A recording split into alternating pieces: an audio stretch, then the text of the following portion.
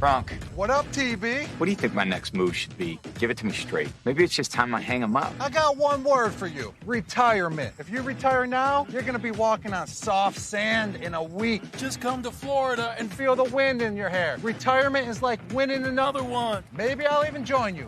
On the Spotty Network, this is what Tom heard. If you retire now, you're soft and weak.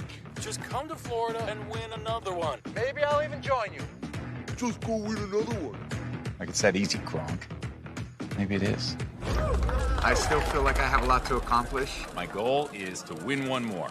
And Gronk's coming with me. I'm retired from retiring? Mom, where are my football pants? Don't trust big decisions.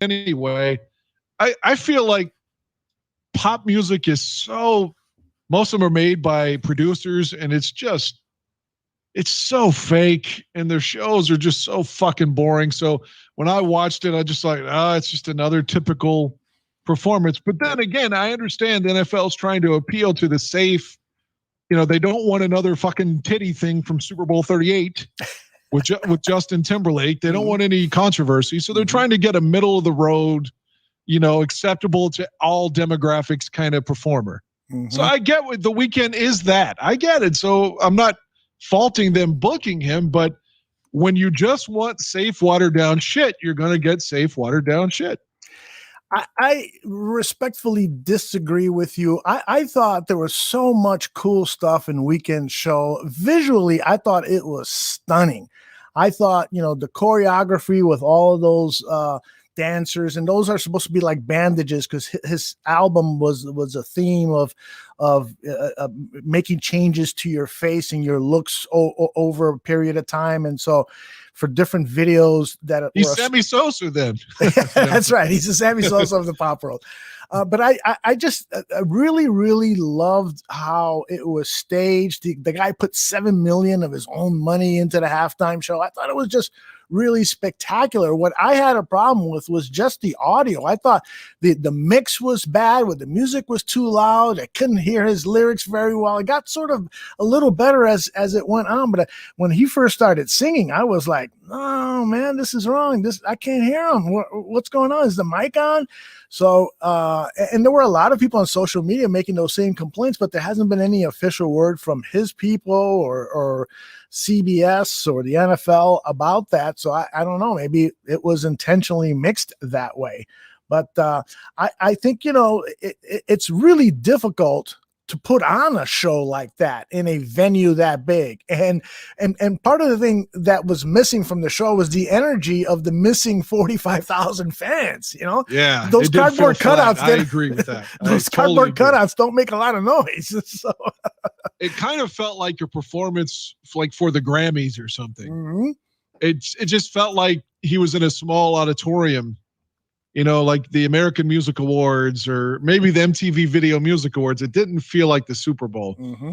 And maybe that's me nitpicking, and maybe that is because the audience was less than, which that also, going back to something we talked about before we went on air, that's what makes it even more ridiculous that this fool ran onto the field. I mean, you have the honor of being at that Super Bowl with only 25,000 roughly in attendance. And even if it was a full 100,000, which I don't know what the max capacity at Raymond James Stadium is, but regardless, if it was sold out, it's still a tough ticket. Mm-hmm. And you get that bestowed upon you and you fucking run on the field. Like, what a fool. I don't care if he's paid or not. He's a fucking idiot. Yeah, like we were saying before we went live, is that there are a couple of reports that this guy, the streaker, was paid by a porn company to advertise. I don't know how he advertised it because I saw a little bit of video. I didn't see him saying anything that it was related. He must have had a vibrator up his ass with the company's name on it. Well, it's possible. Now, I don't know if you heard the Kevin Harlan radio call for this. I did not. Let's hear it. Let's hear this. It really is spectacular. 5:03 to go. Someone has run on the field. Some guy with a bra. And now he's not being chased. He's running down the middle of the 40. Arms in the air in a victory salute. He's pulling down his pants. Put up your pants, my man. Pull up those pants. He's being chased to the 30. He breaks a tackle from a security guard. The 20, down the middle, the 10, the 5. He slides at the 1, and they converge on him at the goal line. Pull up your pants. Take off the bra and be a man. And the players with hands on hips at the other end of the field are looking at him and shaking their head and saying, why, oh, why is this taking place in a Super Bowl? What a great call. That sounded like you, Dan. Yeah, I'm not a huge fan of Kevin Harlan overall, but that was pretty good. That was good. I'll give him credit. I mean, if Dan Aguirre was going to make that call, I would have pictured it the same way Kevin Harlan did. Why don't you like Kevin Harlan? He's a good guy. He usually is doing the Chiefs game, it feels like, every week on CBS. And I don't know who he's with. Somebody that I don't like typically too, though. It's like, who's he with? Rich Gannon? Yeah, Rich Gannon. Yeah. Like, I liked Rich Gannon as a player, all right, but man, I don't like his voice. And their broadcast, I don't particularly like it.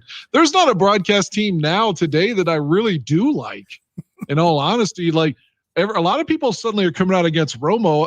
I like Romo okay, but I don't like Nance particularly well. I don't really like Buck or Aikman. Al and Chris are, I guess, the best, but Chris gets, Aaron Rodgers, I'm coming. He loves him so much that gets annoying too. Yep. Back in the day, we had, Dick Enberg and Merlin Olsen and Madden and Summerall, where both teams were just like stellar. Like both teams were A teams, Hey, Steven Zimmerman is in the chat room. Says, hi, Dan and Aldo. My name is Steven, longtime listener and not first-time commentator. Hope you're all having a wonderful show tonight. Yeah, we were worried about Zimmerman yesterday because there was a fire really close to his home. Oh, no. Yeah, he said, the first thing I thought was, oh, no, what if it makes the electricity go out? But he said where he lives, most of the lines are underground, so that wasn't an issue, thankfully. But yeah, he said it was like within a half a mile of his residence. It was a really bad fire, but thankfully it didn't hurt his residence or or his soon to be, I don't want to call her bride because maybe he hasn't proposed, but his soon to be the mother of his child. How about that? Everybody's safe. Good to hear. Good to hear, Jim. Glad you're here. Back to these announcers. Yeah, outside of Al Michaels, he's in that first tier of present day announcers, and he's really kind of falling fast because he's getting kind of up there in age, and he's not as sharp as he was, but he still knows the game well. Also, Mike Tirico, I like a lot. But outside of that, even Tony Romo was wearing on me yesterday. The whole Romo Nance thing, I mean, that they need to break those guys up. And in fact, Nance should just do like tennis and golf. I don't like him as a football announcer. I don't think. Yeah, and they make him. He does the trophy presentation too. Yeah. So it's like he's forced down your throat. He's really like ubiquitous. Mm-hmm. He really is. He is Mr. CBS. And I think that CBS has been, in some of the media industry reports that I've read, CBS is trying to find his heir apparent. They're trying, they tried to get Al Michaels, for like a bridge to the next Jim Nance or next number one play-by-play guy. And so they're looking around. I wouldn't be surprised if they reached out to Mike Tirico or some of the other guys, but they really do need to establish a new crop of talent. I'm tired of Romo was just driving me nuts yesterday. He's starting to become so effusive with his love for these players. And I don't know. At first I really liked them a lot. Now it's just wearing thin. And maybe if they got him a new play-by-play guy, I don't get it. It's just maybe you and I should send a demo. No. I'm not good enough to do that. But I wanted to reference something else from 30 years ago now, but it's still relevant to our conversation. Mm-hmm. In 1990, CBS basically fired Brent Musburger because they said he had become too prominent at the network. They had just acquired baseball, and Brent was going to be the play-by-play guy for their baseball. And they said, well, hell, he's done the NBA and he's doing the halftime for that now. And he does the NFL, and he's just everywhere, and the new guy that was hired to be the president of the network said he needed somebody younger, and he wanted to turn to Greg Gumbel and Jim Nance. And so Brent had to go because Brent was just everywhere, and that bothered him. And the reason they got rid of Musburger is exactly who Jim Nance is now. Oh, wow. You're absolutely right. Where he's just like the face of the fucking channel. And in a smaller example of that, the NFL Network for years was Rich Eisen, which I liked Rich Eisen, but then suddenly they hired the guy from ESPN, and he was like, we got to phase Rich Eisen out. And even last night after the game, I turned on NFL Network, and they had Michael Irvin and Mariucci, and there's Chris Rose. So they don't even have Rich doing the Super Bowl anymore. That's right. Hey, Chris Rose is so stale, but anyway. Oh, absolutely. By the way, did you see that picture that was on social media with Tony Romo? He apparently went to the washroom and he peed on himself. There's this wet spot. I got it up on the screen on her YouTube feed right now. There's this wet spot by his penis. You ever go to the washroom and you don't shake it off real well and you put your penis back in, and all of a sudden you look down, there's a little wet spot right there. That's apparently what he has. Who was it that brought it up in the chat room? Jamie Silverberg brought it up in the chat room, and so I found the picture right away. It's pretty funny. I'm going to find that right now. I've got to see it. I don't want to say I've never done that, but I think in instances where I have done that, it's been because I've been drinking. You gotta wear underwear. If you're not wearing underwear, then it's just. You think he's free balling? It could be. I mean, why else? Either that, or he like really just pissed on himself. Are you seeing this at all? I just saw it on. I pulled it up, and I don't know if you heard. I could hear myself talking from 30 seconds before. Yeah, but I did see it. I don't know. I mean, maybe he didn't shake it well. I don't know what he did, but his announcing didn't bother me though. So what part of his announcing was it that did bother you? Well, you said just praising players, loving them too much. Yeah, I can't, shame on me for not having an example of what it was that annoyed me. I think yesterday I was just annoyed by the whole game. I think I was really, I wanted a really good close game and it didn't happen. Poor Patrick Mahomes. I got a graphic up on Mahomes at 56 pass plays. Brady had 30. Mahomes was pressured on 29 of the 56 pass plays. That's 52%. Brady was only pressured 4 times, 13%. Mahomes was pressured more than any other quarterback in Super Bowl history. And this graphic, by the way, is from ESPN. For those people who weren't listening to at the top, Dan was saying that, this proves that Mahomes, you should say it. I don't want to misquote first you. off, I quoted last night the NFL Network by saying that he had been pressured 30 times. And the reason I mentioned that is because, not to contradict your stat, but I'm just explaining where I got mine from. Mm-hmm. And they said that he had gotten pressured 30 times twice last year, once by the Raiders, once by the Buccaneers, and in both games he lost. And when I look at Mahomes or Aaron Rodgers, every time the Bears lose to somebody like that, I'm like, God, it's because we sit back in that fucking zone or the prevent or a dime or a cover 2 and refuse to get any pressure on the quarterback. Mm-hmm. And so my whole thinking as a fan is I just want to see this guy blitzed, even though they technically weren't blitzing per se, but I want heavy pressure on him. Like every Kansas City game I've ever seen, he never gets pressure. So just watching him under duress made me extremely happy because it feels like it's like everyone's so afraid. Like, what if he beats us? Well, he's going to beat you if you don't pressure him.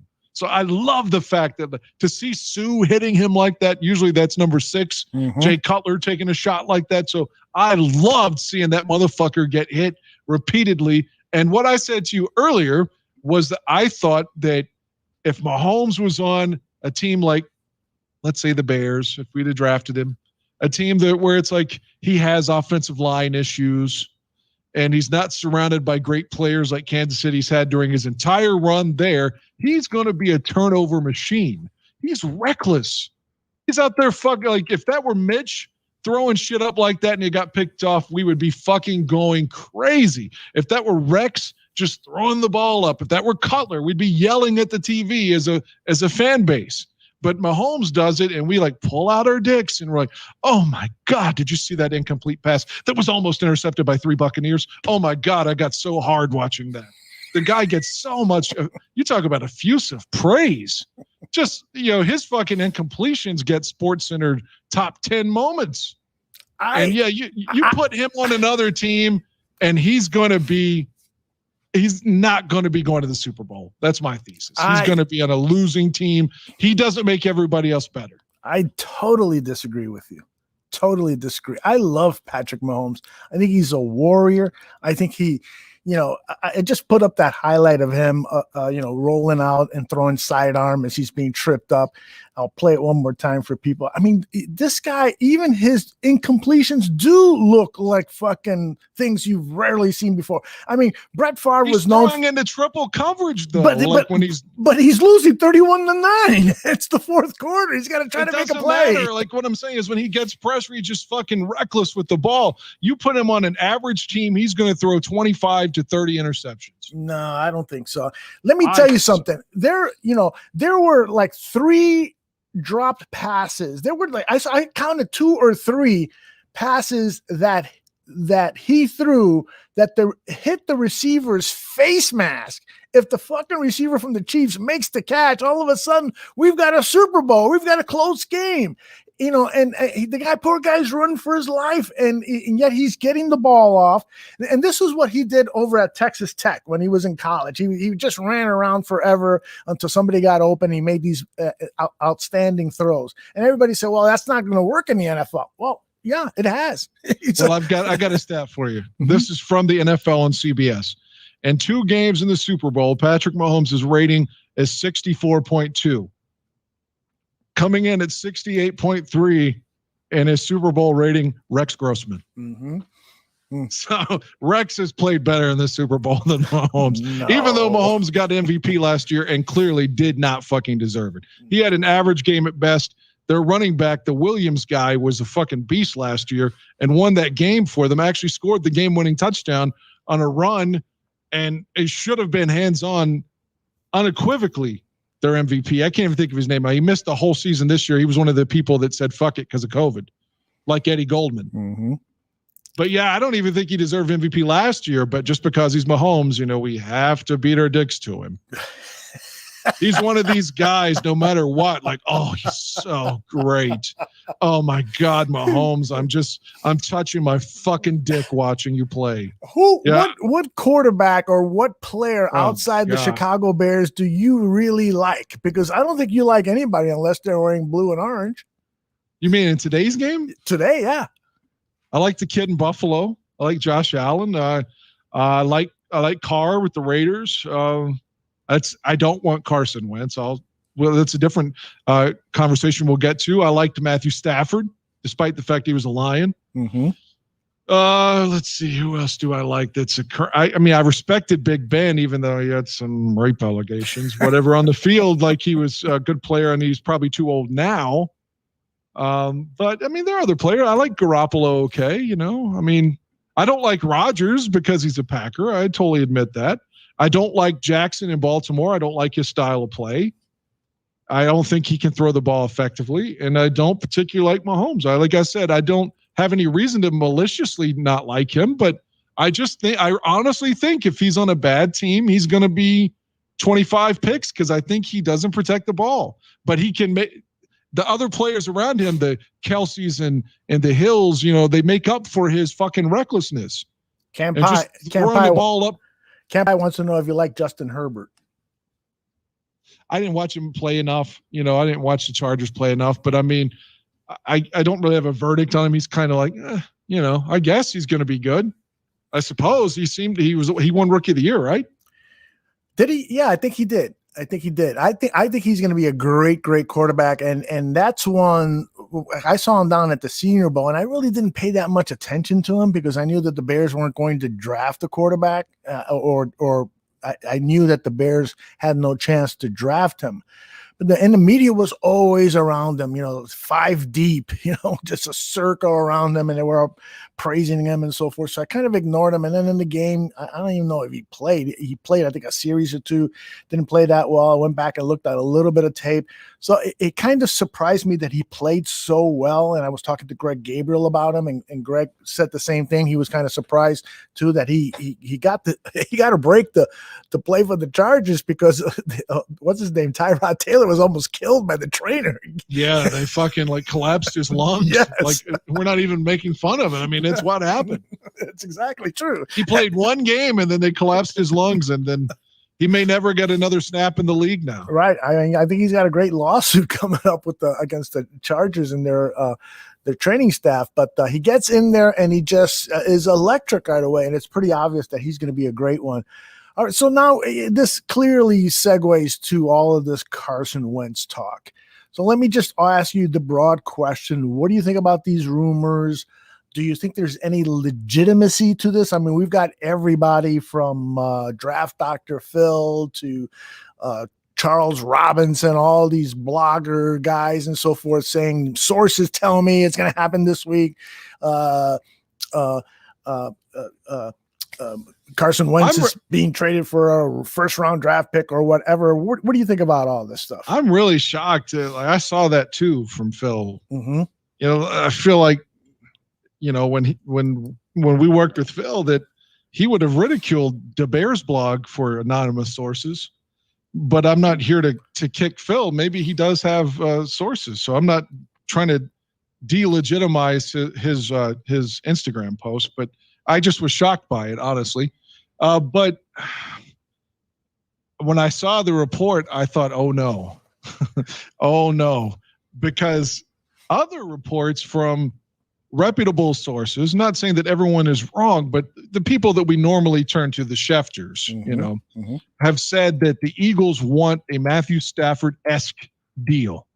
So to me, that says that they want 2 first-round picks, and there is no fucking way that I want to give up 2 first-round picks for a guy that's hurt all the time, for a guy that had 16 touchdowns and 15 picks last year, even if they take Foles back from us.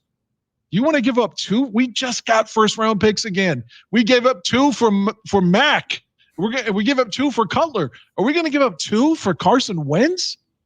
Please don't let this happen. I don't think there's any truth to that at all. Then other people are saying we have to give up the picks, Nick Foles, and some version of either Tariq Cohen, who's come out and said that he spoke to Pace and he's not getting traded, and or Roquan Smith.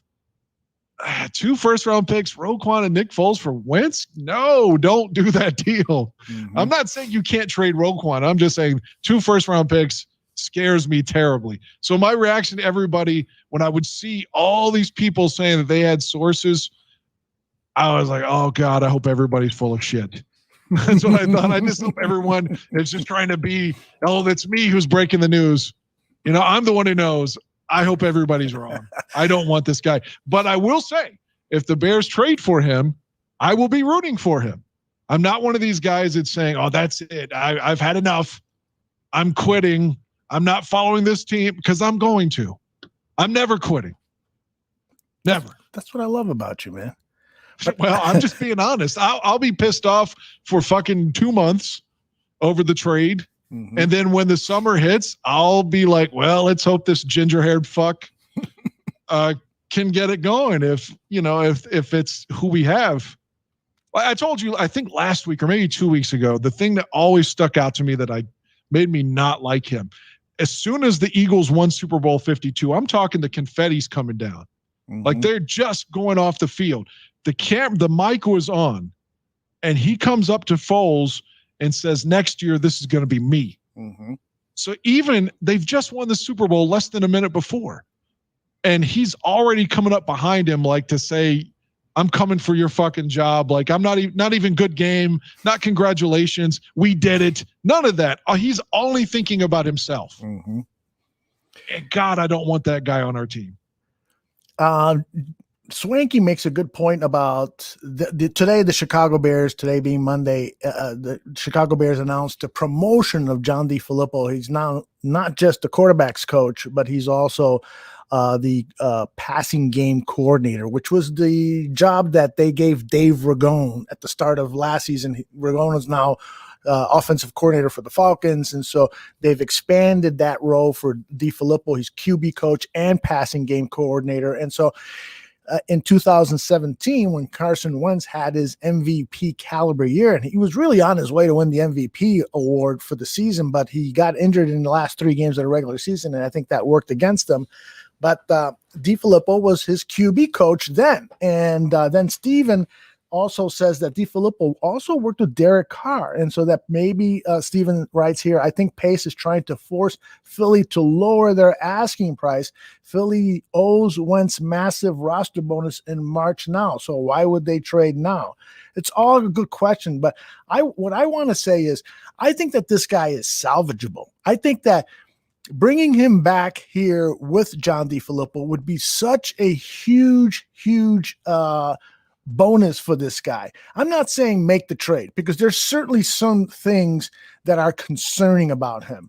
That was a dramatic fall off, but Derek Gunn, who has a podcast in Philadelphia, and he was on WSCR The Score. He was talking to, I forgot who it was, Millian Hall or Bernstein, and one of their co-host teams over there. And he was talking about all of the injuries and all of the issues that have surfaced with Carson Wentz over the last couple of seasons. And he makes a really good point here. Listen to this. I think the injuries took a toll on Carson in a lot of ways. I think one of the bigger factors is when the coach came out a couple of years ago and said, we want to make Carson more of a pocket presence. And I'm one of the people screaming, no, that's not his game. When you look at his overall game, Carson is a better quarterback on the move.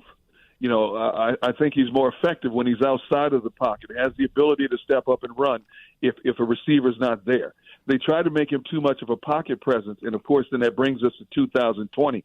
This was a team that was decimated by injuries at a lot of positions, but especially the offensive line. You lost your Pro Bowl right guard in Brandon Brooks. Lane Johnson, Pro Bowl right tackle, in and out because of an ankle issue.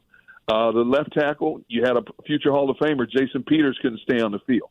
When you have 3/5 of your offensive line that are Pro Bowlers and they're not there, that takes its toll. And you look at the volume of hits, not just sacks, 50 sacks that Carson Wentz took in 2020, but you add in you multiply in the volume of hits that he took. That takes a toll on anybody. I don't care who you are. The human body can only take so much. And because I think there was that rift between the coach and the quarterback, trying to get him to become more of a pocket presence compared to Carson wanting to be more mobile, I think it just basically mentally and physically wore him down. There's a lot to unpack there, right? My immediate reaction is as follows. So you're telling me that his coach and the Andy Reid style of offense wanted him to be a pocket passer, not to be mobile. Where have I seen that before? That's what people in the chat room are saying. Yeah, so we're going to bring him here with a coach who basically ruined Mitchell Trubisky with the same fucking equation? Like, oh my God, no. And you know what? Like I said, it's my opinion. It's not a fact that he seems to be a selfish fuck. And there is a large contingency of people that think that he got his coach fired. And they just won the Super Bowl, 3 years ago, and he's gone. Mm-hmm. What we beat our dicks and poke our chest out about here is that we have good culture.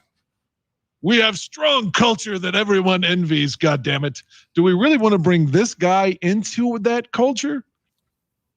I just don't. I don't. But okay, context definitely matters. And that's not lip service to talk about his whole line being hurt. All that's okay. I didn't know all of that because I'm not a professed viewer of Philadelphia Eagle football. So all that does matter.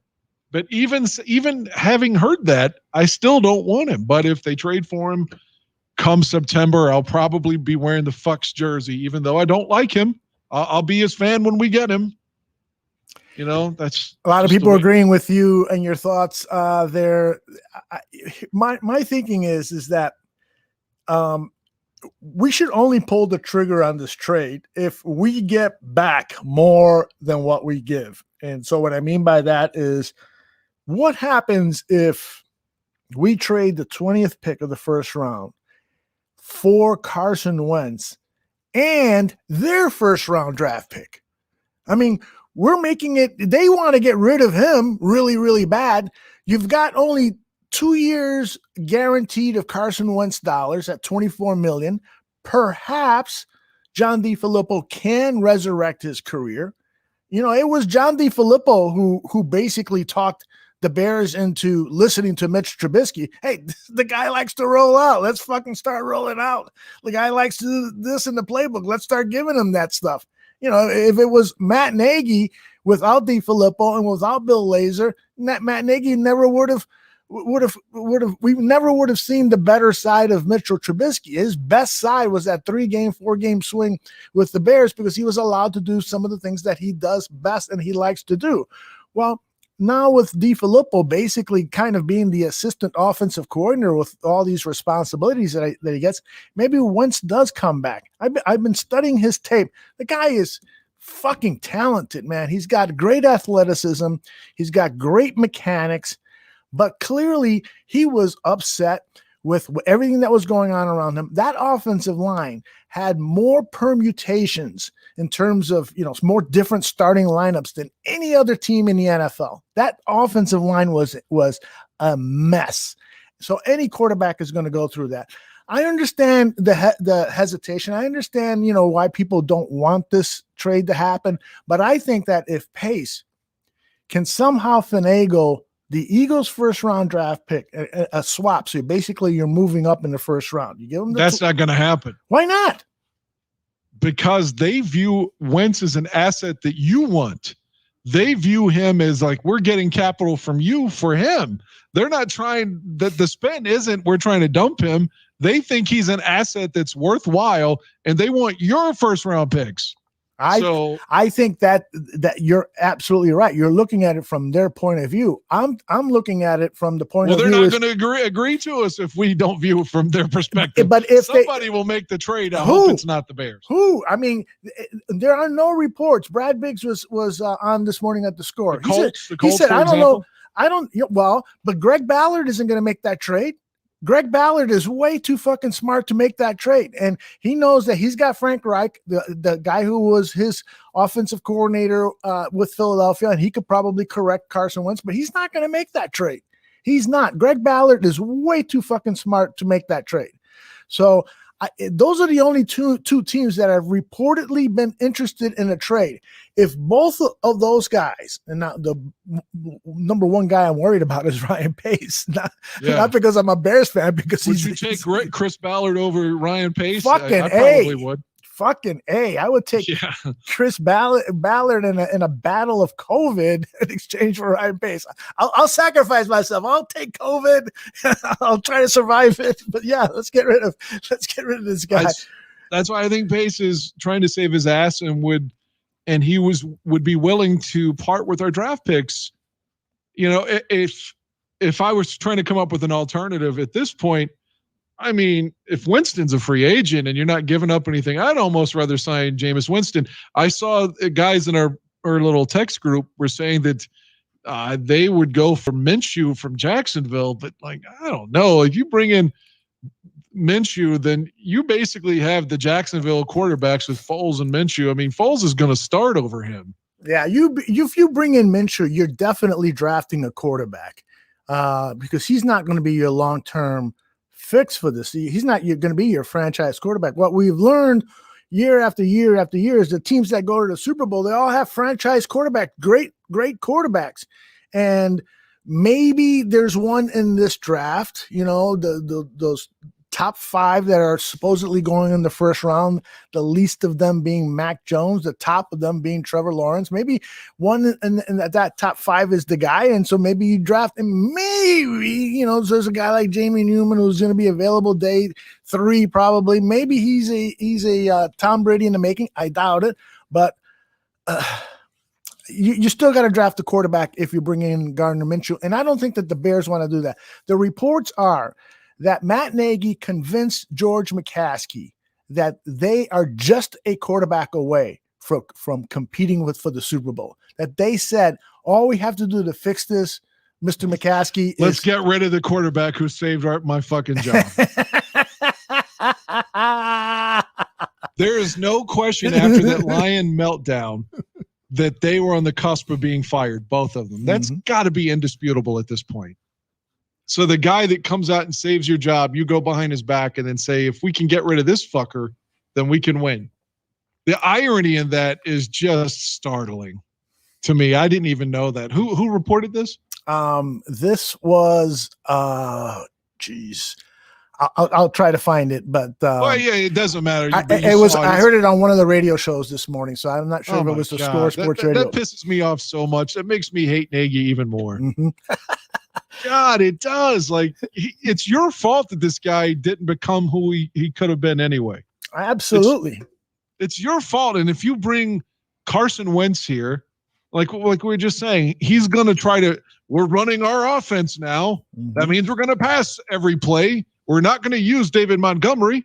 We don't really have an offensive line conducive to that kind of game. We don't really have the wide receivers conducive to that style of game, especially if Allen Robinson leaves. And I know he was in that video today, so maybe that means they're going to bring him back. But let's assume for just a moment that they do bring Wentz here as a part of that trade. His salary is astronomical, and as we keep talking about, the salary cap allegedly is going to decrease significantly.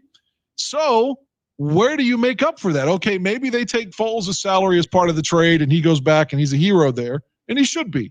But who else are we done? How do we bring back Allen Robinson if we got Carson Wentz and we've got Khalil Mack and we've got Robert Quinn with these just massive deals? Well, I'll give you an answer to that, but you made reference to that video, so I'm going to play that for people who are wondering what's going on, what videos are you referring to. The Chicago Bears social media team late Monday morning released a video. It was now the Super Bowl is over. Let's get 2021 starts now. Exactly. And so for those of you listening in the audio podcast, it's a montage of images of Chicago Bears players. And so it was interesting who they had in and who they had out. I'm going to play it now. It's also a clear homage to the Netflix cable series Stranger Things.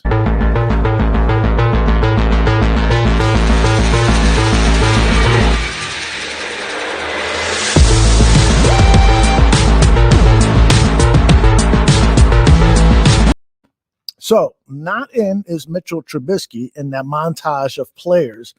And so when I posted that on Twitter, he was, well, why should he be in? He's going to be a free agent in 2021. And I responded, well, Allen Robinson, who is scheduled to be a free agent too, is in. So clearly that video is saying to me, Mitch isn't coming back, but we are planning on bringing A-Rob back by any means necessary. And clearly they have the means with the franchise tag. So, and then other people say, well, how come Kyle Fuller and Akeem Hicks aren't in? Well, I can't answer that, but I didn't even notice. I didn't even think about that. Yeah. That's a good question. Well, I think it's just they didn't have time to fill it all in. Although it's definitely a great question. Why not include the guys who are definitely under contract for next year's season?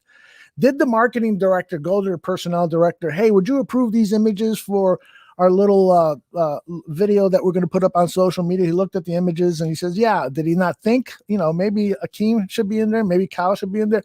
Let's dive deeper then and extrapolate that farther. Then perhaps maybe if they're trying to trade for Wentz, maybe they're trying to throw Akeem or Fuller in there. Mm-hmm. I mean, if I told you we traded one of those guys and didn't have to give up a first-round pick this year, like even if it was a first round next year, and say Kyle Fuller, and they take Foles and we get Wentz, does that make it a better deal?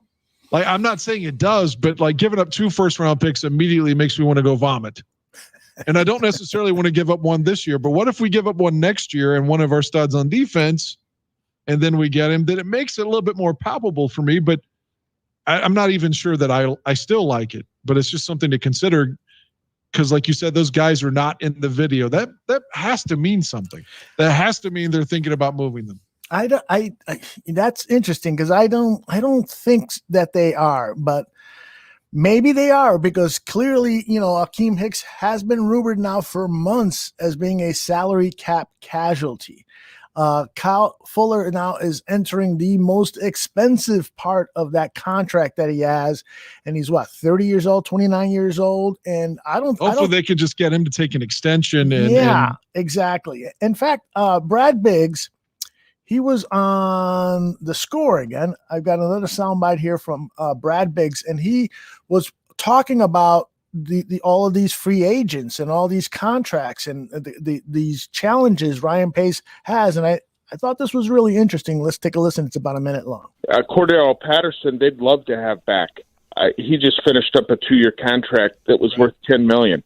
I don't think you can give a kickoff returner $5 million a year with the cap taking this hit.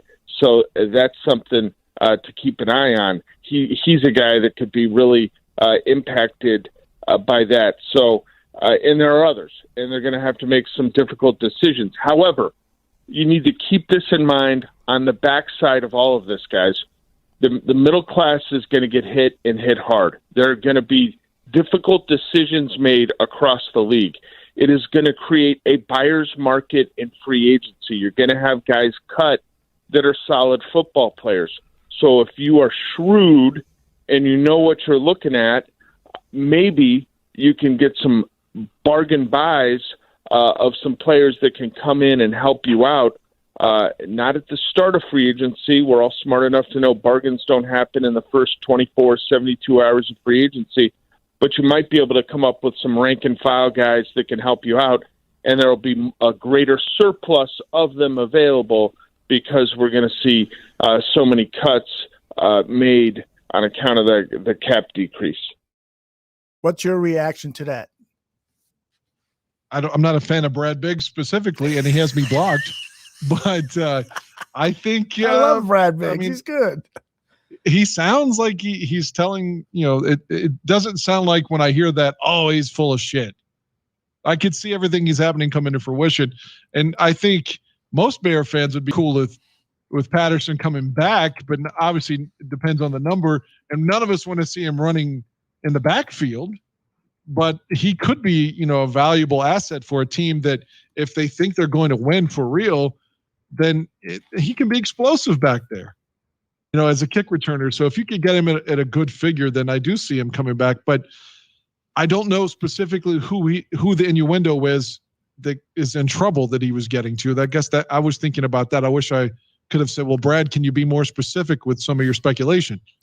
Well, I think, clearly Cordero Patterson is not going to return to the Chicago Bears, not at the salary he's had the last 2 years. He had $5 million guaranteed for each of the last 2 seasons. It was a $10 million contract. You can't pay him that kind of money with the cap being level. It's probably going to be leveled. A lot of people were speculating that it's going to be $175 million, which is $20 million under what it was this year. It's not. It's going to be.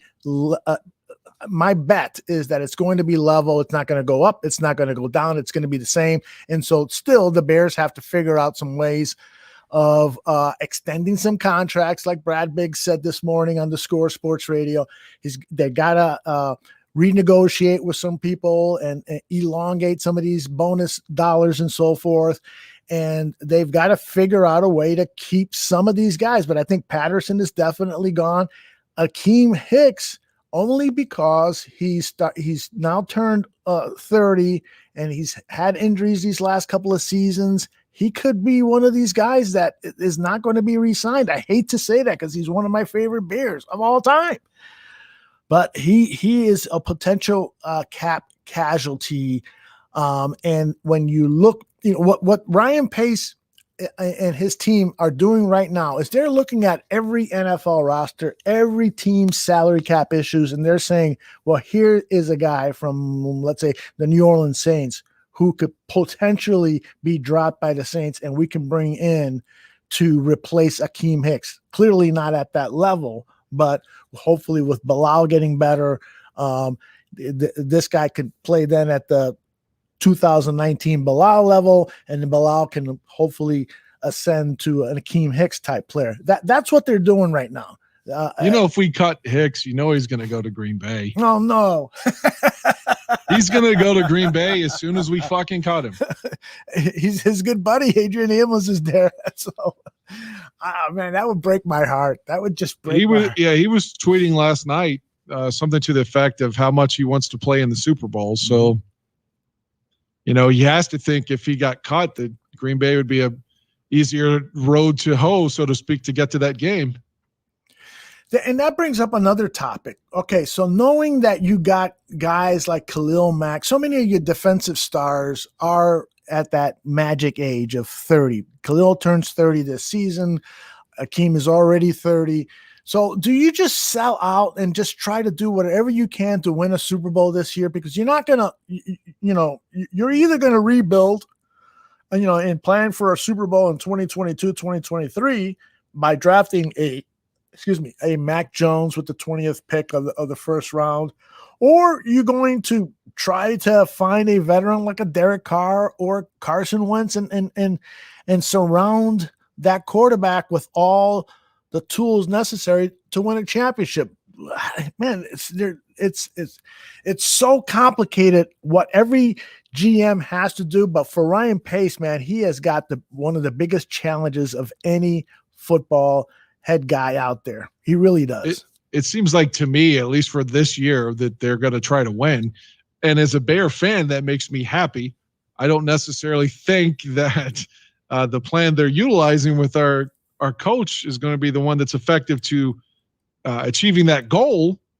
But I mean, they know more than I do. So I hope that they do, tell everyone, hey, suck my dick at the end of the 21 season. We knew what we were doing and you fucking didn't. So I hope that there's I told you so in there somewhere, but I hope it's not coming from us, because if it comes from us, that means we're probably 4-12 or something awful.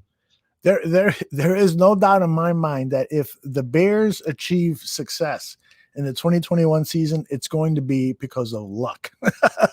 It's going to be because Aaron Rodgers has some sort of an injury. It's going to be because, some great player falls to us in the draft, or we get lucky with a trade for a quarterback. It's not going to be because of great masterminding by Ryan Pace. Well, maybe this defense can watch the game plan that Tampa has given us, the blueprint to beat him in the championship game. I think they sacked him 5 times. Mm-hmm. You got to hit the fucking guy. You can't give him all day just to dissect the Bears defense, which he's had like 12 years, with the exception of a couple of games here or there when he received pressure. Beyond that, he never, ever seems to be on the move. Or if he is, it's by design on a rollout and he's throwing deep for a touchdown. You got to knock his ass on the ground. So I think if the Bears are going to beat Green Bay, that's the formula. Watch what Tampa Bay did and let's mimic that. Let's go. Old School Swag says, we have seen the best of these players, Aldo, because they don't respect Nagy anymore. You agree with that? Yeah, but I mean, I guess that's just speculation on our part. Mm-hmm. But I mean, I want to agree with it because I'm against the coach now, but they at least say the right things publicly to make you think that they like him. Even who cares if they like him or not? It just doesn't seem like the product is improving. And that's why I wish that they had a coordinator that in an event that they start struggling next year, they could have fired him and turned the job over to somebody. They have nobody else on the staff now you would look at as a fucking coach. Maybe DiFilippo. That's it. Like if they started 0-3 or something, like if you hired an old school, like even if it was Dom Capers, not saying that I want him, but somebody like that's been a coach before as your coordinator versus just some yes man who's happy to have the job. Like maybe you would at least have someone with some cred that could take the job if Nagy came out shitty again. Because that's my biggest fear is that because the Bears on paper have a tough schedule, as we've talked about, the third most difficult heading into 2021, which means nothing because injuries happen. Teams can fall, as we've seen with the Bears, really good in 18, maybe 19. It's our Super Bowl year, 100th season, and they're shit. So things like that happen. So maybe a team that looks great now suddenly isn't good next season. So that doesn't necessarily mean that we're going to have the tough schedule, but on paper it looks like we are. And you combine that with this guy who's insistent on his system being the end all. He's going to be doing what Andy Reid tried last night. Regardless of the situation, we have to pass every play. And it was Mitch's fault that it didn't work before. So whoever the quarterback is, Carson Wentz or Tyler Bray, we're going to be passing all the time again, despite the fact our strength seems to be, a more of a play action game, more mixing in the run using David Montgomery. I just feel like he's going to go back to the same old shit though, and thinking that his way, it's his way or the highway. If that happens, if he hasn't learned his lesson that he has to set aside his ego and coach to the strengths of his roster, if that happens, then we're looking at least 10 years before the Chicago Bears get back into a Super Bowl. Well, think about it. They said at the end of the year, I'm sorry to interrupt you. I was going to say at the end of the season, they said he was more involved with the play calling again. And those last 2 games against Green Bay and the wild card loss in New Orleans, both of those look like the same old shit, the same play calls where you're like, God, where's the plays that we've had the last 3 weeks that were successful? I'll always think that he was back calling the plays those 2 games, and that's why we couldn't score. Yeah, I don't know. And I did get that feeling. He was so happy after that playoff game. I almost get the feeling that he was happy the season was over. He was happy that Mitch didn't play well so that he could get rid of Mitch. It did have that ring to it. And I hate to accuse any coach of sabotaging a player or anything like that, but we have known, we've heard stories of stuff like that happening. And So I don't know. I want to give the guy the benefit of the doubt. He's the head coach of the Chicago Bears, but it's not exactly like I have a lot of confidence with him. And boy, people are all over him in the chat room, and especially Ryan Pace too. And so Steve and me exactly banging our heads against the wall. The McCaskies brought back these morons. We're fucked to Virginia ties, and they sell the team. And that could happen when the talk is that they're not going to entertain selling the team until Mrs. McCaskey, the matriarch of the NFL, passes on. But there have been reports that some family members from time to time are saying, let's get rid of this. I'm sick of hearing all this criticism to the family. It's, let's take the money and run. But they can get probably $3 billion for that franchise. So it's pretty wild. Well, you always, to use a cliche, you have to, you don't know what you got until it's gone. Mm-hmm. They could easily sell to an owner that says the right things and then comes in and is happy turning a profit. You could easily be the Cincinnati Reds in baseball, that as long as they're making money, they don't give a shit if they're winning or not. That's how, again, I don't want to make it a Red show, but from the time they got Ken Griffey Jr., it was kind of the way the Bears were with Jay Cutler. Well, we have our superstar, so we don't have to we don't have to put any other assets around him. And so for 10 years, it was a combination of, we've got Griffey, but we've got all this young talent that we're building in the minor leagues. And as soon as everyone came to the big leagues, they're one bat away from doing something. They win 97 games in 2012. And instead of going and getting and spending more money for that cleanup here, they split up the whole team that they spent 10 years allegedly making, building. And then they went straight back to, well, we have to build for the future. Mm-hmm. Castellini is happy as long as he's making money, even if the Reds suck. And I'm only mentioning this, like I said, you don't want a Bears owner that comes in. You can say what you want about George McCaskey. We all know that he wants to win. We know that Virginia wants to win. What if you get one of those owners that's just going through the motions and only cares about money? We had Jeff Pearlman on a few weeks ago. Mm-hmm. And what was he telling you about? Donald Trump, as the owner of the USFL, only wanted to win, only wanted money. He wanted to get into the NFL, but at the end of the day, it was only about money. Nobody gave a shit about winning or the league. What if you get a guy like that or a lady like that? Somebody that only just cares about the bottom line and fuck it. If we win, we do it. If we don't, we don't. We don't want that owner.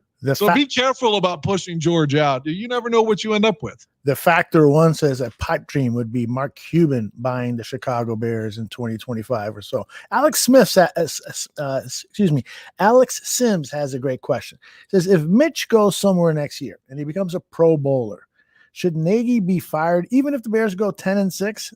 That's an interesting question because we've seen, like Leonard Floyd is abandoned by the Bears, and he goes to the Rams and outplays Khalil Mack. Statistically, he definitely outplayed Khalil Mack and Robert Quinn. So it would be an indictment of both Pace and Nagy, but a 10-6 record, hell, if it's a quality 10-6, Nagy and Pace ain't going anywhere, man. Yeah, I hope Trubisky, we mentioned earlier that Rags is with the Falcons. If maybe they bring him in as the sort of the heir apparent to Matt Ryan, or maybe he goes to Denver with Vic Fangio. Mm-hmm. If he gets in the right system, I hope that they utilize his talent, give him a fair shot.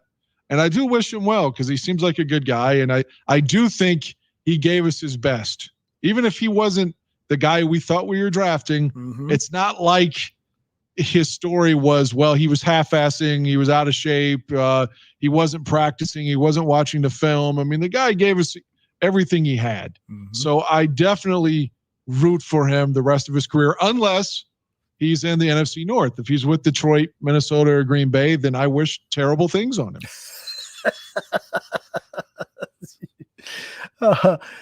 Old School Swag posts, I don't know about this dude Nagy anymore. He had me in 2018, but now I don't know who this guy is, but an inflated ego guy who can't call a play to save his life. And I'm with you, Old School Swag. I mean, that's my feeling too. When he came to the Chicago Bears and I heard him talk, I was like, oh, finally, John Fox was Mr. Mumbles, incoherent, and he was less than authentic. He was dishonest.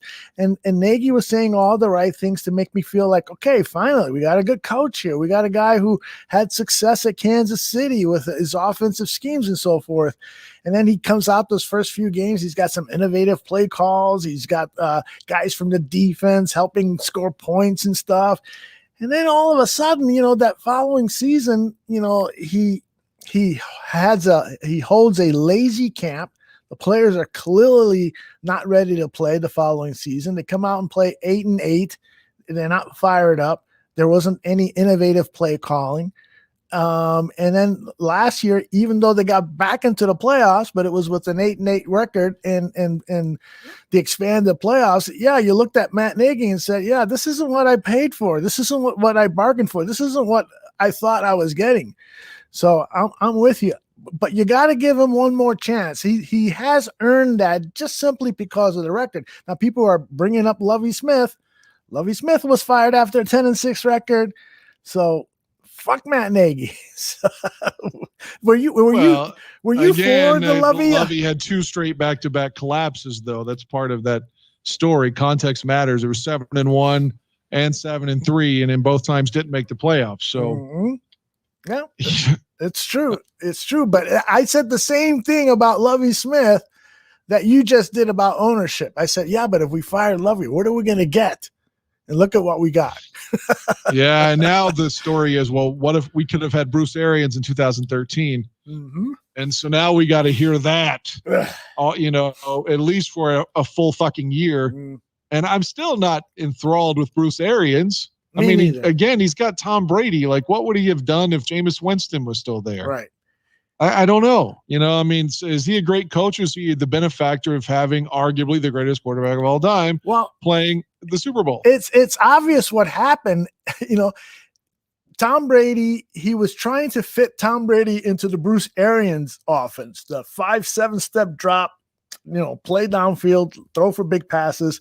And Brady tried it, and it was like, yeah, I'm going to get killed out there. Did you see what Khalil Mack did to me? Did you see what these Bears defense? We can't do that. We got to go back to that dink and dunk offense that I perfected at New England.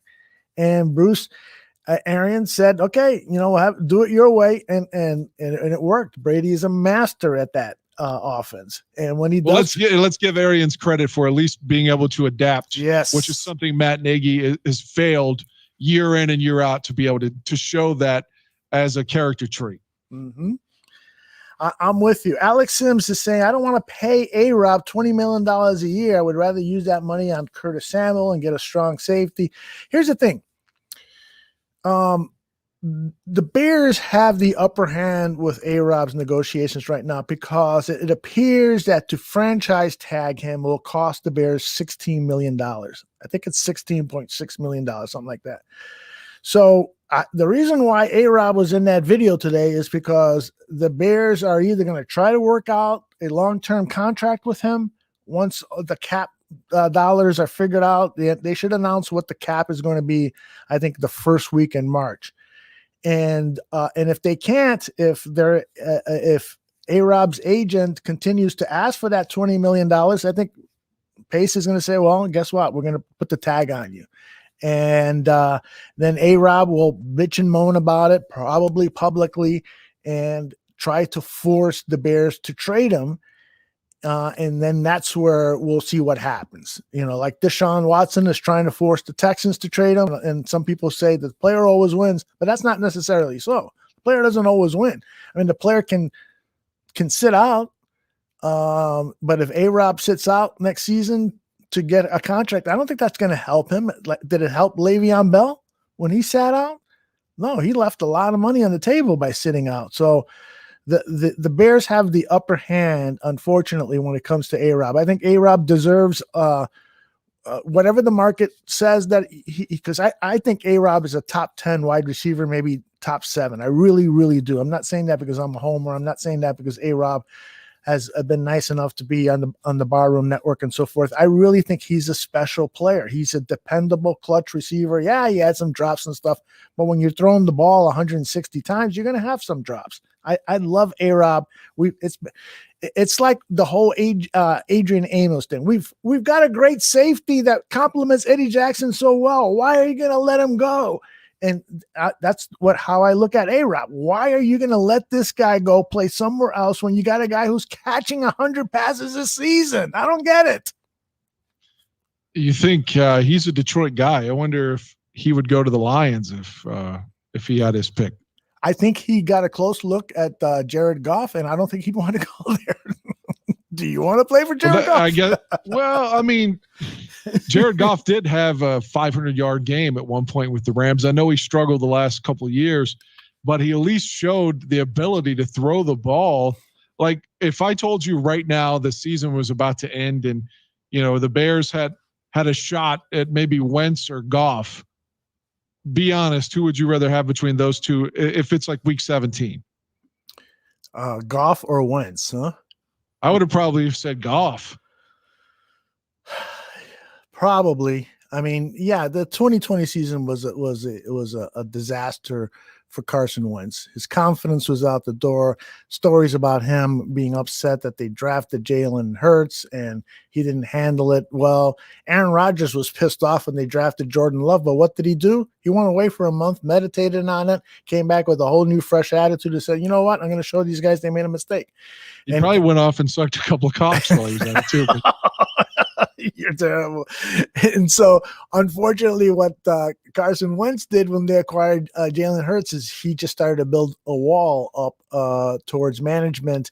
And so I think that's a big reason why they want to get rid of Carson Wentz is because they saw how he reacted to the drafting of Jalen Hurts. And they were like, dude, we run the team here. You do as we say. And so like that guy from that Philadelphia podcast said, Derek Gunn, there was just a whole combination of things regarding Wentz. But when I go back and I look at that 2017 tape, I see a guy who processes better than Mitchell Trubisky. I see a guy who has better mechanics than Mitchell Trubisky. I know Mitch fans are going to be out to get me, but he really, really, at his best, he was much better ever than Mitchell Trubisky has been. Yeah, but his best was 4 years ago. So, well, and now he's older. Now he's had to go through this adversity, and he didn't respond well to the adversity. He's gotten his coach fired. His teammates look at him like he's a cancer. There are various reports in the Philly paper that said that he was a shit teammate. Mm-hmm. And again, I told you what he said to Foles. Like, to me, that says it all. Like, that's a snapshot of who this guy is. And he thought that the organization should always just be acquiescing to his desires. I mean, I just don't want this guy. The reports on him being a shitty teammate are disputed. Jason Kelsey, his center, a number of other players have said he's a great guy. He's a good leader. There's nothing wrong with him. But there have been anonymous people saying that he's the kind of guy who's to himself. He doesn't hang out with us. He just keeps to himself. And but people are saying, screw it. I mean, that's the way he is. It's not like he's trying to destroy the locker room with things that he says. If he's not as friendly as you want him to be, that's your problem. But so doesn't this kind of sound like Cutler now? Sure fucking does. Yeah, like the guy that maybe isn't outgoing and but let's trade the farm for him. And again, I'm not being a hypocrite. I was all for that at the time. But having lived through that, do we want to take that swing so blindly now? And I loved Cutler, man. I wish I heard he was on Waddle and Sylvia over the weekend. They had a Super Bowl pregame thing. I didn't listen, but anytime I know Jay's on, I do listen. Even now, I'm still a fan of Cutler. So I like the trade, but like I said, it does give me more apprehension to pull a fucking bold move like that again. Because I believed in it so much that time. And now I feel like I'm going to it's almost like would I ever get remarried? Mm-hmm. I don't know. I don't know. Like, I was so all in when I was married. Like, I just believed that she was the one forever. and then when you find out that she's not, regardless of whose fault it is, I mean, it's still okay. It's her fault, but no, but you see my point though. But moving forward, you're like, oh, do I want to dip my toe back in that water again? Ooh, I don't know. Mm-hmm. So that's what I'm saying about the trade. Like, do you want to give up 2 first-round picks again? Mm-hmm. And in this case, Nick Foles is Kyle Lorton. So we're taking one of our quarterbacks, giving up 2 first-round picks, and surely to God, not a third. For another reclamation project, and Jay's arrow was way more up than Foles or than Carson Wentz's is at this point. Mm-hmm. Alex Sims asks Aldo and Dan, if we cut Jimmy Graham, what do you guys think of Robert Tonyan? He grew up a diehard Bears fan, and him and Cole Kmet would be a scary tight end tandem, and probably only cost $6 million. And the Packers don't have the cap to re-sign him. Actually, the deal with Robert Tonyan is that he is a restricted free agent. So, which means we're giving up a pick if we get him. We're giving up a pick, and the Packers would have the right to match that contract if I recall how that works. So it's not like he's an unrestricted free agent. So I got a feeling that Tonyan isn't going anywhere. They'll figure out. The Packers will figure out. They've got some tough decisions to make with their cap. The Packers do have cap issues because of the Rodgers contract, and they've got some players who are headed to unrestricted free agency. But I think Tonyan will be kind of an easy guy for them to re-sign. But I agree with you, Alex. If Tonyan and Cole Kmet were teamed up at that tight end position, that would be massive. And I got a question for you and the chat room. Sure. All right, what if John Gruden has been sitting around hearing all these same rumors that we've all heard about Carson Wentz, and he says, "Get fucking Pace on the phone. I've rolled this guy before. I've fleeced it before." What if Gruden calls and says, "Look, just give us that 20th pick in the draft that you have right now, and we'll just give you Derek Carr"? Would you rather do that? Give up your first round pick this year for Derek Carr, or do this big package deal for Wentz? I would immediately trade the 20th pick of the 2021 NFL draft straight up for Derek Carr. Immediately. I would too. Absolutely. Derek Carr is a good quarterback. He's not in that superstar tier, but Derek Carr can win you a Super Bowl if, and like, again, you got to give him offensive line. You've got to give him weapons. You got to give him a good tight end because, part of why he was so good the last 2 seasons is that he's got the tight end, and now I'm drawing a blank on his name, but his name's Waller. Darren Waller. Thank you. Yeah, he's really good. Yeah, I mean, it's like having another receiver out there. So he's had that great weapon. He's got a good running back and a kid from Alabama. So he's got weapons, and you got to give him that and a good offensive line. Every quarterback needs those things, and so you give him that.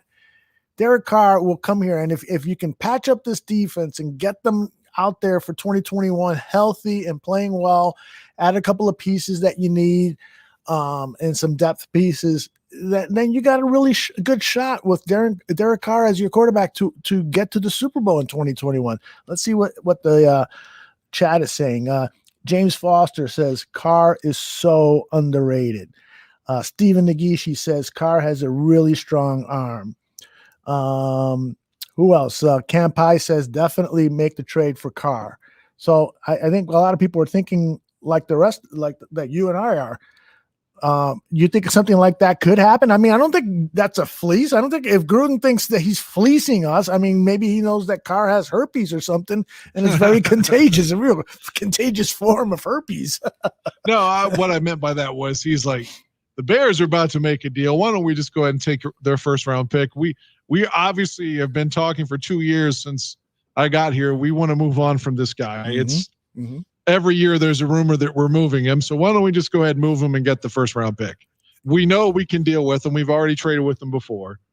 So, I mean, I could see it happening. They may want something else. I don't think they're going to get 2 first round picks for Carr from anybody. I agree. And I'm just taking a quick look here to see what are their needs in 2021? What are their position needs?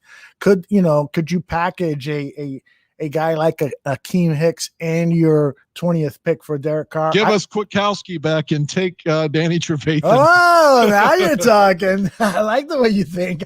Give us Kwiatkowski and Carr, and you take our first round pick and Trevathan and maybe Foles. I don't know. Take some money off the books for it. Well, and do they have a backup quarterback? It's not like they got a quarterback in place. No, they had Mariota, and he's a free agent. That's right. Well, that's another question that we should bring up because they're starting to.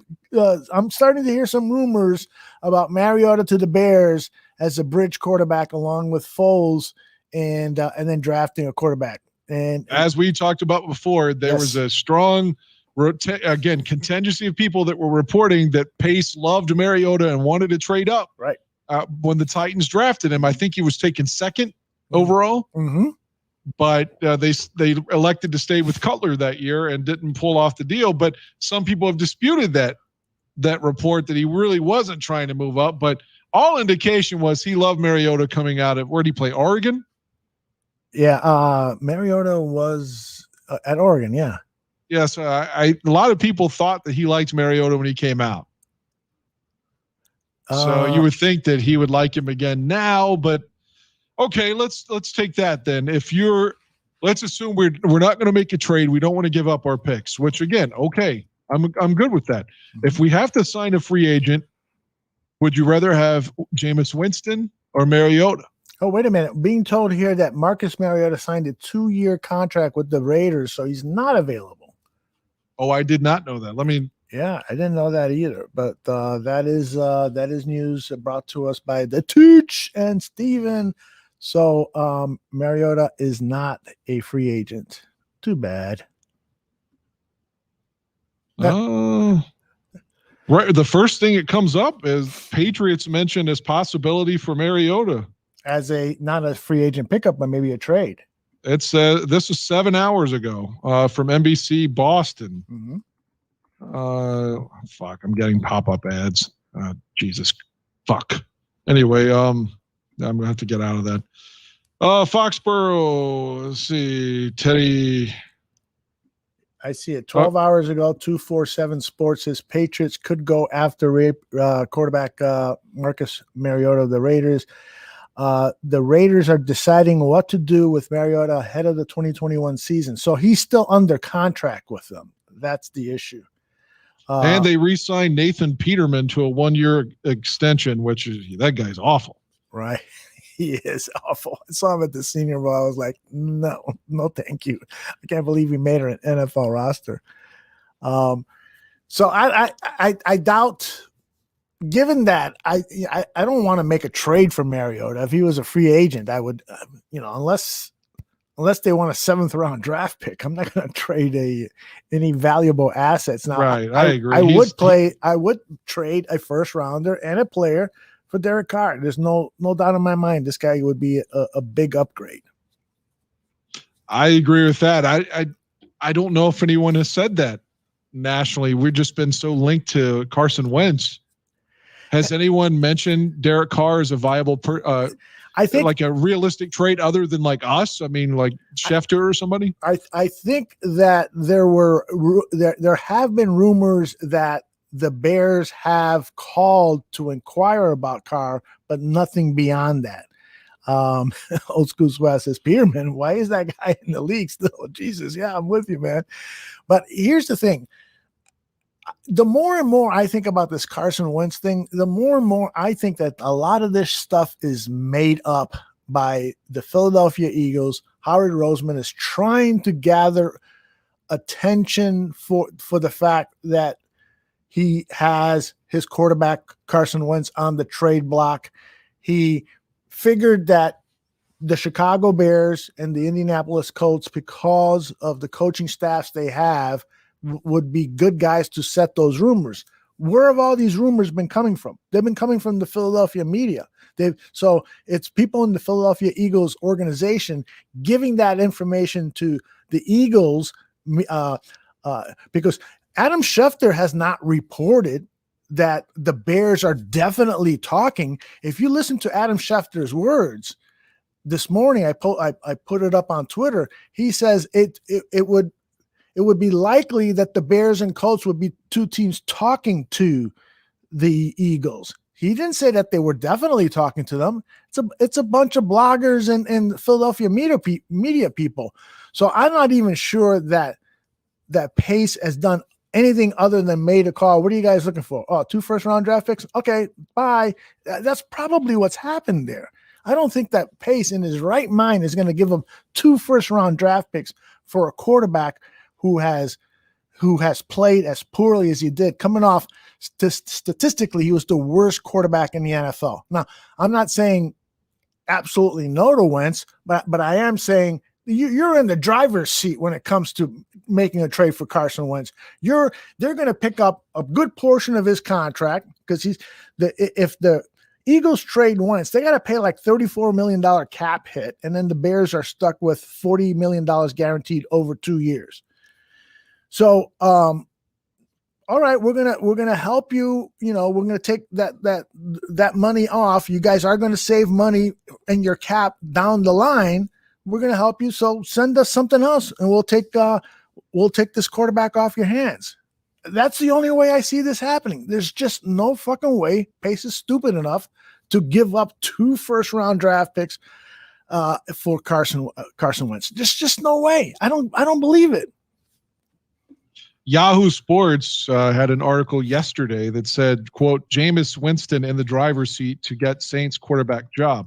Although I heard last week that, again, from the guy that did James Carville's podcast that works at NFL Films, that he's friends with several people in the Saints organization. And he said, look, I don't want to pretend to know more than what I know, but he said the people I've spoken with said the Saints are happy with the idea of Taysom Hill as their quarterback. So I don't know what to believe in that regard, but I still think, not that I'm some big advocate of Winston, but God, I think I'd rather sign him than trade for Carson Wentz.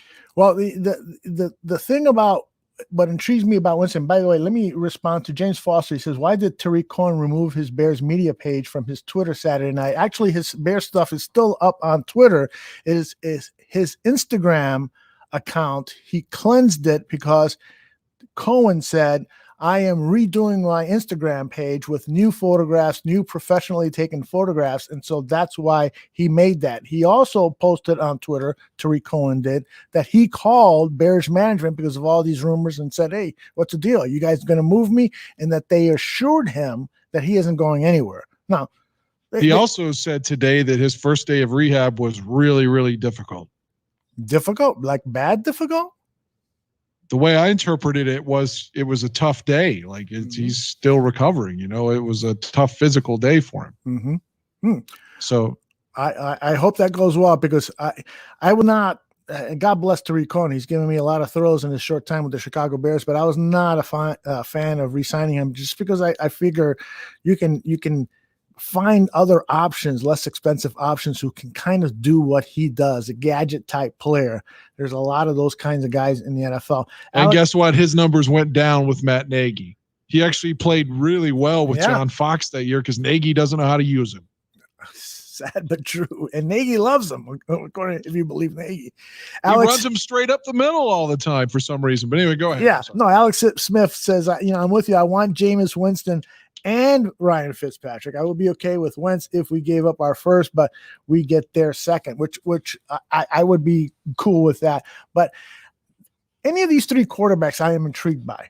Winston, Fitzpatrick, and Wentz. I'm intrigued by them. I'm not saying, it's definitely the right guy, but you got to look at Jameis Winston. Yeah, he threw 30 interceptions, led the NFL interceptions in 2019. But he also threw over 30 touchdown passes.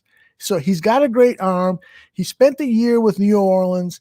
Hopefully he's learned a lot working under Drew Brees. And he said this. I wish I had the soundbite. Winston said, some of the things that I learned by working under Drew Brees is how to prepare for the week.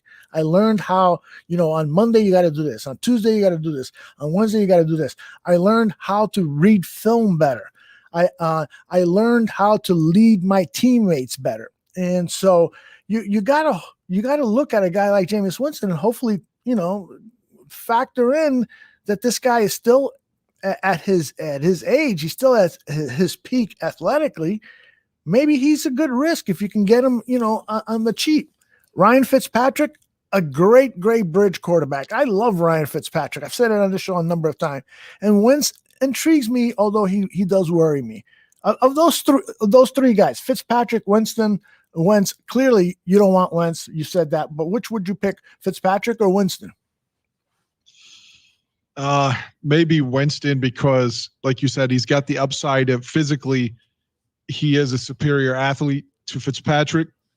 Fitzpatrick has done well in numerous stops, but he's damn near 40, which Brady is proving doesn't necessarily mean that means anything. Like, you could still keep playing, but on paper, you would think that Jameis Winston has more of an upside because he has more years to give you. And like I mentioned this last time we were speaking about him, I remember Vinny Testaverde throwing 35 picks for Tampa Bay and looked like a complete and total bust. He ended up throwing for 40,000 yards and won some playoff games, including took the Jets to the AFC Championship game. And he was able to knock those turnovers off. So maybe you can, Jameis Winston, like you said, has learned how to prepare better, study film better, and perhaps he can mitigate throwing the 30 interceptions or whatever he had his last year in Tampa. Plus, it's got to hurt his pride thinking that, man, I could have had a Super Bowl ring if I'd have stuck around with them. Maybe that makes him hungrier, Yeah, man, I wish I was Ryan Pace for a day just to see how he's juggling all these potential moves. Somebody in the chat room says, what about Tyrod Taylor? He's the guy you got to consider. No, you say no to him? When he was younger, I mean, he led Buffalo to the playoffs and had one of the worst playoff games I've ever witnessed a quarterback have in Jacksonville. Yes, I remember that. Oh my God! If they'd had anybody else, they could have beaten the Jaguars that day. I wish him well. Like we talked about, the Chargers nearly killed him, almost collapsed his fucking lung or whatever. But man, to me, if you sign Tyrod Taylor, it might as well be Gardner Minshew. You're signing a guy that does not excite me in the least. Minshew doesn't, huh? No, like at least Winston, you think maybe maybe he has a spark, and he's thrown for, had a bunch of 400-yard games. Oh yeah. The guy can air it out. He loved playing under Bruce Arians because it was, throwing deep balls all the time, but that really is not what he should be doing because he gets reckless. Alex Sims says, honest question, would you rather have Wentz for the 20th pick, Sam for a second, or Marcus for a fourth? Who for the second again? Sam. Who's Sam? I think he meant Carson Wentz for a second. That's why I was confused by the question. Would you rather have Wentz for 20, Sam? Who's Sam, Alex? Or Marcus for? Well, let's just keep it to Wentz for the 20th pick or Marcus Mariota for a 4th round pick. Mariota kind of is in the same category. Probably a little bit better than Tyrod and Gardner Minshew, but still doesn't excite me. Like, I don't want to go get my Marcus Mariota jersey or my Gardner Minshew jersey. Certainly don't want a Tyrod Taylor jersey. But Winston or even Wentz feels like a guy, if you get him and they play well, could be a guy that you buy their jersey. Even though I don't like Wentz now, but if he comes and plays well, I mean, I'm sure I would sell out. By the way, Sam is Sam Darnold for a 2nd round pick. Oh, see, I'm a lot of people, including myself, have been more intrigued by Darnold. I've saw some people talking shit about that, though, saying, oh, the Bears fans, they don't want Carson Wentz, but they want Sam Darnold. Like, who are they? I don't know. I don't pretend to be the most informed or the smartest guy in the world or something, but on paper, as a fan, maybe a meatball, to me, I would take a risk with Sam Darnold before I would Carson Wentz, because I think he's going to cost you less money, because the Jets are going to draft a quarterback in their position, in my opinion. And I think the dude's young. He's got some upswing. He's been on Adam Gase's shit teams. I mean, that's a guy you could take a swing at if you're going to make a trade for sure. I think over Wentz, because you're not going to have to give up as much. Yeah, I'd have to go back and look at his tape like I did Carson over the weekend. But I just have that memory of Darnold on the sideline saying, "I'm seeing ghosts out there" as he's throwing interceptions. I'm like, what the hell? You're mic'd up. Why would you say that? So, and by the way, Alex brings up a good point about Jameis Winston and that he had that sexual abuse allegation against him. I guess he was in trouble in college too, right? Yeah, for robbery. So, and I think that the sexual assault thing happened in college. A number of women came up with making these accusations to him, and so yeah, I you definitely don't want guys around that in your clubhouse. So if those things have to be checked out. I think there was actually a documentary made with one of his accusers. If there was more than one, the main accuser detailing what he did. So if those were true, I'm not trying to say that the women are lying. Sure. But if those accusations had some tangible validity to him, I don't think Sean Payton would have him. Exactly. I don't think so either. Although Sean Payton has, there have been some character issues with him too. Having a defense that was, what was it? The bounty? What's it called? Bounty gate. Let's go hurt motherfuckers and pay each other. Right. So, James Foster reminds us that Sam Darnold is 23 years old. 23. Exactly. That is nice, but you got to worry a little bit about. There's just so much unknown with him. I don't know. I know Greg Gabriel is not a big fan of his. He says he only sees half the field. He doesn't process well and stuff, but he does have a major league arm. That's for sure. I'd have to take a look at some more tape on him before I come up with a definitive opinion, but I haven't heard any rumors at all about the Bears and Jets, but I gotta believe that Ryan Pace has called every team that could potentially be trading their quarterback, and even those who have not. He's had to have called them by now and say, hey, what would it take? Just, and then putting it up on the big whiteboard and seeing what the possibilities are. Couldn't you see Nagy's big move being, let's go trade for Alex Smith? Foles and Alex Smith. He can barely stand, but let's go trade for him.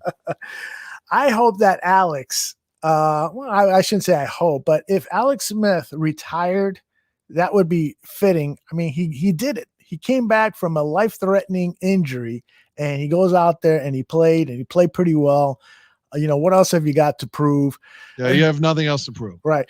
Lawrence Holmes today was saying Tom Brady should quit. Tom Brady, what else does he have to prove? And I'm like, no way Tom Brady should quit. He just won a Super Bowl.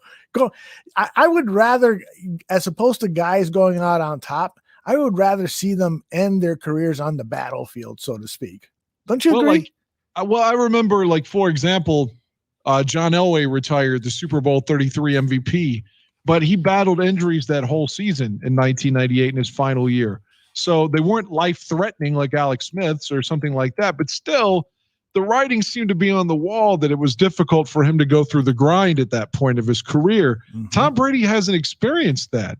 Tom Brady had 1 year in 2008 where he took a low hit against Kansas City and was out the whole year, which gave us Matt Castle, not us being the Bears, thankfully, but just the world.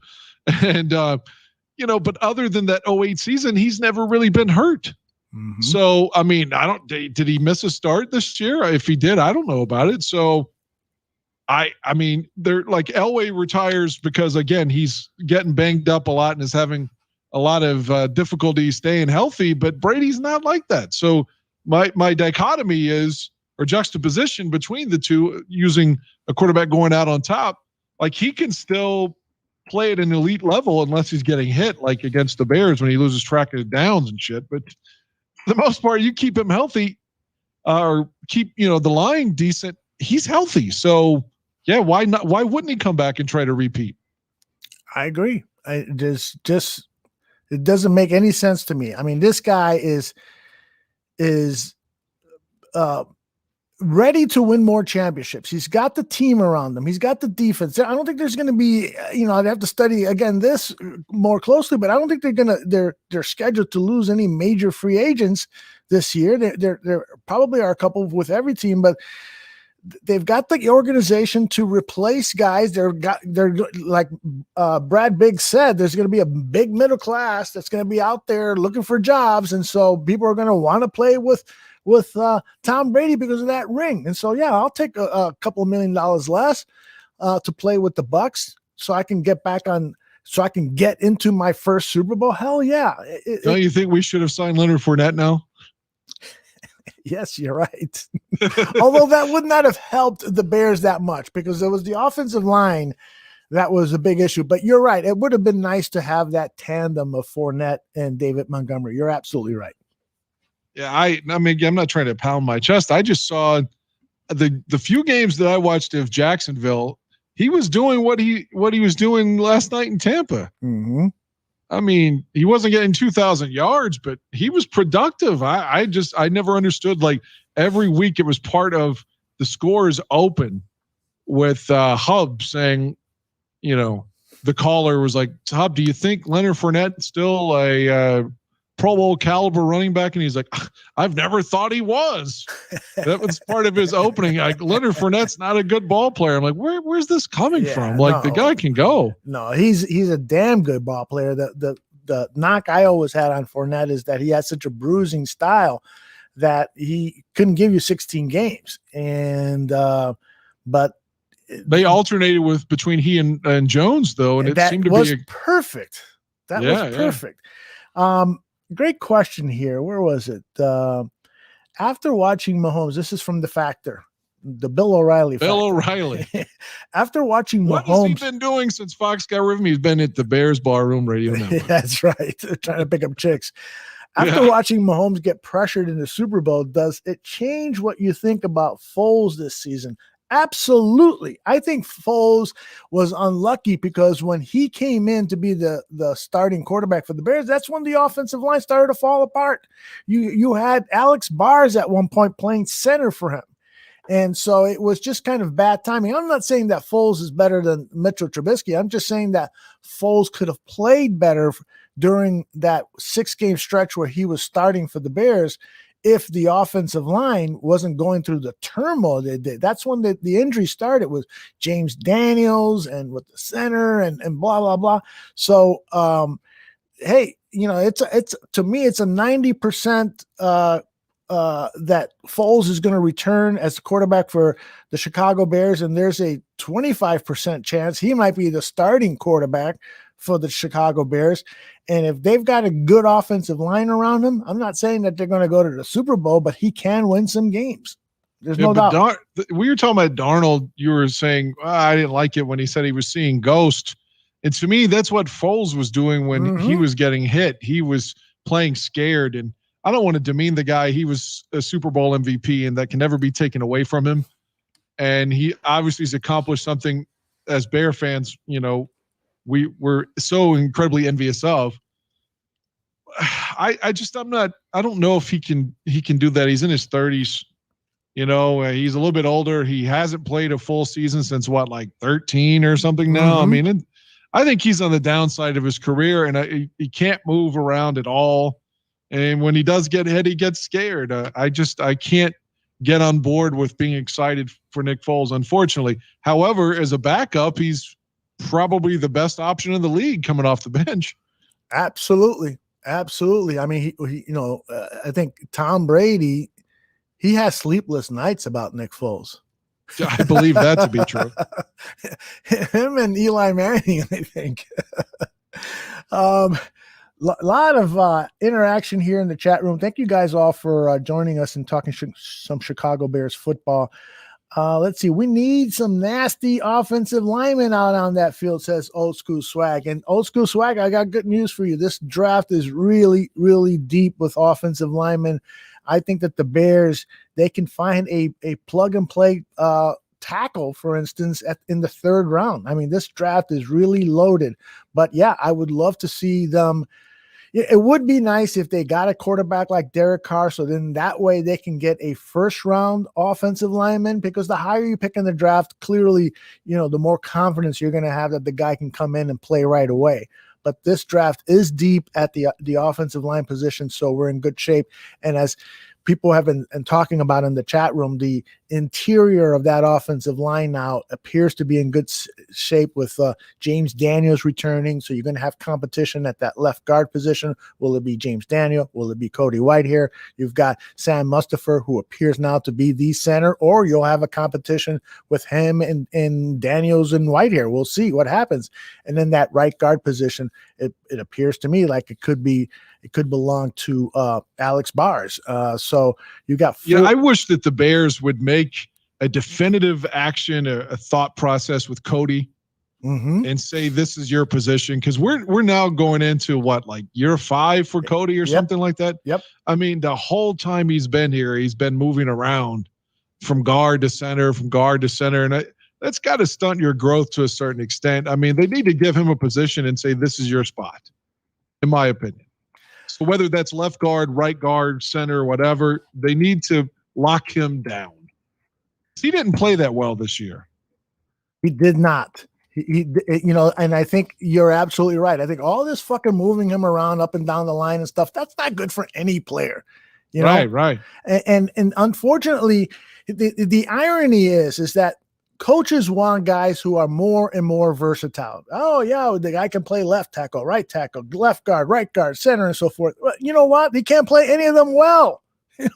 And you got fewer practices now. You've got less time in practice rooms and so forth, and yet you're asking these guys to do more. I think the league should be much more specialized given the restrictions that the collective bargaining agreement has and stuff. By the way, Old School Swag says, I love you guys, man. I love blue collar fucking guys, Dan and Aldo. Thanks a lot, Old School Swag.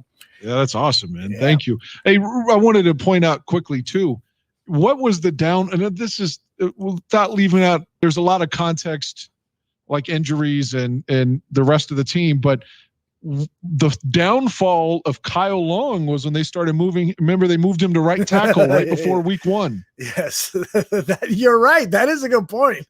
Yeah, and like he never regained his form because he started getting hurt though. Yeah. So that matters. But either way, when they started moving him around, that's when your all-pro right guard suddenly was not the same guy. He did complain about that move. And I will never forget. I was driving home from Bourbonnais. I watched practice and I tuned into sports radio. I forgot which, it was ESPN or the Score. And they were talking about the practice and so forth. And I called in and I said, why don't they, this was Kyle Long's rookie season. Kyle Long has all these athletic skills. Why don't they move Kyle Long to left tackle and let him learn?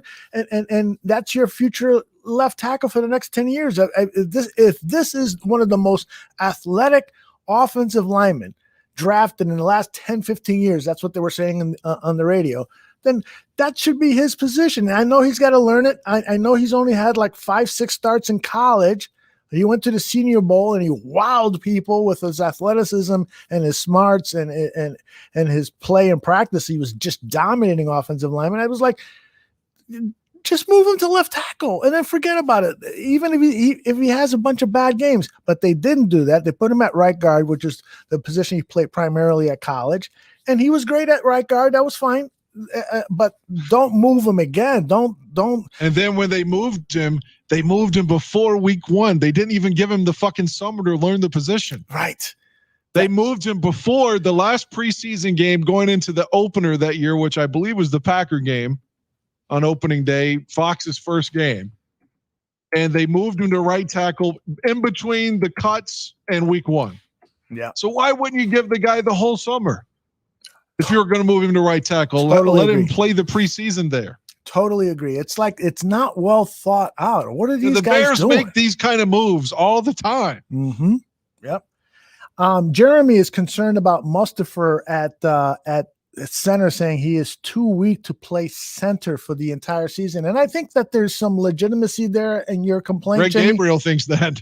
Yeah, he does, right? Greg Gabriel looked at Sam Mustipher as kind of not a journeyman, but a second string, third string type of center. But he all of a sudden Greg started singing a slightly different tune after he saw him have that 3-4 game streak where he was played pretty well. And I think that you're right, is that Mustafa still has a lot to work on, particularly in the weight room.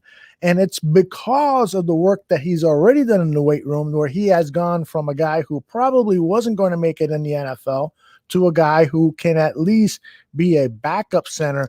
I contend, though, that he's got certain intangibles that will make him a starting center. I'll give you a couple of examples. I've cited them in previous shows. His name came up, and this is according to Bill Lazor, the offensive coordinator of the Chicago Bears. His name came up in a meeting where the offense and defense was both there, and spontaneously, the offense and defense started to applaud. Why? Because they see how hard he works, because they hear his leadership skills, because one of the things that he does much, much better than Cody Whitehair and James Daniels at that center position is he yells out the shifts. You know, the center is like the quarterback of the offensive lineman. You pick him up, you do it. He's the Mike linebacker. He's this, he's that. He does that. He does it loud. He does it with confidence because he knows his shit. Now what he's got to work on is the athletic part, and his athletic skills are only going to go so far. But in terms of what he's got to work on is his strength and conditioning. At least he gives you hope. Because, you know, when he had to play, when we needed help, he provided a lift. So maybe he's a piece. When Olin Kreutz thinks that he's got promise, that makes me, being a guy not as knowledgeable as Olin Kreutz, think, okay, maybe the Bears have a center. Somebody just joined us and wants us to talk about Carson Wentz. I'll give you the headline, TYS. Dan hates him. I think that there might be a reason to not hate the trade if it happens, particularly if Ryan Pace gets the better of the trade, meaning no 2 first-round draft picks, maybe a second-rounder, or maybe you give the first-rounder and you move up. But Dan just simply doesn't want anything to do with Carson. But also quantify that by saying if the Bears make the trade, I'm not going to be one of these guys that's saying, oh, that's it. I'm not watching this year. I'm selling my gear or what. Fuck that. I'll be rooting for the guy in September. But on paper right now, that's not the trade I want to read about tomorrow morning. Well, and what would the Bears have to do for you to take all of your Bears jerseys and set them on fire? Nothing. I'm not going to do it. That's what I'm saying. I'm not quitting. I'm too emotionally invested. I care too much, and I guess you could say it's like an obsessive personality disorder or something. I care, man. I'm way too emotionally invested in this shit, and I'm aware of that. I'm cognizant of it, but I'm not quitting. Not until I die. I'm not going anywhere. So they can count on me as always being there.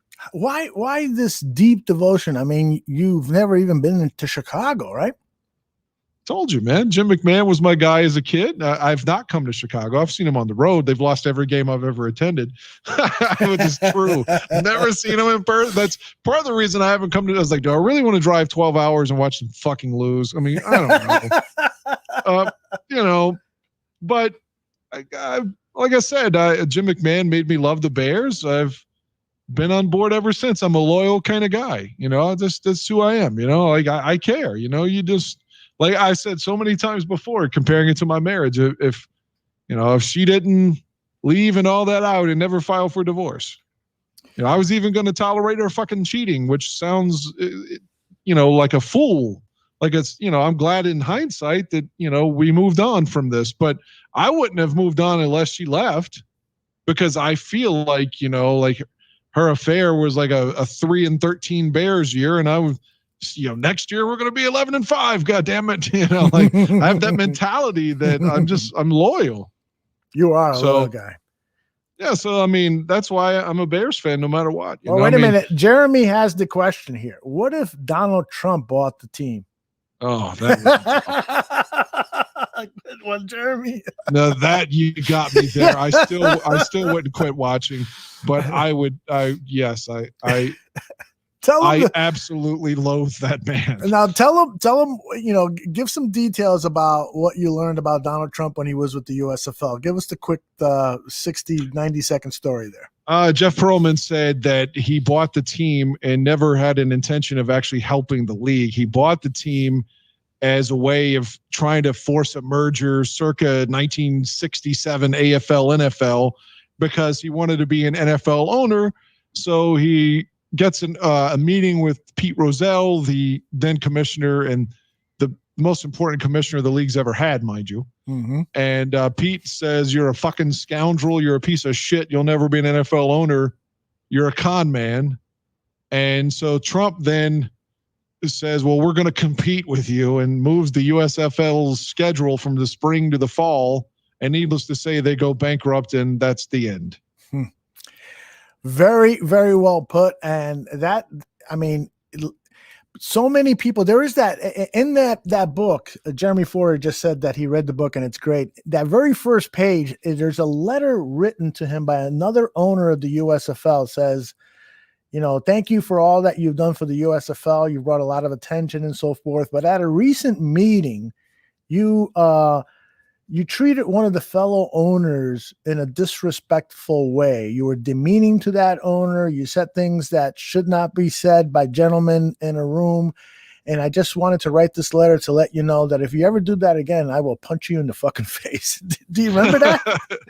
Yeah, I think Jeff shared that on Twitter directly on his Twitter handle. That's right. And it's in on the paperback version that I got. It's on the. What the fuck is that?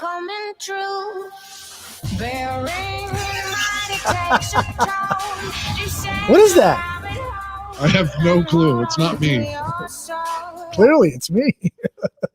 One of my pop-up windows just started playing music. I don't know.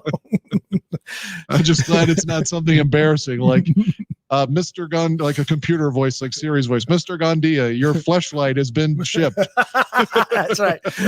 My nephew used to work for Apple, and his job was to field calls, people calling in for help. My fucking phone's not working. Yeah, phone and a lot of computer stuff. And so he would say, well, okay, I'll need access to your computer, hit this code and so forth. And that'll allow me to go into your computer and move things around and see what's going on with the computer. And so they would give him, and he says like 1 or 2 out of 10 people would have a tab with porn open. It's like, dude, you couldn't have closed this down. I gotta look at your porn stuff. So yeah, that's fortunately I don't watch porn on this computer. Good. Wait a minute. James Forster, I get it, Dan. I say it, but won't quit the Bears. My family is Bears since 1923. James Foster. Wow. My father listened to and saw the 1940s Bears till 2012, and I have seen all the available games since 1975. Walter Payton. James Foster is a true blue Bears fan. Yeah, man. Awesome. Jimmy says, my problem is that since I'm from Chicago, I have to be a Bears fan by default. Sometimes I hope the McCaskies get away from our city. And you know what? I've gone through that fleeting thought of, will I ever, the fact that I live in Chicago, that shouldn't, handcuff me to root for the Bears. I know a lot of other Chicagoans who don't root for the Bears just because they hate the McCaskey and the Hallis family and the way the organization's been run. But I root for all Chicago Bears teams. I mean, all Chicago teams. And when it comes to the Bears, there is a certain love that I have for the team. The uniforms, when I see the Bears go out and almost any of their variation of uniforms, I just fall in love with the look, the helmet, everything about the team. I love, with the exception of their head coach and the way they play. There's only one uniform that I like better than the Bears. Okay, which one? Oakland. Yes. Or Las Vegas. What I always call them Oakland. The Raiders, the black and silver is fucking, I mean, that is fly, man. That's awesome. Yeah. I actually own a Raiders hat, and I wore it for a 100 proof recording one time, and Phil and Shane were giving me shit about it. Look at this guy. He's wearing a Raiders hat. I'm like, this is fashion, dude. This fucking logo is outstanding. I don't have any Raiders gear or any other team gear. But I'm kind of with them on that one because I gave Fat Mike so much shit for loving Brett Favre. Yeah, but this is different. This is different. He was wearing a Favre jersey. I wasn't wearing a player jersey. It was just the hat because it's cool. It was. I saw it in a bargain bin for $3. I was, oh, this cat looks cool. In theory, I would wear like a retired Raiders jersey. I won't. I've done that with the NBA players, you know, like, but with the NFL, like I only wear the Bears. But in theory, like, you know, I would wear a Joe Namath Jets jersey, but I won't because I'm a Bears fan. But in theory, something like that, or a Raiders, a Ken Stabler, you know, Jim Plunkett, something like that, Marcus Allen. I would, you know, God, who else? All of those, Cliff Branch, you know, somebody like that for sure. But all of those that you've mentioned, I would love to wear. All those retro players, those guys that have proven themselves, you know, had great careers. I don't care if they play for a different team. Now, there are guys like I would never wear any Packer jersey. No. First and foremost, because I dislike the Packers that much. Secondly, I don't like that green and gold jersey. I think it's awful looking, just awful. But I agree. But a Raiders Kenny Stabler jersey, yeah, sure. Send it to me. I'll wear it. I don't care if you give me shit for it. It's a Stabler jersey. Do you know about this guy? From the Raiders, on those old Raiders teams, and he also was a Packer too before the Raiders, though. Ted Hendricks. Oh, the Mad Stork. Yeah, just fucking. He was on the Baltimore Colts championship team as well in Super Bowl V. But just the guy. What was he, like 6'8", 6'9"? He was huge. He was long arms.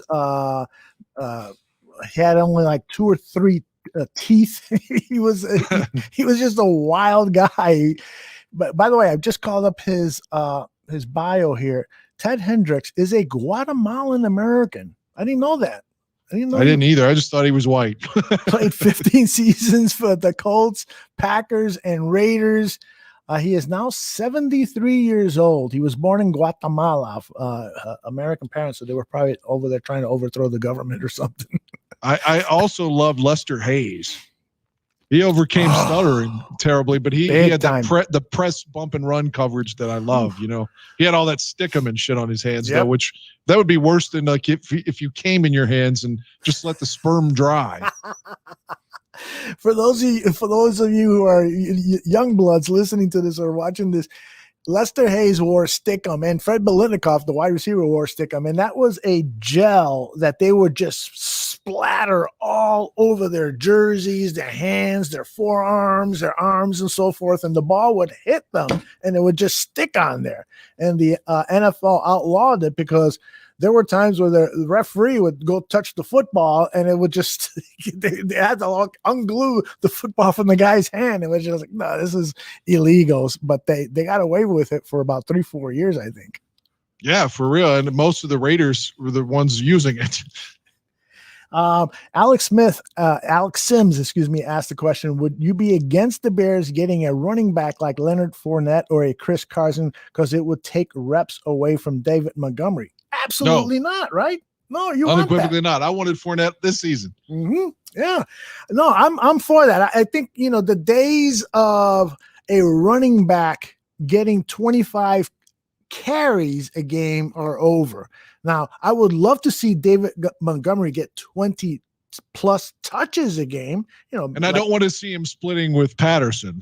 No, those days should be over. We hope. It was a good try, but it didn't work. But yeah, if you bring Leonard Fournette over and he gets 15, 17 touches a game, David Montgomery gets 15, 20 touches a game, boy, oh boy, you're talking about 200 yards between the two of them with that kind of attack. Absolutely. Chris Carson, I guess he would be okay, but yeah, Fournette, he's shown me enough to say to convince me that he would be a great tandem to have with David Montgomery. As I've been citing this my whole life, as a kid, I loved Kevin Mack and Ernest Biner in the same backfield at the same time for Cleveland. The Browns had 1,000 yards from both guys in the same backfield the same season. Like, I've always wanted the Bears to do that, whether it was with Neil Anderson or Brad Muster, or I always had this dream in 2004 there'd be Anthony Thomas and Thomas Jones. Neil Anderson, Walter Payton. I had that dream when they drafted Anderson. Right. Well, they never seem to do that. No.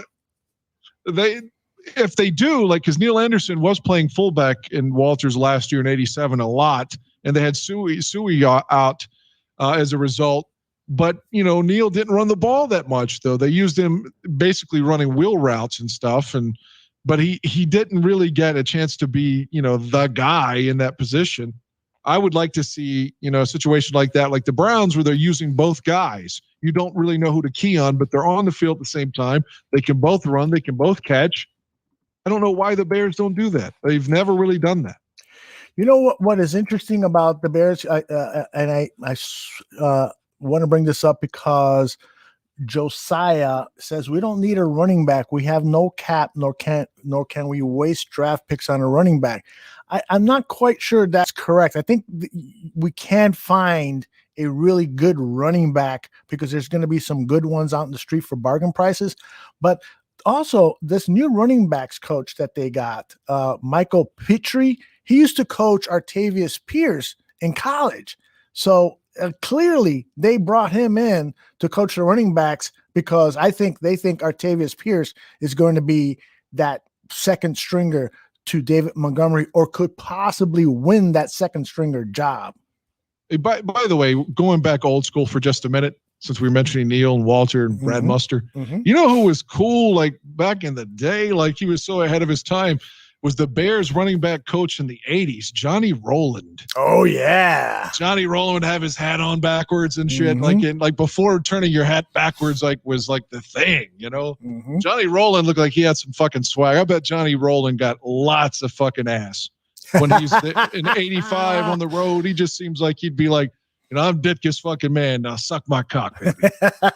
James Foster got one that I bet you've seen. He says, watch the 1976 Bears-Raiders game. Bears could have won that game. Walter killed it on one ankle. Did you see that 76 Bears-Raiders game? No. The Bears, I've seen highlights of it on the Raiders championship, like NFL Network or ESPN, which is something else I wanted to bitch about too, real quick, and I'll go back to his question. Sure. They did not even have the marathon on this year anywhere for highlights. The NFL just quit selling its history all at once. It's like they don't give a shit, I guess, because millennials don't give a fuck about the history of the league. But that was when I was a kid, man. That was like what I want. Like the night before the Super Bowl, there was going to be a marathon on ESPN or ESPN2. And then later that went to NFL Network. And man, I just would stay up all night watching those fucking highlights. And I loved it. I would always find something else that I didn't remember or another angle I didn't know from the first viewing. And nobody that's born in the 90s gives a shit about anything that happened before they were born. But anyway, end of my rant. The 76, there are no Bear games available in their entirety before the 77 season. I don't know why that is, but that is what it is. And there's two games from 77 that I would love. I've got a partial on the Rams game, not the whole game, because that was Joe Namath's final game ever with the Rams on Monday Night Football at Soldier Field. And I would love to see Walter's game, or two of them, and two more. The Walter game against Kansas City, the big highlight where he runs over the whole team. That was in 77. And the game against Minnesota when he had the temperature of 103 or whatever and had, 275 yards. Those games are not available in their entirety, but almost every other game that season is. Out of all those DVDs of games that you have, which one is kind of a surprise? You popped it in and you were like, wow, I didn't know that this happened, or wow, what a great play, or anything like that.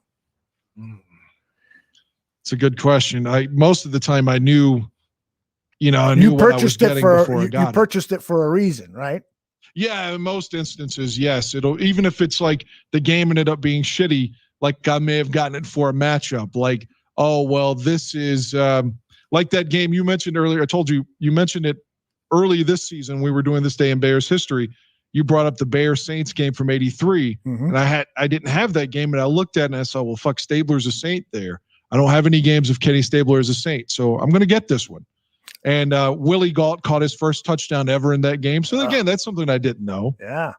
So that's an example to answer your question, I guess. But I've got all these old games now, not bragging or anything. It's just like I told you, I'm obsessed with this kind of stuff, and I enjoy watching the old stuff. I mean, immensely in a lot of ways, not just because the Bears were better in the '80s, but the football, even just like the NFL today, the halftime, like I like it better than today's stuff. I truly do. You're getting old, brother. But I would have said that when I was younger, though, when I started watching the old games. I started watching the older stuff in my teens, and based upon the highlights. Because like I said, I'd watch those old Super Bowl highlights, or they had that show with Brookshire and Summerall, like week to week highlights. What was it called? This week in the NFL. Yeah. I watched it when it was the Classic Sports Network before ESPN bought it. The Classic Sports Network would show those like in a marathon, 12 hours, like a whole season of those, and like this 1970 season and shit like that was just fascinating to me. So I would watch those, and like that is why I wanted to watch all these old games, because I saw all those highlights and it made me just a fiend for history. So I think they're doing themselves a disservice by not showing more of those, like on NFL Network, and certainly not presenting those highlights to get people hooked into it. I'm playing an episode now this week in the NFL 1972.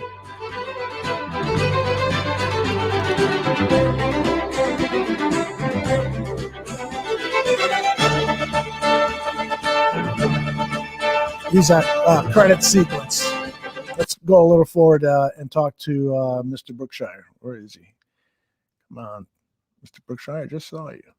I should play that song right there next time I'm getting head. Oops, sorry. So the next time I'm getting head, I need to play Sam Spence's music. There you go. I love it. Number 64, There it Dave is. Wilcox stripped the Falcon blocking and stopped the runner. That's Brookshire. Oh, I love that music, man. Number 40, Ken Willard cut out large chunks of yardage and brought the 49ers in close.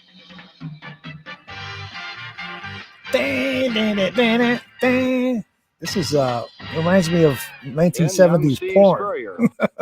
Yeah. Oh man, good old times. Abe Gibron, remember him? Abe Gibron. He's the big guy. He's like if I were coaching. Yeah, I think he was a lot bigger than you and shorter. and they always lost when he was the coach. Oh, he was a great offensive line coach, and then he got appointed head coach when Jim Dooley was fired, who was the coach after Hallis retired for the last time. Dooley, who was said to be like a really, really smart coach, but unfortunately was just not a leader of men and never had success as a head coach. And then he was replaced by Abe Gibron, who was a tough, rough and tough guy, kind of slovenly, a lot of there's NFL films did a great thing where they had him mic'd up. He would sing Three Dog Night in the footage. Yes, exactly. He was quite the character. One of these upcoming shows will have some Abe Gibron highlights to share with people. That'll be a blast. Just think the Bears could have, like I've said this before, during that time, if they had, kept George from going to the Redskins, they could have won some early Super Bowls, I think. If they had a great coach there on their staff and they let him fucking go. It's just.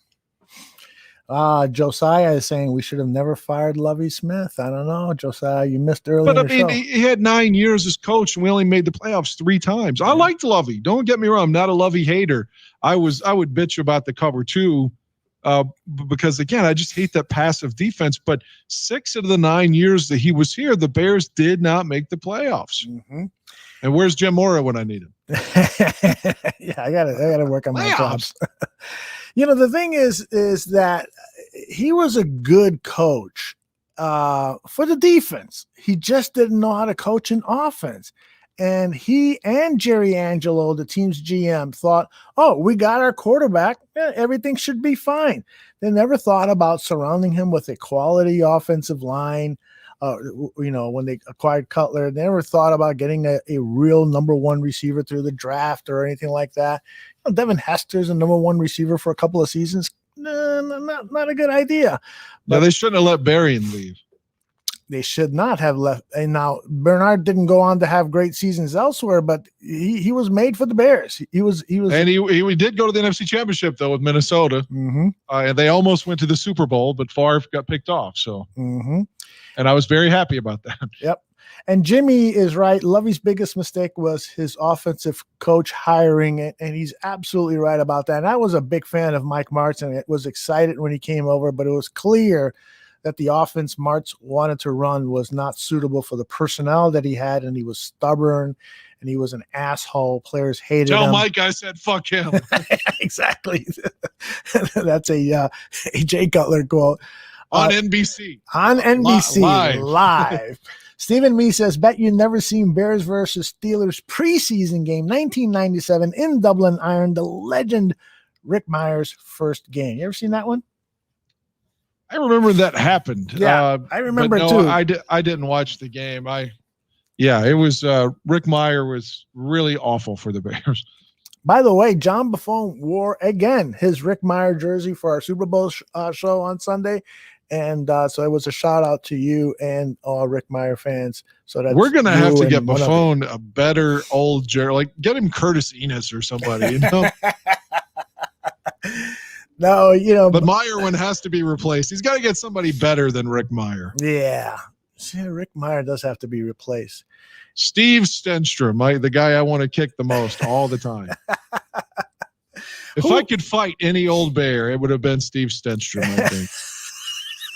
Yeah, he was. I had hope for him until I saw him throw his first pass. The reason I had hope is because he was like a West Coast guy. Didn't he come from Stanford or something like that? Yeah, but he was fucking awful. And I remember in 98, the Bears were 3-5. You say, oh, that sucks. But they lost like 3 or 4 of those games by like 2 or 3 points. So they were in all these games. And they weren't getting blown out by any stretch. They just need a break here or there. And the break was that Kramer would get hurt. They put this fuck in, who made Caleb Haney look like Aaron Rodgers. I mean, you go from 3-5 and like you're competing, even if you're losing, you're still in it. You're still in every game. They put that guy in the second half of that 98 season was the least fun I've ever had as a Bear fan. I just hated he was as bad as Jonathan Quinn. I was going to ask you, out of all those really bad, Stenstrom is the guy I hated number the most. Number one, huh? He may be a great dude in real life. On the field, that fucking guy was like an impotent cock. Well, you'll have an opportunity to tell that to Steve Stenstrom next week. Bring him on. That happened to Shane once with who was the beat writer? Mark Grody. Mark Grody. That was funny. By the way, do you know who the Seahawks drafted in that trade for Rick Meyer? The first round pick that we sent to Seattle. They actually packaged it to move up to the number 3 overall pick. Do you remember who that was that they drafted? Was it that defensive player? What was his the corner? Yeah, here you go. Springs. There you go. Sean Springs. Absolutely correct. Yeah. He was really good early in his career as well. Mm-hmm. All-time worst Bears trade. That has to be probably top 5, right? Meyer didn't even throw a touchdown. Oh, get out! He never threw. He did not have one touchdown as a Bear. Not one. Pull up his stats on Pro Football Reference. Eric Kramer, you remember that we played part of that interview where he was mainly talking about that craziness going on with his ex-wife. Mm-hmm. But in that interview with Dan Bernstein, they did talk football too, and I didn't have time to play the whole 30 minutes, you know? Yeah. But one of the things he talked about was, because they asked him, about these kind of situations he was in. He said the only 2 times, I'm paraphrasing, the only 2 times in his career where it was obvious that this guy sucks, regardless if you like him or he didn't take any shots at Rick Meyer personally. But he said people liked Rick Meyer, but he sucked. I mean, and the whole team knew it. But other than that, he said the whole Lions team, not only did they hate Andre Ware, they knew he sucked too. He said those are the only 2 times in his career that he saw where the whole team knew this guy was fucking terrible, but management wanted him playing. And that was Andre Ware and Rick Meyer. Oh, man. And he said nobody liked Andre Ware. Nobody. He said that he was, unfortunately, like the least popular guy on the team, too. So, man, what is it with these guys? I mean, you're a quarterback for an NFL team. You should be having the time of your life leading guys. They're looking for you to lead them. I don't get it. Man, lots of activity in the chat room. So what do we got? Jimmy says, let me get this carousel right. Pace is trying to trade for Wentz, who lost his job to Hurts, and he's going to give Foles to Philadelphia, who proved to be better than Wentz when he was there. Yeah, that is kind of weird. That's good. That's true. That's dead on. Oh, man. All right. What else you want to talk about? I want to go back to the Super Bowl. There's a couple of things. Oh, wait a minute. People are going to get pissed off at me for bringing this up. But I got a bone to pick with you, young man. Sure. What do you got? Yesterday during the Super Bowl, what is it you tweeted out about Marilyn Manson and Cardi B? Oh man, like over the weekend, it's getting ridiculous with Manson. Like fucking Corey Feldman, who of course was a child star of the '80s and was in Friday the 13th Part 4. He was in the Goonies. He's in all those films with Corey Haim. Uh-huh. And I don't want to discredit Corey Feldman, other than now he's saying, because Manson wrote an autobiography in '98. He signed it for me, but I haven't read it in 20 years or whatever. But I remember him saying before he was ever famous, when he was a kid, like in school, Manson, one of the guys that he liked to make fun of was like, how big a pussy he was Corey Feldman. And he just was like, that was he and his friends would like mock Corey Feldman. In the book, he was talking about how do you reconcile this guy you've made fun of and said it was this huge pussy that you hated, and now you're hanging out with him because you're at an MTV show or whatever, and he's actually a cool dude. He's just like, God, I always hated this fucking guy, but he's okay. But anyway, Manson did something to him, like, I don't know, pulled his pants down or whatever the fuck to embarrass him. And Corey Feldman was saying, he groomed me for abuse. He's been obsessed with me.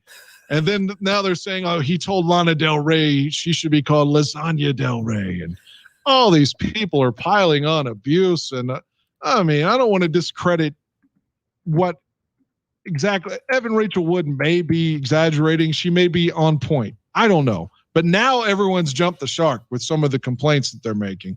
So I tweeted the Cardi B thing saying, like, man, she bragged about drugging people and stealing their money.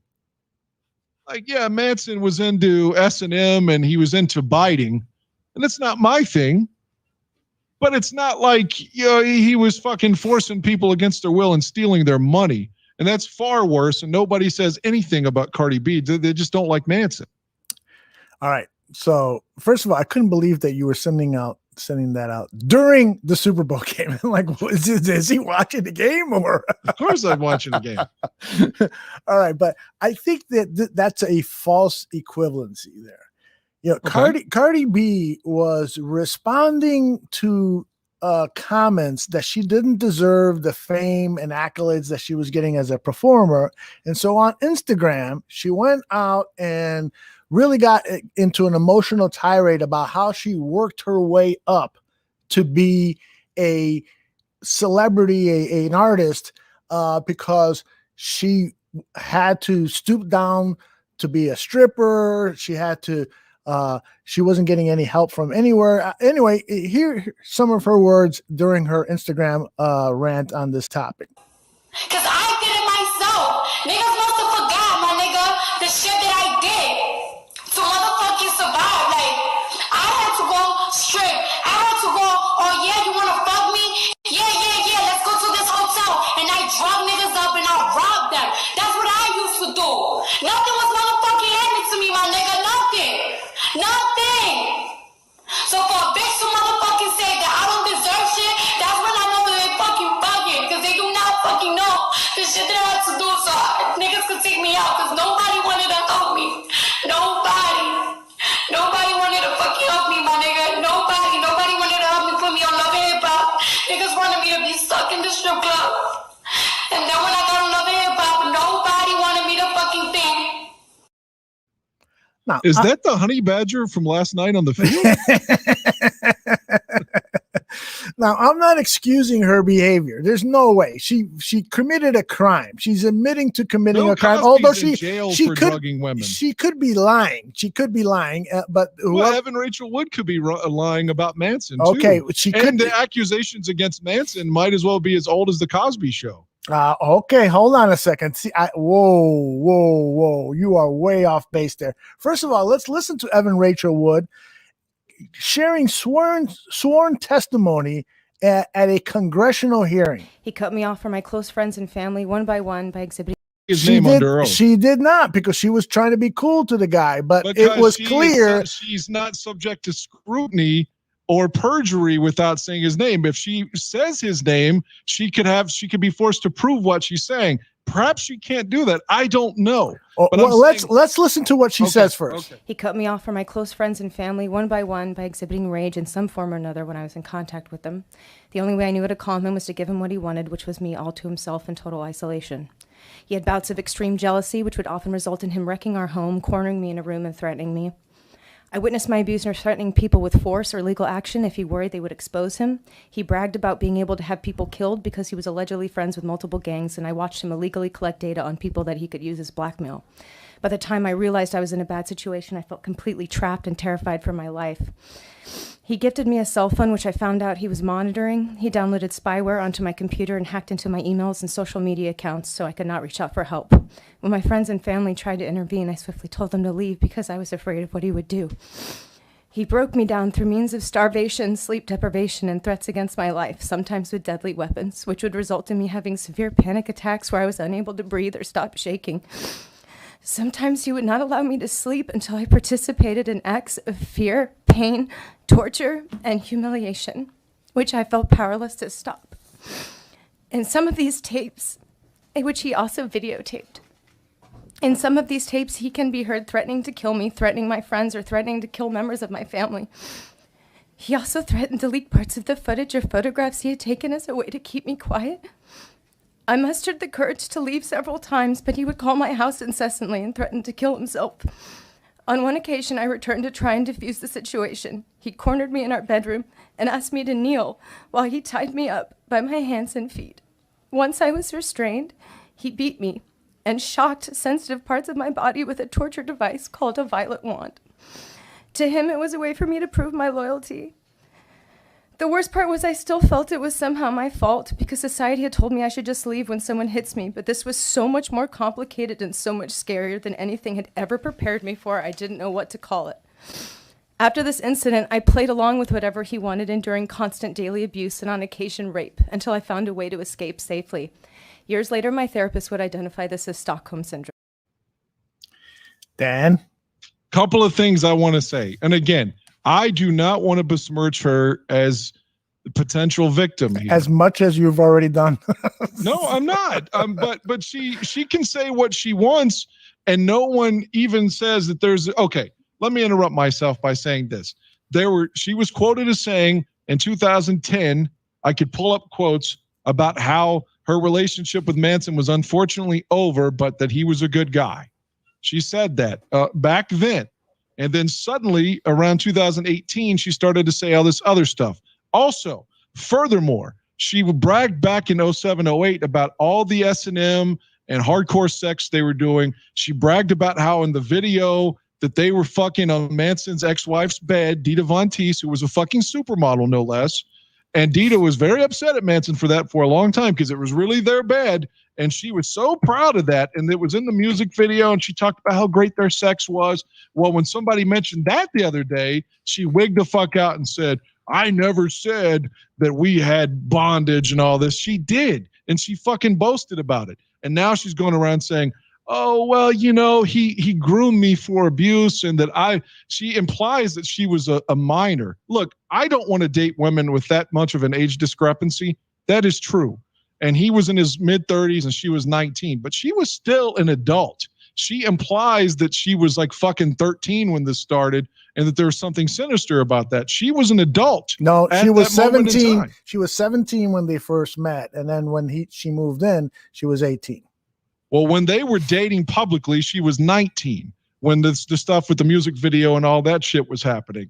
And again, at the time, I'm not defending Manson. I don't do any drugs. But at the time he was going through, he had just gotten divorced. His mom was sick. He was addicted to cocaine. Not saying that any of the other stuff is absolved, but there is a context to matters. And again, the fact that she denies the shit that I was around, I'm not a Johnny come lately. of all the shit she was like bragging about. And she always said stupid stuff like, I love boys and he's my favorite boy. Like, she was annoying then. I've seen her arguing on Twitter because people don't like her character on Westworld.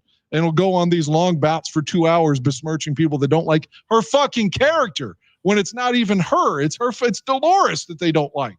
So I'm just saying, I don't know that she's lying, but I find it's suspect to me that 20 years later almost, she's starting all this shit. But okay, maybe she's venting.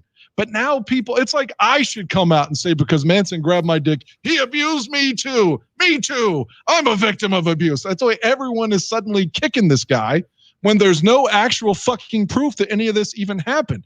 It's like, I don't like Tucker Carlson. I fucking hate Tucker Carlson. But do you know why Tucker was fired on CNN when he was doing Crossfire back in the day? Because a woman falsely accused him of raping her.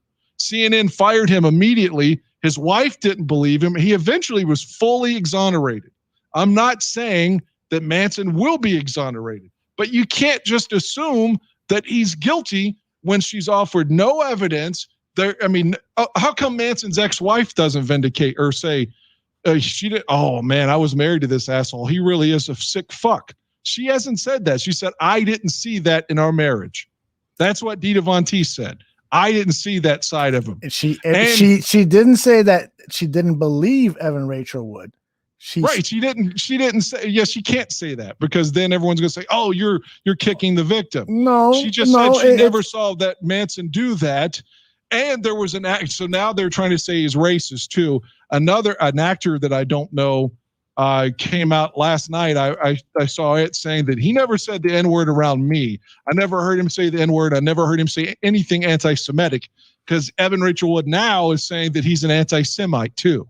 It's just like, God damn it. Every day they pull up some fucking shit like, oh, some woman on Instagram said he once filmed up my skirt. Oh my God. I mean, it's just like every day there's some new frivolous horse shit. I think he's that guilty of all of them. Okay, I think that you are so wrong and uninformed on this that it's kind of sad. It really is.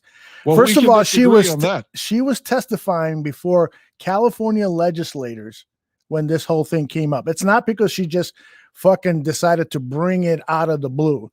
And she was doing it. She was doing it on behalf of the Phoenix Act, which was legislation that would alter the statute of limitations for crimes involving domestic violence, which that was her motivation for bringing it out publicly. And she, at the very least, was trying to be kind and not name him publicly at that public hearing in front of California legislators. She has now come forward because of his denials, because of him not refusing to answer questions that were put out by Heavy Metal magazine when they asked them. They asked. I am informed of that interview, and he didn't. Yeah, he didn't respond to the question. Right. He hung up. He hung up. I know. And the response by his representatives were, "Well, why should a Heavy Metal magazine be asking these kinds of questions?" It's like, fuck you, dude. You're in the news. You've been accused of this. If you did something like this, then you should apologize. If you haven't done something like this, then tell us why. Tell us why this person and other people have come up against you, alleging these crimes that you've committed. I mean, and listen to what she described when she talked in front of these legislators. This was not Cardi B fucking drugging guys and taking their money, guys who were out, to get some pussy and so forth. No, this was a woman, a young girl who was being brainwashed by this fucking maniac. And that's what you assume. You're assuming. I can tell you this, and again, this is an unsubstantiated fact. It's just from my own experiences, and just for context. It doesn't mean that this is a rule, but I know during my 12 years of working at 911, I've taken 10 rape calls. Me personally, where I've dealt with the woman's complaint. 8 of them have been false. 8. So that's 80% of those 10 calls that I've had. And the one I felt really bad about, just terrible about, that was an actual rape, was a prostitute. And she was telling me that she's a piece of shit. And like, I don't deserve help and all this terrible shit. This dude sodomized her and threw her out of a moving car. So I was raised by my mom and two sisters.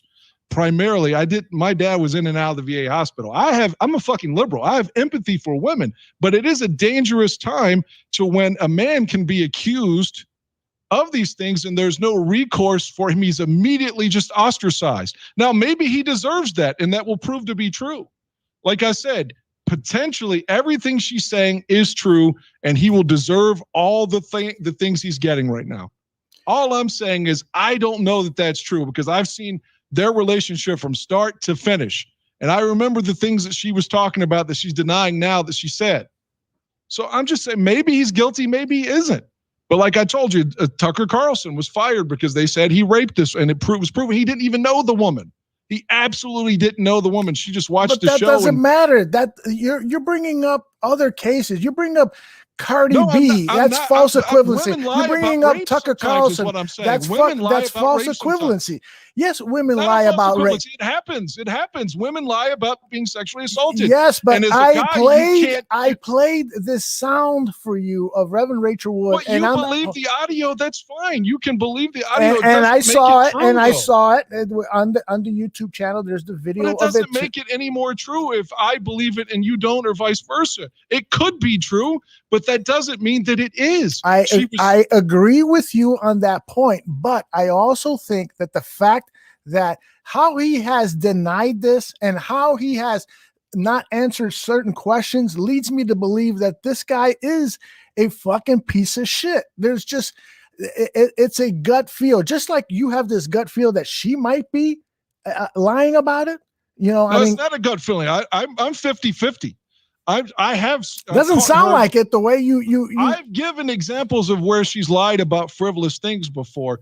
I didn't say that she was lying on this issue. I just said I'm not going to convict Manson yet because in a lot of instances women lie about sexual assault. I don't know why that is, and I hate to even put that out like in a disseminated. I think she just explained why. The Stockholm syndrome, where you start to feel feelings for your abuser. She just explained it. Were you not listening? Of course I was listening. I heard this way before you played that a minute ago. And I know the story, like I said, from start to finish. That doesn't mean that she's telling the truth. It doesn't mean she's telling a lie either. But I'm not going to convict the guy before he has his day in court. I'm just not. That doesn't mean, like, do you automatically assume, like, every time there's an accusation, were you going to say Kobe should never play in the NBA again because of what, Colorado?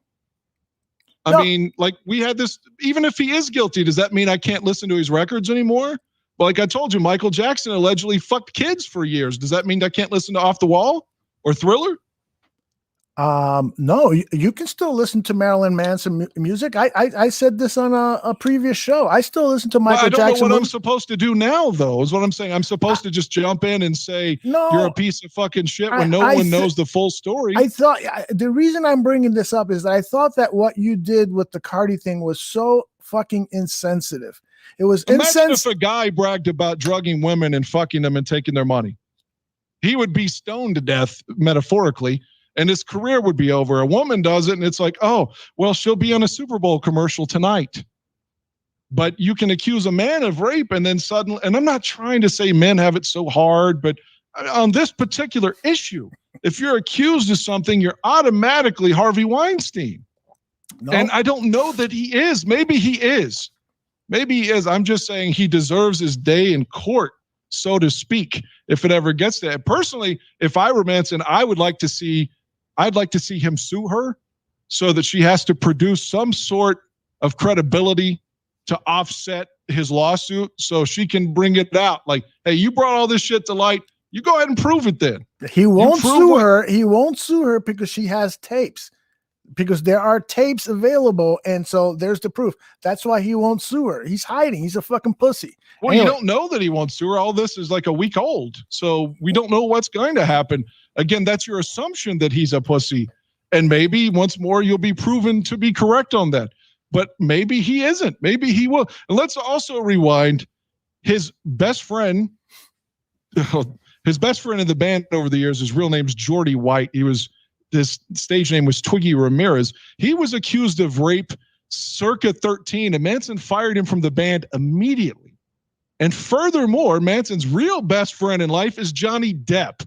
And Johnny Depp has been tortured and lost his career over a fucking woman lying on him and Amber Heard. So this has happened not only to Tucker Carlson, but to his best friend, Johnny Depp. So it does happen where a woman just goes out, maliciously attacks the guy because she's got a fucking hard on for him.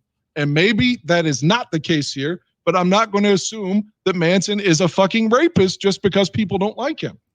Well, I like Marilyn Manson. I like his music.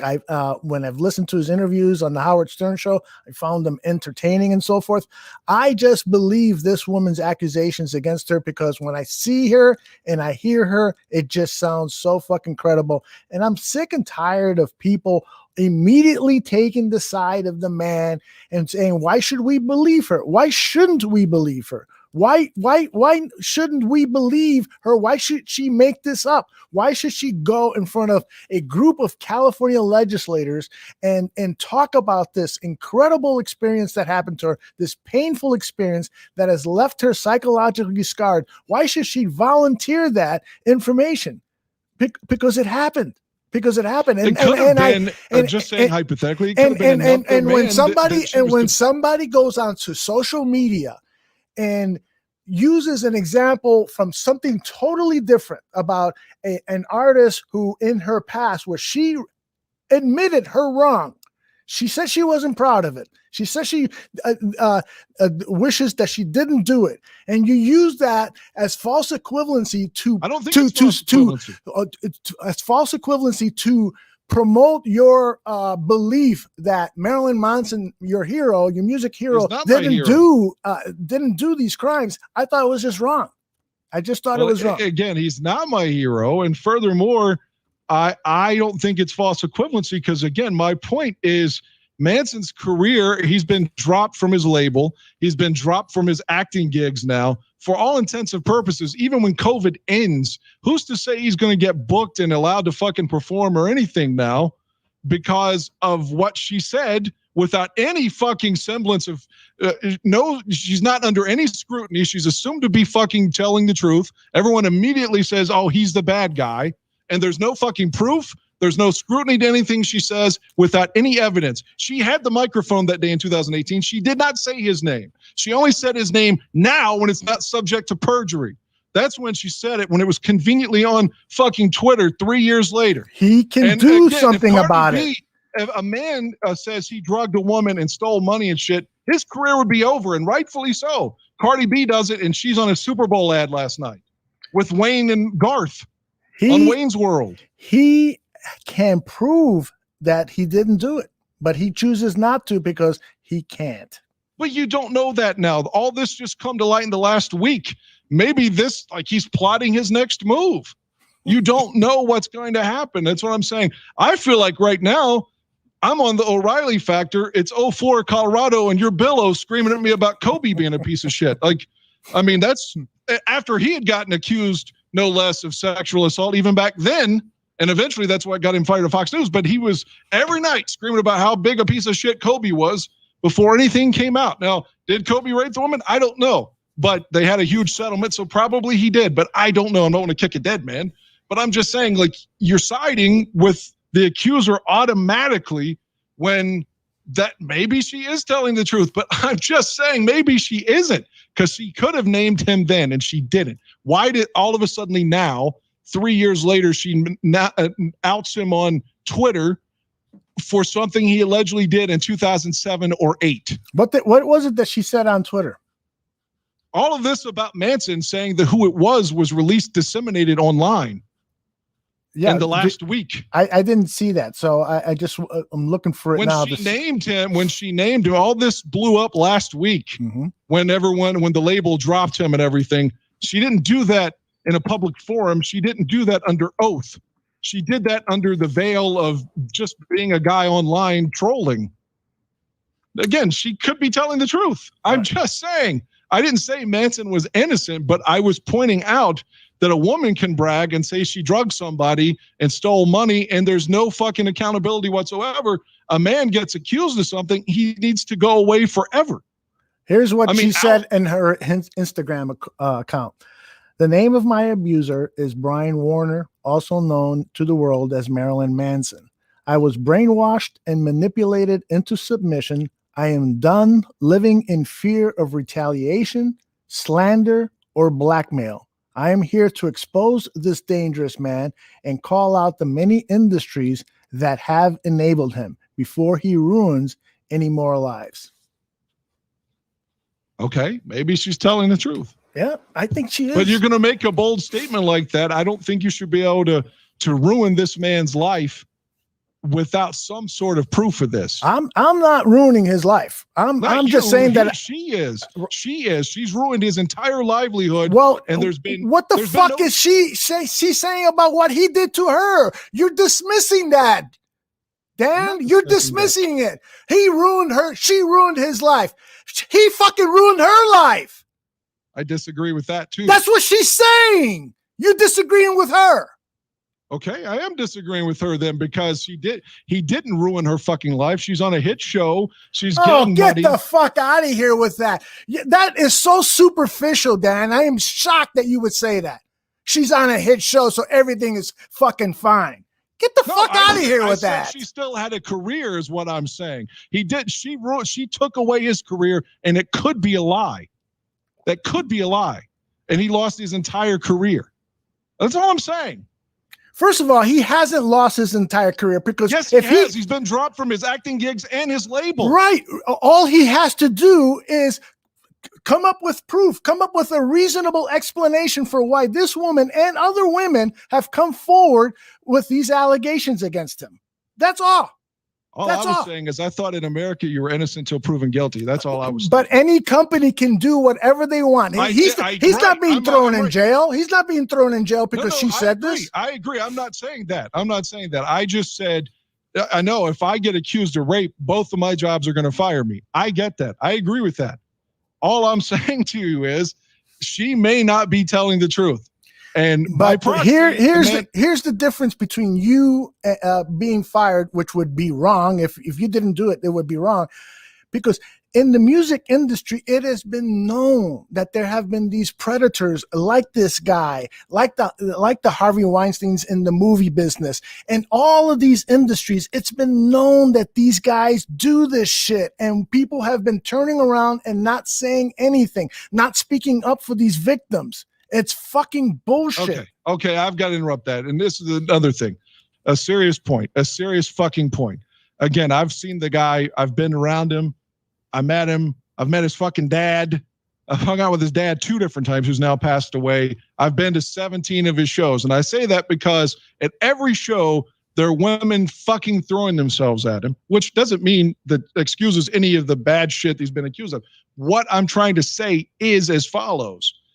I don't think he's in a position to have to rape. Every show I've ever been to, there was fucking probably 500 women that would have willingly had threesomes or let him do anything he wanted to them. I don't think this man has to rape her. He's got willing women throwing themselves at him, even though he's 50 years old now. It still happens every show. I don't think he has to rape. You're missing the point of what she's saying. She's saying that he is about control. So some woman throws himself at him. He doesn't have any problem at all picking his victims because they're all throwing themselves. So he picks his victim because the woman says, hey, come on, let's fuck. I'll suck your dick. I'll take it up the ass, whatever. So, but the problem then is what he does to them. He basically tortures them with what he does in terms of keeping them locked up. Because but you can't prove that. That's what she's alleging. That's what she's alleging. But there's no proof of that. That's been her word, her spoken word, not under oath. No police report. It's not subject to any scrutiny. That's what you have to remember. She's making these baseless allegations right now. Now, if she can prove that, that's fine. And then again, maybe he should be charged. If he's guilty of this, I would not be opposed to him receiving a criminal charge. But she's not accused him in criminal court, nor has she sued him in a civil court. So right now, it's a baseless allegation. Period. We'll see how this plays out. This could be you or me. This could be us. Like women today, and I love women. Like I said, I was raised by my mom and 2 sisters. I have black friends. That's what that sounds like. No, that's not. That's You what talk that about sounds false like. equivalencies. That was a kick in the balls right there for no reason. That But was that's malicious. what that sounds like. That's bullshit. What I was trying to Women say. today. Go ahead. Women today. What I was trying to say, women today in the underworld of single women and single guys fucking, women love to be fucking choked. Every fucking woman I mess with or whatever, and I say that in a polite euphemism, they want me to choke them. And in the back of my head, I always think, do I really want to do this? Because if I leave bruises, they could say, oh, this big man, look at him. He fucking tried to rape me. He tried to do this. He look at the bruises on my neck. And I always feel uncomfortable because they get their little fucking orgasm because I'm choking them. I always hate doing it because I can't trust that a woman won't in turn say that I abused them. And I'll give my wife credit for that. She never played that card because I never fucking hit her. But even she didn't play that, abuse card, which so many women frivolously do. I'm always in fear of that whenever there's a scenario because that's low-hanging fruit, and that's exactly where they go. I want to apologize for the joke. I didn't mean it to make it sound like you were a sexist or a racist. I know that you're not. But I do, again, totally disagree with your point of view on this issue. Well, we can disagree and still be friends, though. I love you. I'm not going to give up my friendship just because I think that you're supporting a serial rapist. No, but if he comes out that he did it, then I will apologize. I will disavow him as a man if he did those things. What she alleges is horrible. And if that's proven to be true, I still think I'll listen to his music, but I will think he's a piece of shit.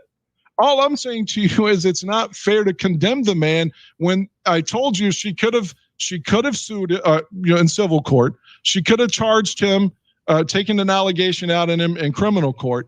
And all that's subject to scrutiny. Under that scenario, she has to prove what she's saying is true. Even to get a domestic violence petition, it's initially granted, but then you have to prove when you go to court that there's validity to but she didn't do it in any of those things where any scrutiny is given. She's given a blank slate here that everyone just assumes she's telling the truth.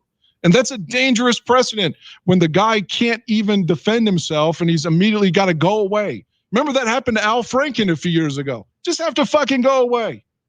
Just because someone said you touched their titty in an elevator. He didn't have to go away. He elected to resign. He was pressured. There's no doubt about it. He was pressured. By the way, lots of people in the chat room want to know if you are willing to share the names of these women who like to be choked. No, I'm not even trying to make light of that. We're just joking here. I'm just saying, but I don't even want to make light of that. That's a thing now. That's a trend. I swear to you. Well, that's a trend. Women like to be choked suddenly. I had one woman ask me to cut her, which I refused. I absolutely refused. This is not a trend. You just hanging out with some weird chicks, man. I don't think this is the choking thing. It's a result of everyone having porn on their phone readily available 24/7. That's what younger women want in this day in their bedroom. I hate to say that. That's a thing right now. Every woman seems to want to be choked, and it makes me feel incredibly uncomfortable. Jeez. Like it's one thing to pull hair or smack their fucking ass, but like I said, I always think, can I trust this woman to not say that I'm abusing her? No, I've been at the jail. I had to give a statement once because a woman got arrested. And I remember the only thing that stood out was that she was barefoot. And I was like, why the fuck is this woman barefoot? I was there when she got arrested. I was there when they took her out for her arraignment. And then the next day, because she got arrested on a Saturday night at like 4 a.m. And then the next day she went to arraignment at like 10 a.m. On Monday, she goes to court apparently with two eyes like Stallone in one of the Rocky films and alleges that the officer beat her. And the thing was, she alleged the arresting officer beat her, which, again, he brought her in the jail at 4 a.m. He wasn't even on duty the next day. So when she was taken to court and I saw her leaving fine, that's why they asked me to give a statement. So she obviously had someone black her eyes and then went to court and tried to say that the officer did it when he wasn't even on duty on the Sunday. Mm-hmm. So that's what I'm saying. Women do things like this, and I'm not men and women. So see, when you just say women do this stuff, that is where you need to kind of check Men yourself. are the pieces of shit that will molest kids and beat women. Men come up with false capable of accusations too. So when you just highlight women do this stuff, that's what makes it sound so insensitive. And I know that that's not who you are, Dan. I know your heart. I know that you're a good person. I know that you would, denounce Marilyn Manson. You've seen the movie Disclosure, I assume. How many fucking guys, and that's where Michael Douglas accuses Demi Moore of sexual assault or sexual misconduct or whatever. It's from 94. Mm-hmm. But I'm saying that's an outlier. Most of the time, men are not going to accuse a woman of any sort of sexual deviancies. No. What men do is different. They come up with lies. Oh, she's a whore. She does this. Oh, you can, men, that movie proves it, is that men generally are in power. And so they can say things about women. I agree with that. It doesn't have to be a sexual thing per se, but men have for centuries, since we crawl out of the slime, men have used their power over women to get over on them. So I don't disagree with that at all, but I do think that the tactic with alleged abuse, whether it's physical or sexual, is typically something that a female accuser has against a male, not male versus female. I'm sorry. There are not a lot of times where a man comes into the jail saying, my wife hit me in the fucking eye and blacked it. That's not a prevalent kind of thing. I'm sure it happens, but I'm just saying in a lot of instances that when the person's accusing someone of abuse, it's usually a female with the male. I didn't make the world the world. That's the fucking world. Like you said, typically the male's bigger than the female, and the male usually is the piece of shit that's abusing. Females usually don't do shit like that. Females don't molest kids usually. It's usually males. If there's a woman involved in a molestation case, there's always a fucking pervert male behind it. Women just don't look at kids and like, I want to suck a child's dick. Men are the ones doing that shit. Men are the ones that have child porn charges and stuff, not women. So there are a lot of bad things to say about men. I'm just saying on this particular issue, sometimes women lie about abuse. Sometimes it happens. That's it. People want to know if you have any Packer friends. Don't be mad. Have any Packer fans? I was don't be mad Packers at me. fan. Don't be mad at me. I came off on you because this is something that really, really bugs me. I fucked a Packers fan last summer, by the way. Oh, really? She clearly started this choking trend. Guess what? She was fucking black. How about that? Because earlier you were trying to say that I was racist. I was kidding about that. Oh my God. You forgive me for that joke, right? I do. I have no malice toward you, and it stresses me out to no end to argue maliciously, though. No, we're not arguing maliciously. Is that you and I have diametrically opposed views on this particular issue. By the way, Dwayne Corey has just joined us. If he did this, I'll be on your side of it, though. That's the thing. All I'm saying is maybe he didn't do it. But if he did do it, then he deserves all the scorn that he's getting. All right. What do you want to talk about? Hey, Super Bowl. Let's get back to the Super Bowl talk, because I wanted to share something with you. Okay, I'll segue then. Okay. One of the things I've been reading online, and again, my friend's a Chiefs fan, and I guess because they were losing, he didn't even communicate with me during the game at all. Had they been winning, he would have been talking shit or whatever. But one of the things I've been seeing, and not from Chiefs fans, because I only know a couple, but they weren't necessarily vocal last night because they were down.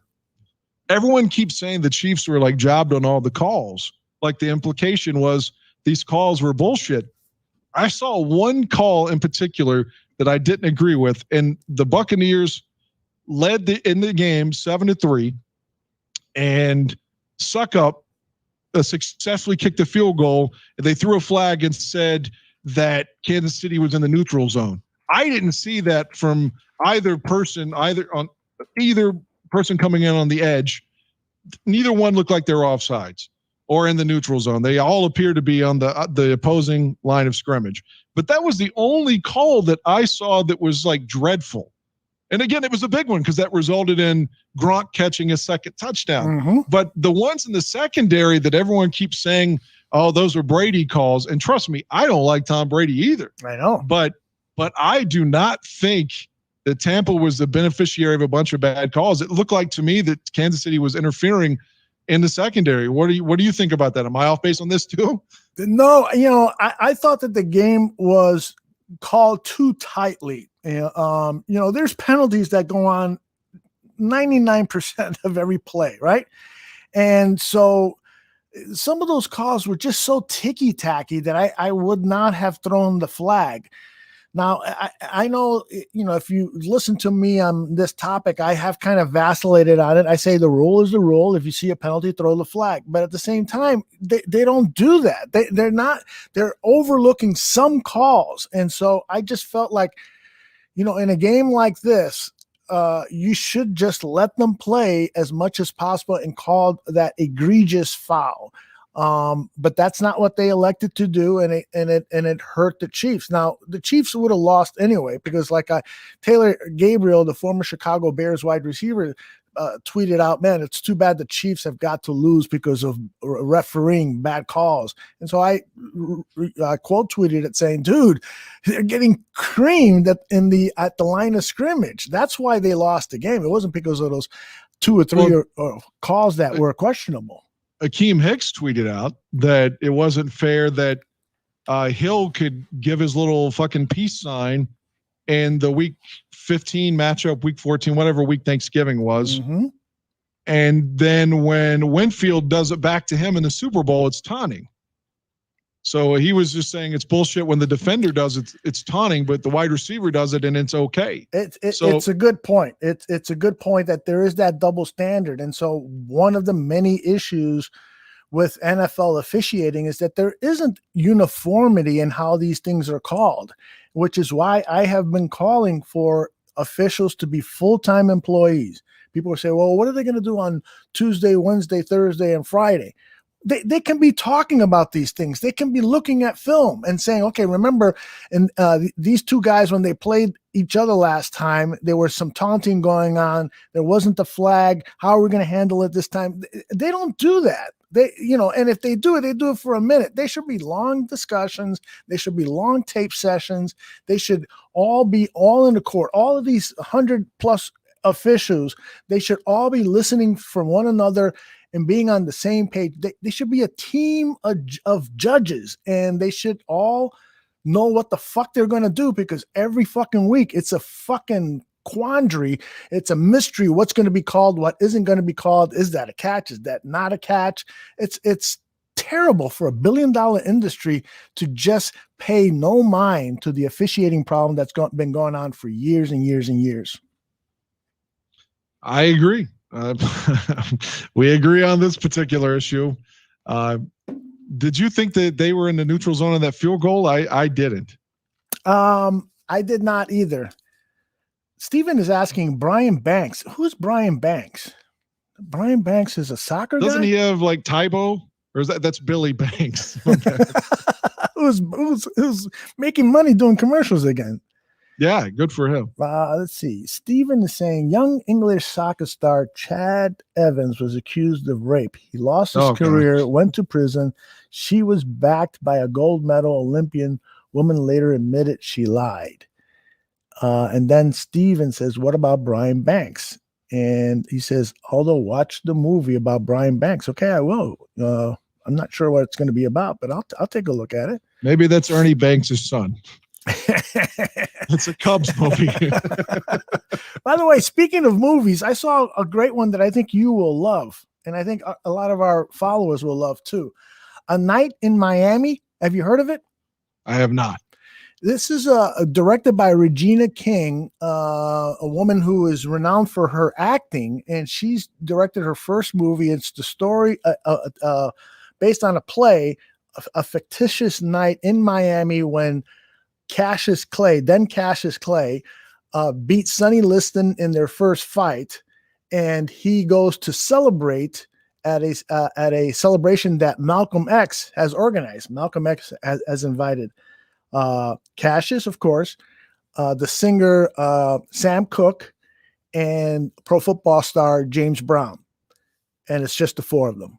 And what Malcolm X has. You mean Jim Brown, right? Jim Brown. What did I say? James? Well, yeah, I thought when you called him James, I didn't know if you meant James the singer or Jim Brown the player. Yeah, I'm sorry, Jim Brown. No. I was just clarifying. That's yeah. All. So what Malcolm X wants to do is try to talk these guys into taking a bigger voice into the black movement, the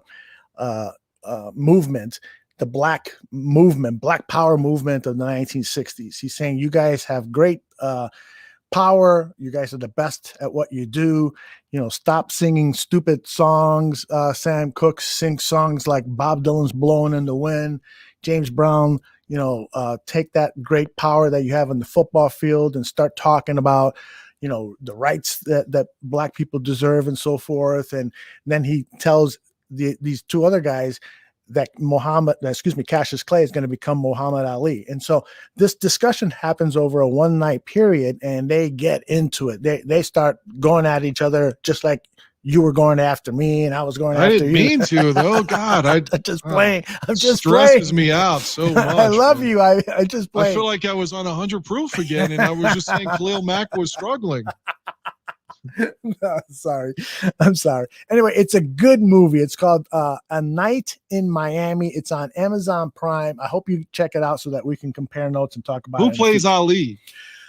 Ali is played not by a famous guy, but a guy who I'm sure will be famous. I thought Will Smith sucked as Ali. You know what? I've never seen that movie.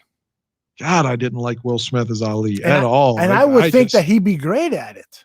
I thought he was dreadful.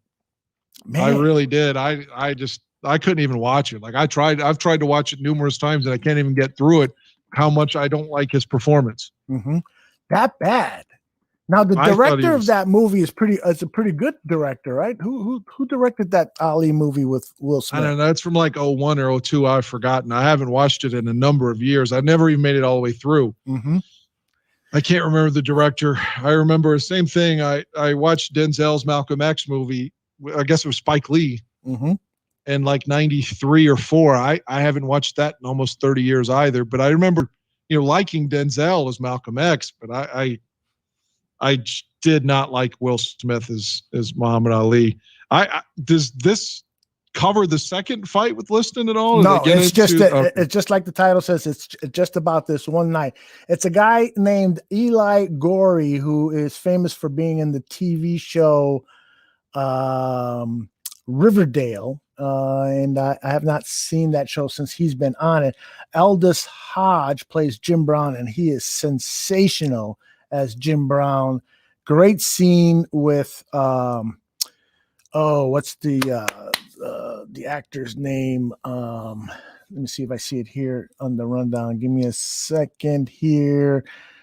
Bo Bridges plays a college coach. Jim Brown, on his way to go see the fight in Miami, stops by to see his old college coach, and the college coach meets him out in the porch of his beautiful home and tells him,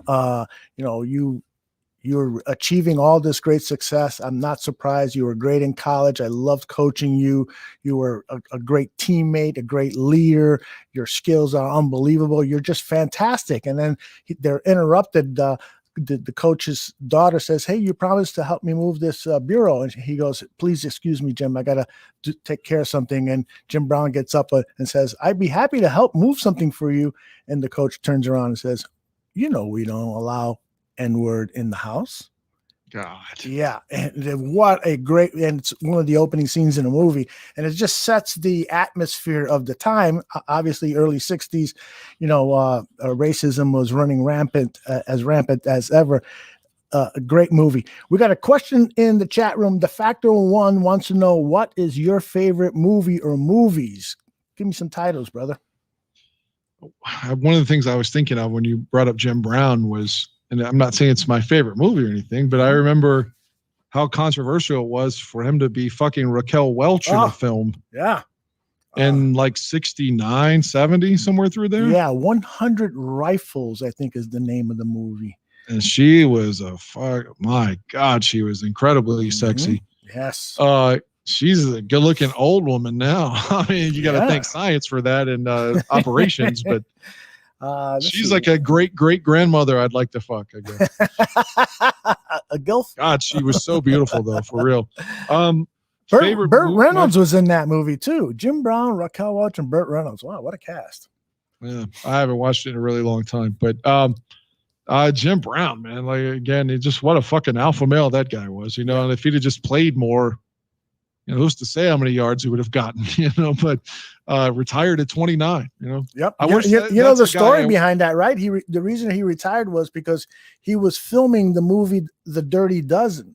And so Art Rooney said that for each day he missed camp because the shooting took too long, and so he had to stay in Europe for additional shooting. He was told each day you miss camp, you're going to be fined like $500, some small amount, but probably. Was it Paul Brown? I think they say that because they actually covered that in the movie. I think Art Rooney was the owner of the Browns then. Oh, I didn't know that. See, I connected him with the Steelers. Yeah. With No, Art Modell. Sorry. Art Modell. Yeah, Modell. he's the one that moved them to Baltimore. Exactly. So Jim Brown says, I'm going to retire. I'm going to stay here. I'm not going to incur these fines, and so I'm going to start my movie career earlier than expected. And so, but forget about that. Dwayne Corey says his favorite movie is Young Frankenstein, and James Bond is his favorite series of movies. What do you got, brother? My favorite film that makes me cry every time I see it, and I can confess to that despite our argument earlier. Wasn't it's an called argument? Eternal Sunshine of the Spotless Mind. Ah, Jim Carrey. Yeah, but it's not a comedy. I mean, there's some elements that are funny in it, but Jim Carrey is a dramatic actor in it. And Kate Winslet's in it, and Mark Ruffalo, and what was her name? She was the little girl in an Interview with the Vampire, Kirsten Dunst. Yes. It's in a great film. It's a love story, but it's also sci-fi a little bit too. In the film, you can undergo a procedure that essentially negates all your memories about one person.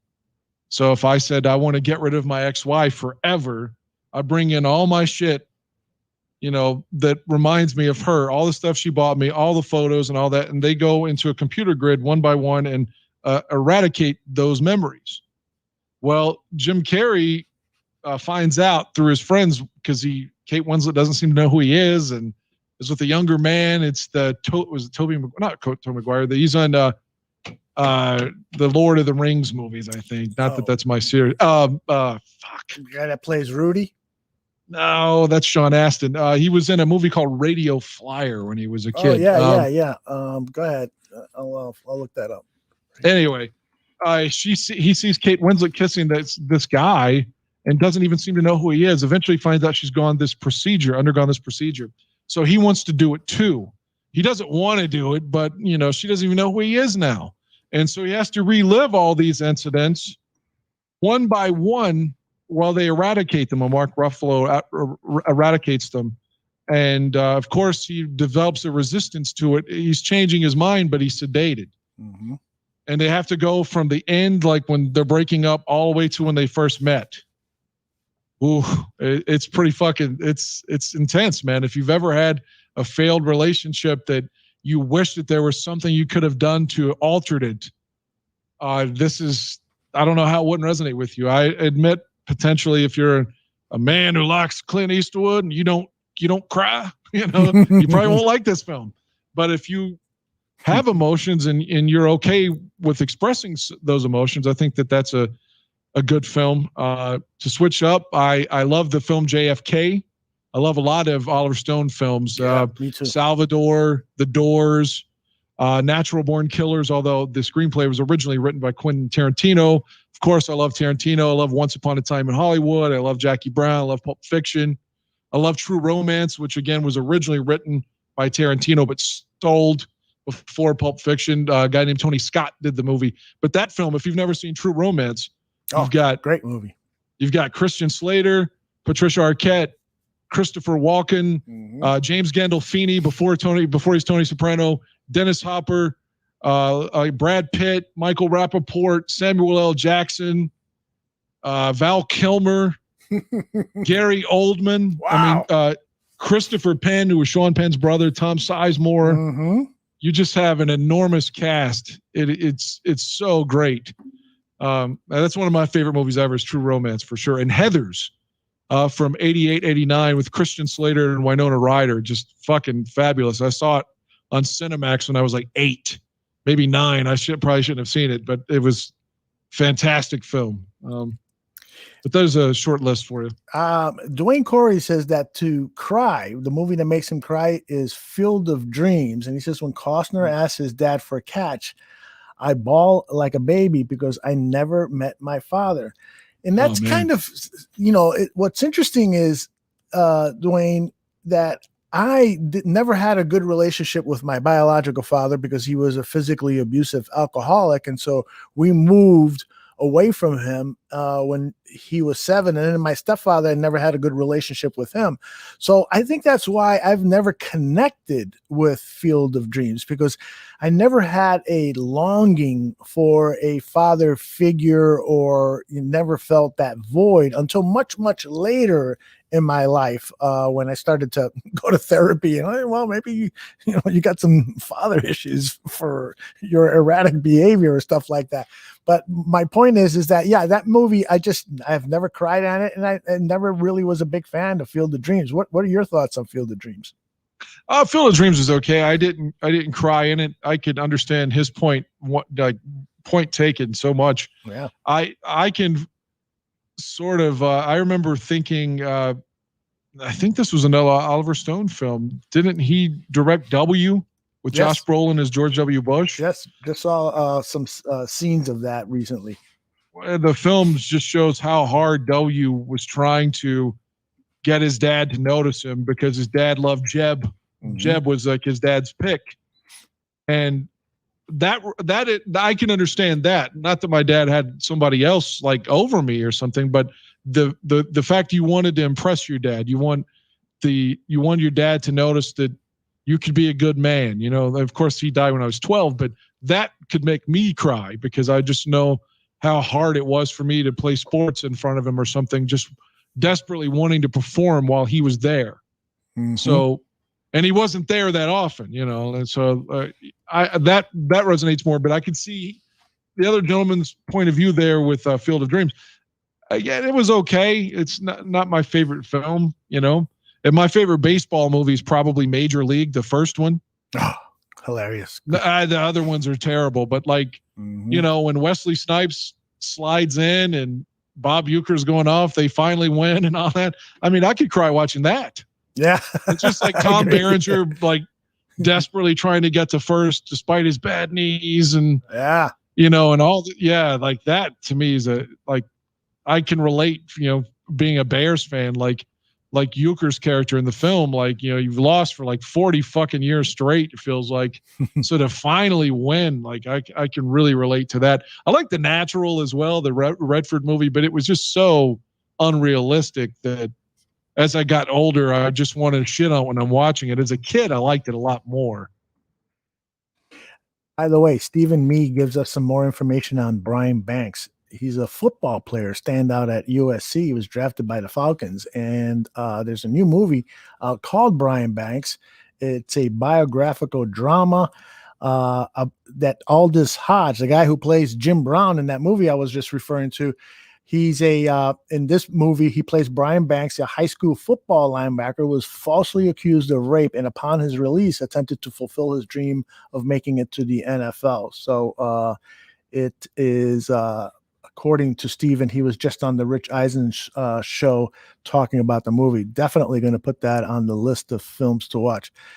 That's scary stuff, man. I told you about that kid, that Showtime documentary, the kid from Texas that was falsely accused of being a pedophile and was incarcerated. And it took him 6 years because he had this army of people online advocating for his innocence, because he was innocent. And all the people that just were dirty and low-handed in law enforcement that helped convict him, nobody was held accountable.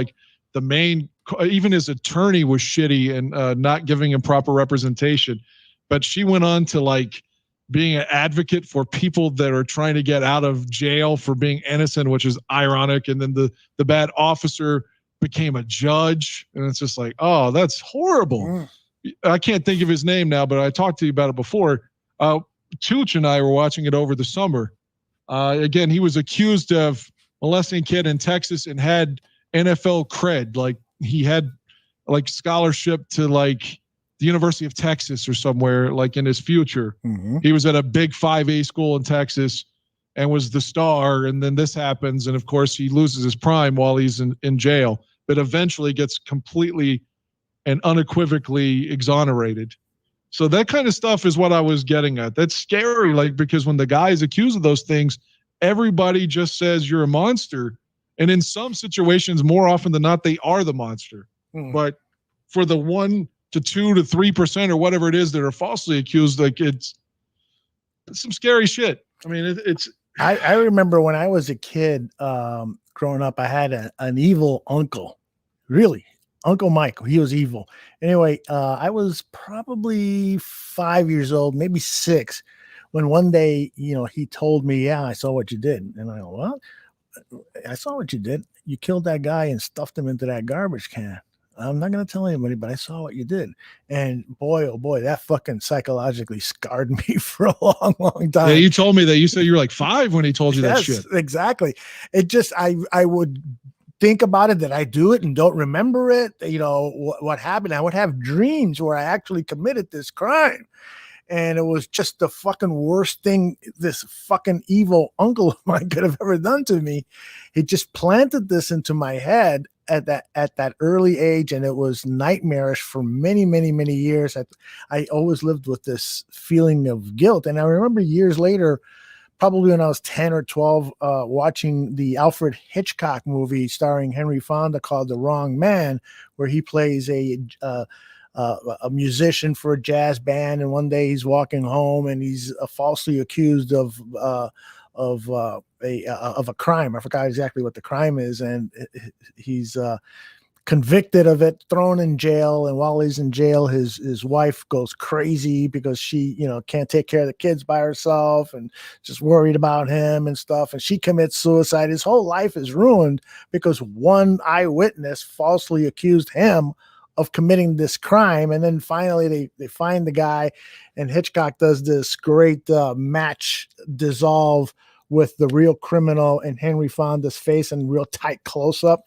And I imagine that at the time in the 1950s or whenever this film was released, that had to be a really powerful look at false accusers. And and like you said, it happens a lot more than it should, and sometimes it happens just because of a mistake. Somebody thought for sure, yeah, that's the guy, he did it, but that guy really didn't do it.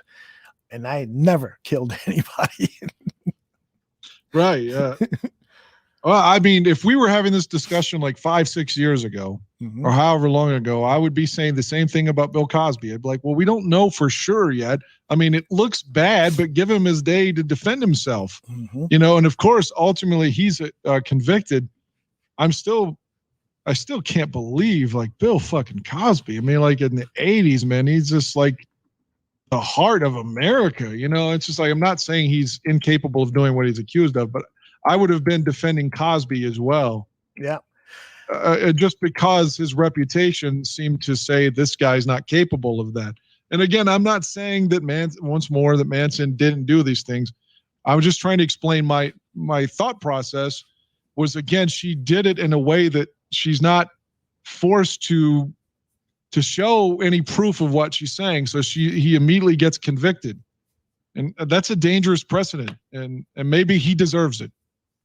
Hopefully, but I'm afraid that could be me one day. You never know. What if somebody comes back and says, you fucking choked me and you bit me on the ass or something in 2017, and now I'm accusing you of abuse? You got to stop with this kinky sex stuff, man. You never know. Like, because again, I'm not saying there's no validity, but this stuff. No, I can understand. Sure. 7, 8, they were together 7, 8, and 9. I mean, this is so long ago, but if he did do it, okay, I'm all for it coming out. But I'm just saying, imagine if something you did or didn't do like 2 decades ago, suddenly is being like Cosby, for example. This shit was happening 40 years before. I mean, if he did it, he deserves to be in jail. I'm just saying, it's like, God, could you imagine like someone accusing you of doing something 30 years ago or something like, I mean, it's terrifying. Like, what have you done that could be manipulated or twisted and construed into something that you wouldn't have a story, you wouldn't have a reason to defend or something. You wouldn't have a story that would say, no, I'm not guilty of that. No, I'm with you, man. It's terrifying. It's the scariest thing. A lot of men are facing now. The whole Me Too movement. I'm glad that it's happened, but at the same time, there's been a lot of, but there's also been false accusations. All right. The Factor wants to know what's the best 30 for 30 documentary for us. And also, if it's not a 30 for 30, then a sports documentary. I'd like to go first on this one because I saw this one when it was released years ago, and it was recently on. I caught a portion of it. The 30 for 30 called Catholics versus Convicts. Have you seen that one? The Miami Hurricanes? Yeah, it was all about that 1988 Notre Dame versus Miami football game. Yeah, I think I saw that. Yeah, they did such a great job of setting up that rivalry between those two schools, and the guy that came up with the T-shirt Catholic versus Convicts and how he sold tens of thousands of these T-shirts, but it created such a controversy because he was calling these kids from Miami convicts, and some of them were delinquents. There's no doubt about it, but it just covers so much from a social, racial perspective. That's a great documentary. And the other one that I totally love a lot is not a 30 for 30, but the sports documentary about the Ali Foreman fight. We Were Kings. Yes. When We Were Kings. When We Were Kings. Just a sensational job. Apparently somebody shot all of this footage and it just laid around for a while, and a filmmaker got his hands on it and pieced it all together. And it's just a great documentary on everything that happened in that famous fight in Zaire between George Foreman and Muhammad Ali. What do you got? It's amazing watching that there were so many people pissed at Foreman because he brought his dog with him. Oh, really? If you watch When We Were Kings, it offended their culture. Oh, that's right. I remember that.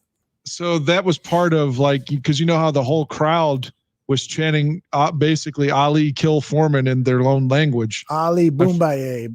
Yeah, but it was like kill him, right? Wasn't that what they were saying? Absolutely. That's what it meant. Yep.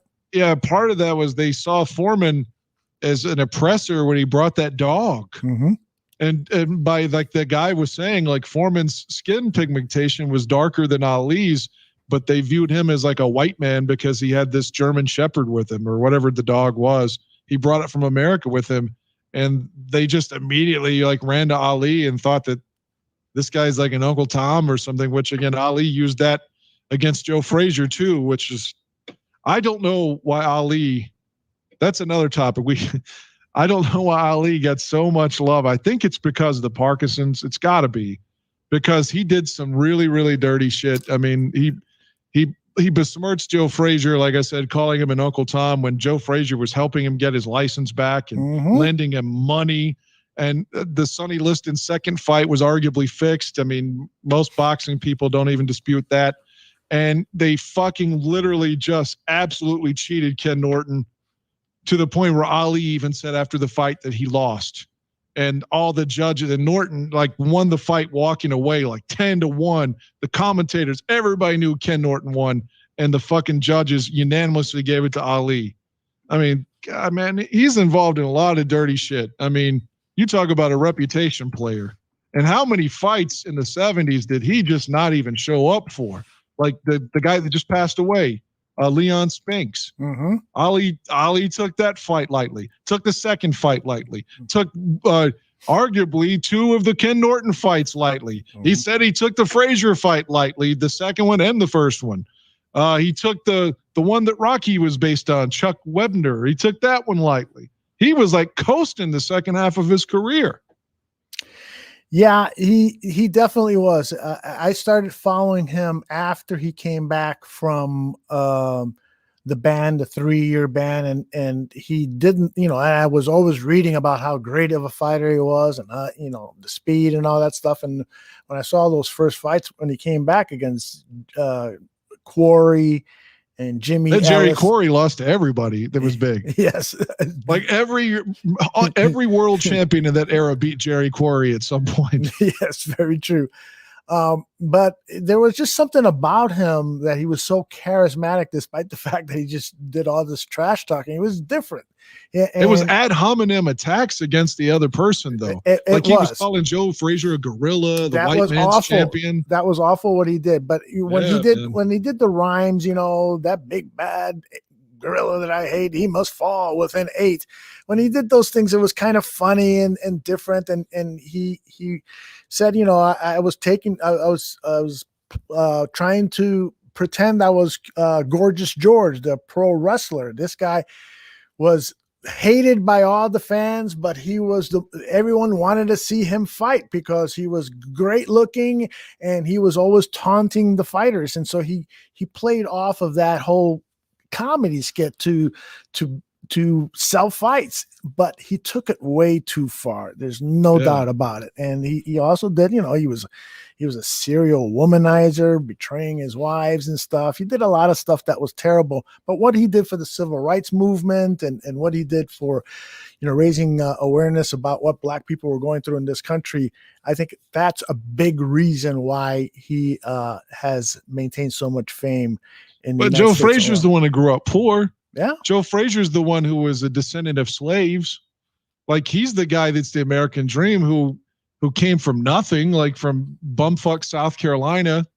Like, his parents didn't even know how to read, and then he ends up being the world champion and gives Ali the shot, helps him get his license back, lends him money, and like even acknowledges, I haven't beaten the real champ yet, and all these cool things, and then I don't know, man. That's a great documentary if you watch the Ali Frazier one. HBO did 2 of them. One in the early 2000s and then one in the mid 2000s when they added like more context to it. And the guy that does most of their narration, what's his name? He plays Ray Donovan. Leif Schreiber. Yeah, he's doing the voiceovers for it. Great. That is fucking phenomenal. Through 30 for 30s, I love the one about Phi Slamma Jamma, the University of Houston. That's your team. Yeah, I loved the Bad Boys, the Pistons. I love the Rodman one. I like the OJ Made in America. It was like 6 parts or whatever. That was outstanding. Yeah, I forgot that one. OJ's dad was gay and all these things that he had to grow up with, and in an era where you couldn't be gay. There's if someone's gay now, it's not a big deal, and it shouldn't be. But back in those days, especially, they were saying in the Black community too, it was just so harsh, and he was kind of running away from that his whole life, that scrutiny of his dad and stuff. And the Lakers Celtics one was great. Yep. It's a bunch of parts to that as well. Let's see. Do you have a collection of these? Yeah, for sure. I figured you did. Yeah. I'm trying to think what else. There's another couple good ones. The day that the earthquake hit the '89 World Series. Oh, that's a great one. Yeah, I was watching that live, of course, when that happened. Let's see, what else do we got? Of course, the last dance. Oh, the strike in '87, the replacement players. That's a great one. I haven't seen that one. Oh yeah, it chronicles how the Washington Redskins, they won the Super Bowl the year they beat the Bears in the second round, but they never gave one of the guys a ring because one of the guys that was a scrub or a scab, rather, was still on the Super Bowl team later after the season. He got a ring, but nobody else did. But as this culminates at the end in like 2000, whatever it is, 16, the scab players finally get Super Bowl rings because they did play in 3 games and they beat the Dallas Cowboys, who had half of their real players. Like, they had Danny White still, and they had Ed Jones. Like, they still had like Randy White. They had fucking Hall of Famers, and the replacement players beat them. And yeah, that culminates with them getting their rings later. That's a great gesture. Those guys were so unfairly, mocked by NFL players and, the scabs and stuff. And if you could create your own 30 for 30 sports documentary, what topic would you choose? I'll ask people in the chat room that. Think of a Chicago sports story, really any sports story you would like to see made into a documentary, a sports documentary. Before I answer that, I want to say the Holyfield Tyson one was great too. It's called Chasing Tyson. Yeah. I have not seen that one. I'd love to see that one. I don't you think have there's to a watch 30 for 30 that I wouldn't want to see. I still got a bunch to catch up on. Like there's some I don't care about. Like they have the guy, they did one on the guy that Ray Liotta plays in Goodfellas. That one wasn't too good. I don't care that Christian Laettner was hated in basketball. You know what I mean? Like some of those, like they don't interest me as much as the others. The Cleveland Browns one was, or the Cleveland in general. It talks about the Indians and the Browns and the Cavs. At the time, LeBron had left for Miami, you know, and left them high and dry. And it talks about Ernest Biner's on there crying. He won the Super Bowl with Washington, but he felt so bad about that fumble in the '87 AFC Championship game and how he let those passionate fans down. And it still bothers him to this day. Like that was powerful stuff. But they go back and give you a different edit later because LeBron comes back and wins the title in Cleveland. So they give you an alternate ending there. So it ends in a good way. Well, I mean, I think that there should be I'm not a Cubs fan, but there definitely should be an in-depth one about the Cubs and the generational impact and how many people lost their grandfathers and their fathers and everybody that their whole life they were chasing a Cubs World Series and these people died, and how so many people that were still alive were like going to the fucking cemetery and say, you know, like praying and this is for you and all these stories, and to finally win that World Series against the Indians. I think that could be easily a 3 or 4 hour one where you just give the history and not just gloss over and say, oh, well, they had a lead against San Diego and they blew it. They went to the playoffs against the Giants and they lost. And oh, by the way, they lost in 98 and then they finally won it. You know, give it some context. Like a Cubs one would be really good, especially because everybody's still alive from that team and you're a couple years away from it now. And you could get really good interviews about it, I think. Even Theo's gone. So yeah. Dwayne has a good idea for one. The helmetless hockey players and the fighting culture from, you know, there was that era when I first started watching hockey in the late 1960s. There used to be like a Saturday afternoon game of the week. And that's why my brother and I would watch the hockey games, because of the great hockey fights, man. The Boston Bruins were always like seemingly every other Saturday they were on, and they were always involved in these Donnybrooks. I learned the word Donnybrooks because, you know, everybody would come off the bench and they were fighting and nobody was wearing helmets and no protective gear. There was a famous incident of Teddy Green, a Bruins defenseman, was hit in the head by somebody swinging their hockey stick, violently just whacking away at his helmetless head. And that was a really, really dangerous sport back then. And even now, a lot of people are saying there's too many concussions in hockey that are being undetected and not a lot of people talking about. But during that era, pre-helmet, the Stan Mikita of the Chicago Blackhawks, I think he was the first NHL player to wear a helmet. But prior to that, man, nobody wore a helmet, and it was a great era. Everybody with long hair, you know, that they're skating down ice 20 miles an hour and their hair is just flopping. Everybody looked cool. It really helped sell the game, but at the same time, it was awful for what these players are going through. You had another idea? I was going to say, I was never a hockey fan. I don't even know all the rules, but if I were going to watch, I mean, I would probably watch that too, but a 30 for 30, maybe they have this one and I didn't see it. A 30 for 30 on the U.S. team in 80 that beat Russia would be good. Yeah, I did see one like that. I'm pretty sure it was a 30 for 30. Yeah. And a 30 for 30 on Gretzky. Mm-hmm. Because I know that like they won all those titles in the 80s. And then I remember like the trade to the Kings. I remember that happening. But I don't really know that story because I didn't watch hockey, like how it all came about. So I would definitely watch if it chronicled, like, I guess he was with Marc Messier in those days when they were winning the titles in the 80s, and how he goes to the Kings and why he was called the great one. Maybe it can focus on just Gretzky then. I don't know, but I would watch that just to like inform myself on, you know, the story would be more powerful to me than watching the games because, like I said, I have no interest in hockey for some reason, but I would watch those. Steven asks if we've seen the new 30 for 30 about the Raiders taking on the NFL. regarding their move and the whole Al Davis thing. I saw a preview for it, but I have not caught up with it. Have you seen that? No, I didn't know about that one. Yeah, it's I think it just was released a week or so ago. And then the Factor says any Chicago Bears documentary would be great. You know, a great idea. Can you think of a good Chicago Bears documentary? You know, the first things that come to mind for me are like the bad things, like when they named what's his name, the head coach, but he hadn't signed the contract yet. Right. You're talking about the guy, Dave McGinnis. Dave McGinnis. I mean, well, I'd love all the inside dirty scoop on that fiasco.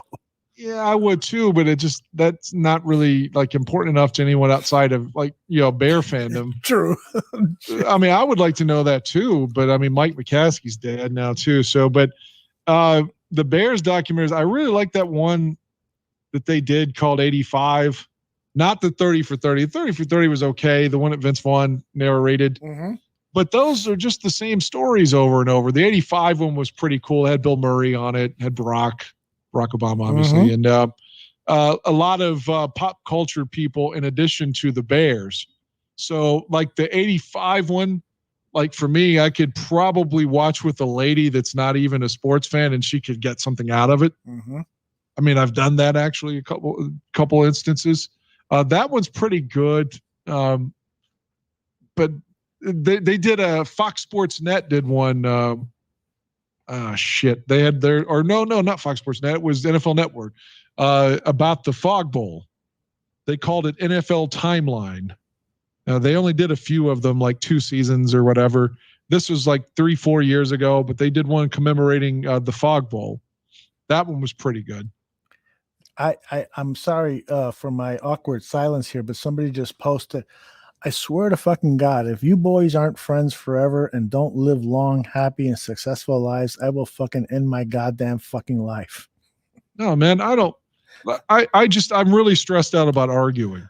And I know that was a good argument, man. You got to let it out sometimes. Arguing is good. No, then it creates ill feelings, which is obviously part of our thing before when Shane and I were mad at each other for a while, and that I'll take the fault for that, for just being angry at him, because I'm like, why are you keep being condescending to me, man?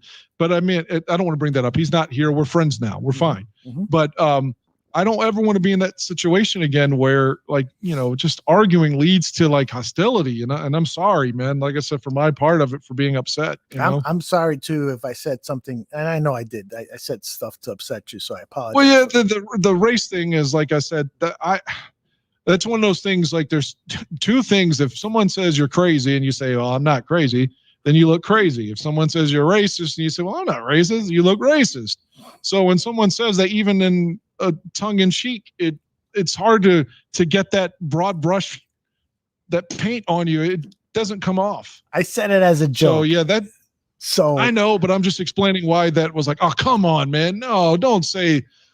In fact, like I said, I did grow up in an area that was 50-50. So the majority of my friends probably were black growing up. But I was in an area where there was just as many black people as white people. So I've never had a problem with race, and period. So, but when somebody says that, they see me as a white guy, I might as well just be one of the guys at the Capitol, you know? I mean, on January 6th, and I can't say that I'm not that guy, and that makes me look like that guy, you know? Were you there? Fuck no. Just kidding. Even like, let's assume, I've said this to right wingers for real. Let's assume that Bernie, and I was a passionate Bernie supporter. I still like Bernie. I like his mittens. But let's say that Bernie was like, look, man, fuck the Democratic Party. They stole it from me twice now. I want you to come to Washington and we want to storm there's no way I would take part in this. No fucking way. And I would be saying Bernie's a criminal if he did this. That's why I don't understand so many people that just won't. It's like the Republican Party is more important than the country. Because if this were Barack, they would be all over him. If this were Hillary, if this were Bill, they'd be all over him. And I would be too. I don't understand why they defend this guy. The impeachment trial is going to start later today, and you know he's going to get acquitted. You know it. But isn't that like, so many football fans can never say a good thing about the Green Bay Packers because hey, I'm a Chicago Bears fan. There's no fucking way I would root for the Green Bay Packers. I wouldn't root for them, but I acknowledge that Rodgers deserved the MVP this year. For sure. He absolutely did. The regular season MVP, 44 touchdowns, like 4 picks. It was fucking incredible. Rodgers' biggest problem is he chokes in big games. But beyond that, in the regular season, he's James Harden. In the regular season, he's James Harden. He leads the league in scoring. But in the playoffs, he always just, fizzles out. But again, in the regular season, he was fucking incredible this year. It's like a wet dream to have a Bears player play like he did this season or any other season, but specifically this year, he was unequivocally the MVP. Mm-hmm. So there you go. It's a Bears guy praising a Packers guy. That is so rare on Chicago Bears podcasts. I mean, don't you think he was MVP? Oh, yeah, absolutely. This year, there's nobody else in the league that even came close. I think, despite the fact that he's only won 1 Super Bowl and it was because the Bears gifted them the NFC Championship Cutler game. got hurt. I still think that Aaron Rodgers is one of the best quarterbacks of all time. Based on what I see and what this guy does, his mechanics, the way he eludes the rush, these incredible throws that he makes, the accuracy, the Hail Marys. Yeah, he's a dick. He's not a great leader. People have talked about his leadership skills, although I think that they've gotten better over the years. I still think that he is he's definitely in my top 10 and could be in my top 5. I'll have to give it some thought as to who my top 5 quarterbacks of all time are. But Aaron Rodgers is definitely a top 10 quarterback in my list. He's a great fucking quarterback. I wish the Bears had him. Well, I did not want Favre. I was the meathead that said, absolutely not. I do not want Brett Favre under any circumstances. But I hate to say it. Like, if you told me right now, if you're going to win a Super Bowl, you have to do it with Rodgers, then I would say, okay, let's do it with Rodgers. Like, if you'd have told me that 15 years ago, you have to do it with Favre, I'd say, fuck that. I don't even want to win it then. That's how much I hated Favre at the time. And for Brett Favre to come out and criticize Deshaun Watson now, what a fucking hypocrite. Mm-hmm. Did you see that? Yeah. Every year, Favre's like, I don't know if I got the old arm can throw it this year. I don't know if I'm going to do it or not. And it'd be like, NFL Network live in Mississippi, outside Brett Favre's house. Is he going to play? Where is he going to play this year? Is he going to go to Minnesota? Every year he did this thing to get all this mass attention on him, and he's going to criticize Watson because he said he wanted to be traded, especially when he himself demanded to be traded from Green Bay and demanded to be traded to to Chicago or Minnesota at the time. Right. I mean, what a hypocrite. Like, I almost like Rodgers better than Favre now. And I hate saying that too, because Favre has been gone so long that it's like, oh, maybe I don't hate him as much as I. No, I definitely like Rodgers better than Favre.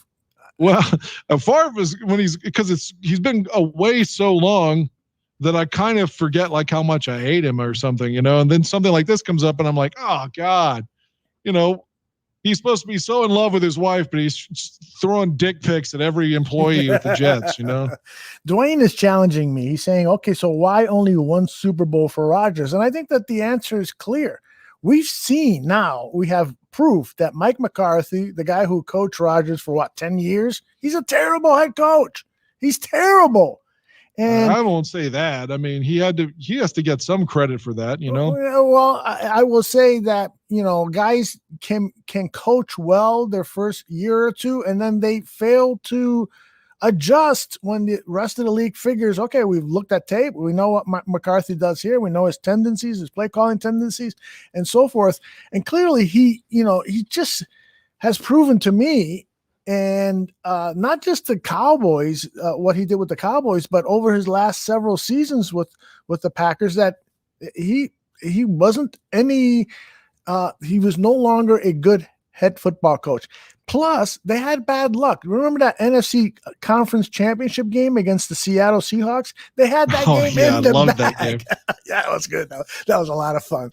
But they had that game in the bag, and then all of a sudden, Julius Peppers tells the guy that intercepts the ball to go down. Don't run it back. He could have picked up another 40 yards. They go down, and then Rodgers on a 3-and-out. So the Seahawks get the ball back, and Russell Wilson leads them to a touchdown, and they go into overtime. No, they needed an onside kick, if I recall correctly. And so, yeah, and the guy from the Packers touched it. That's right. He was supposed to block. He was supposed to block the Seattle guy and let one of the wide receivers behind him field the ball. But no, he saw the ball. He was a backup tight end. I forgot his name. Richard Rodgers, I think it was. He goes up and catches the ball because he instinctively saw it there and didn't do his job. And they should have gone to the Super Bowl that year. But instead, Seattle went and they won the Super Bowl. So they've had some bad luck, bad coaching. I think that's the year they lost to New England. When Russell Wilson was intercepted at the goal line. Oh, was it really? Yeah, because the year that they beat Denver in the Super Bowl, they beat San Francisco in the championship game. I think Sherman intercepted Kaepernick in the end zone to win it in the corner of the end zone, and then they went and just beat the dog shit out of John Fox in the Super Bowl. And then the next year they lose because they should have handed it to beast mode. Instead, they threw a slant pass, and Malcolm Butler intercepted Russell Wilson. Mm-hmm. And yeah, that was following the Green Bay championship. Okay. Game. Well, and that's another Tom Brady Super Bowl win that he should have lost. Right? For sure. Absolutely. Maybe a 30 for 30 on Eli upsetting them in 07. Oh man, hasn't that been done already? I'm surprised. I don't think so. I would like to, I really got to see that Raider one, but I had another idea too. I was about to say? Another good one is that June 17th, 1994, when it shows all the stuff going on the day the chase happens. Yeah, yeah. That's a great one. Arnold Palmer and the Knicks and the Soldier Field had the World Cup. That's right. Yeah, and all like Bill Clinton was there, and then the chase happens during the finals. Of course, I watched that live. You know, I was glad you referenced to Michael Moore. I watched that fight live on HBO. I still use that sound like in my broadcast when I'm on air, like for sports. Whenever a team that hasn't won a really long time wins, Jim Lampley's when Foreman wins, he just says, "It happened, it happened." That's right. I use that like we had. That's a great call. We had our first female head coach for varsity.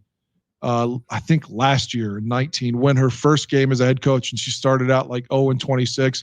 And it's because she's at a shit team. They hadn't made the playoffs since the 70s, literally. Mm-hmm. So it's not like she's stupid or something. She was an athlete herself. Her brothers were athletes. You know, she's got great pedigree. But she took over this horrible program. They barely have enough people to field the team. She's like 0-26. They finally win a game. And when I describe that on the air, I use Lampley. Like, it happened.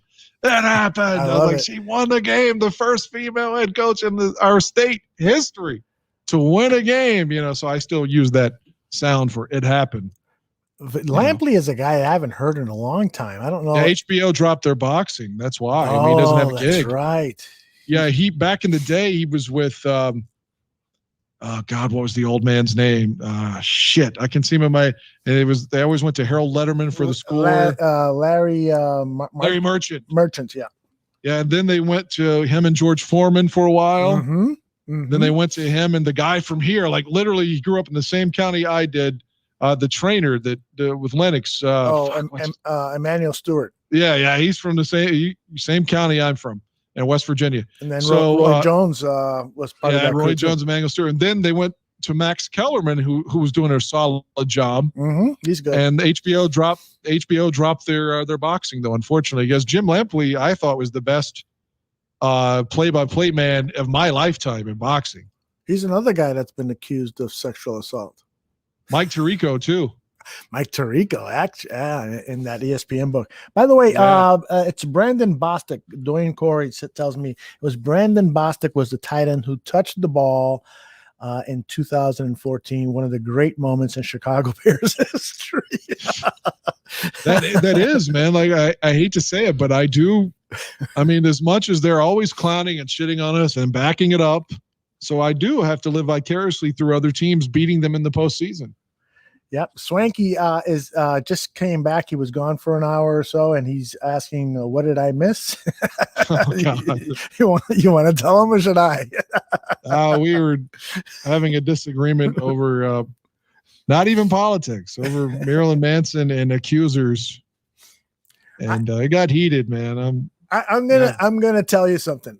I believe Evan Rachel would, but you're absolutely right. I don't know the facts. I don't know what happened. And so maybe she is making it up. But I'm going to tend to believe the woman more often than not, because why would she bring this whole thing up? And that was my same question to you. Why would she say this when this is supposed to happen in 7 or 8 and it's 2021? Like, why now? But she seems hell-bent on destroying him. It's like she's got some built-up malice. Like I said, she's denying things that she said that I clearly saw her say when they were dating. And she defended him when they broke up. I mean, we don't have to rehash it, but maybe she's telling the truth. And if she is, I will denounce him publicly on air. People are saying that when you say all these bad things about Aaron Rodgers, I was trying to make a joke that clearly it wasn't funny. All right. So yeah, I hate Aaron Rodgers. I admit that, But I'm not going to accuse him of raping me, though. Dwayne says that he just watched the documentary on the Gotti Ward fights, and he really cries when describing his calls in the 9th round when he begs the official to stop the fight so Gotti won't get hurt. So clearly he's saying when Lampley is describing, the calls in the 9th round. I have got to watch that documentary because those Gotti Ward fights were fucking mythic, man. Great That's stuff. A good documentary. Just popped in my head. Roberto Duran and Sugar Ray. Oh, yeah. Man, that's fucking fantastic. Mm-hmm. Yeah. That whole, Leonard Duran stuff was really important in my life because my brother was a big Sugar Ray Leonard fan. I would have been rooting for Roberto Duran if I was watching this live. I'm sure. And that was the relationship my brother and I had for many years. So whoever he rooted for, I would just root for the opposite guy because I disliked my brother, still do. So I wanted to give him shit. And so that first fight when Duran won, I was on fucking top of the world. And then when he fucking quit in that no mas, and I had to listen to my brother for years giving me the no mas thing, that was not a happy time. I felt so bad for him in that documentary because Sugar Ray's desperately trying to help him get over it. And just come to grips and just admit that you quit. Like just admit you got frustrated. He was showboating you. You lost your temper. Mm-hmm. He's showing you up. He's doing all this fucking shuffling and shit. Like, because in the first fight, Sugar Ray is like, I'm going to be a man and show you I'm no pussy, and I'm going to fight your fight. I'm going to beat you doing your style. Exactly. And so he hangs tight with him, but he loses, and he legitimately lost, I think. Yes.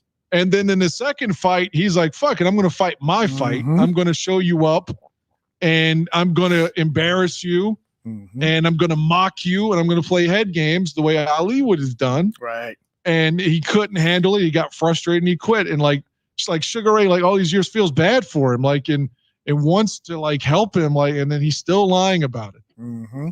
He even went down there to try to help him. Yeah, that was a great scene. Yeah. He desperately tried to help him. He's like, he knows he's lying, but he's like, I'll just take him in his word. But it's like, I guess Duran is so, but he was so vilified after that. Like his own country turned on him. The way Drago's country turned on him in Rocky IV, with fiction, was the way they really did turn on him down there, So it's incredible, man. He's a fucking hero for 6 months. Wow. But he's out of shape in their second fight too. That's another thing, is he celebrated too much. Yep. And then their third fight, they're both too old, so it's not worth a fuck, Right. Duran was much like that Jake LaMotta character in Raging Bull, Right. Just that mercurial, guy who just couldn't control his emotions, made a lot of bad decisions in his life. I would like to see a documentary on the fact that I think Marvelous Marvin Hagler beat Sugar Ray Leonard, and they gave the title to Ray Leonard 30 for 30, even though Hagler did not lose that fight. That would be interesting. That would be good. I swear Hagler won the fight. Again, it's just, did you watch it? Yeah. I about a year ago, I watched it again on YouTube, and what a fucking great fight, man. But Leonard comes in with a flurry at the end, and that's why people give him the fight. Like a bunch of punches at the end. Yep. He's got great heart. He does. And Hagler hadn't lost a fight in 11 years. So I get it. It's David versus Goliath in that regard. But man, I don't think he won the overall fight. He won the last 2 rounds or whatever. I don't think he won the fight though. Swanky asked, do we remember the Sugar Ray Leonard and Dickie Eklund fight? I do not. I don't either. I remember, I remember the names, the name Dickie Eklund, but I don't remember the fight. So Swanky, tell us why we should remember. Swanky writes, the first Leonard fight that I remember live, because again, remember I was a kid. Like the Duran fight, I was just born, literally the month before, so I didn't see that till years later. The first one that I watched live was the second Hearns fight, and the first one was obviously great, but I was too young for that too. So I didn't see Sugar Ray in his prime. I've gone back and watched Sugar Ray in his prime, but not live. Dickie Eklund, and he says that Dickie Eklund was in the movie The Fighter. Fighter's a great movie with Mark Wahlberg. Yeah, it's great. And Christian Bale. Fantastic movie. Yeah, it's almost better than Rocky. Really, I agree. And fucking Christian Bale's performance. Wow. It's so like gritty and realistic. Which I guess at the time Rocky was as well, and it blends in the love story. That's why so many people, love the film. And I'm just talking part 1 here. All the sequels kind of jumped the shark, but I kind of like it better than Rocky, but I guess we're comparing a movie from 2011 to 1976. Well, I say maybe Rocky is The Fighter if Sylvester Stallone was 30 in 2011 versus 76, because it just seems like such more of a progression, from Rocky in terms of how it looks and how gritty and dark it is. And of course it's rated R, so it's allowed to be that way versus Rocky's PG, right? The first one? Right. Yeah, so there's so much darker, the drug use and all these things that the fighter could show that Rocky kind of couldn't. Right. But it's a great movie. It's a great film. I'm trying to remember. There was a documentary. I don't know if it was a 30 for 30 on the guy that Rocky was based on. It's Chuck Wepner. He fought Ali. Right. Yeah. And so he tried to sue Stallone because he never got any money out of that. You recall he that? won. He got a settlement. He did, huh? Oh, wow. Yeah, he was supposed to appear in Rocky 2 just as a cameo as himself, and for some reason that, didn't come into fruition. I forget the story. But I always thought it was absurd. It was like, okay, so Stallone watched the Wepner fight and wrote the script. Why are you entitled to any money? I just thought it was complete, bullshit. But when you watch the film, like Stallone, contacted him and allegedly, and was telling him how you inspired me, and I want to write this film based upon you and your life, and I even want you to appear in the movie and all this stuff. So he kind of had a claim to it because all the stuff Stallone allegedly said, and I'm fairly certain he got a settlement. It was what was it called? Wepner versus Stallone or something, the 30 for 30. Yeah, I thought that was pretty good. Man, I got to watch that again. I don't recall that last act of it, but not that I'm doubting you at all. But I haven't watched it in 10 years or 5 years, 6 years, whatever. Whenever it came out, 15, 16. Yeah. Whatever it's been, I haven't seen it since then. But I went into it against Chuck Wepner, thinking that it's ridiculous that he deserves any money for this. When I left it, I was like, wow, okay, I see a side of it a little bit. Yeah. It's just like HBO did a documentary. We talked about this on High Have a Stream. It was a controversial case recently in Massachusetts, I think it was, where the guy kills himself and his girlfriend was texting him to do it.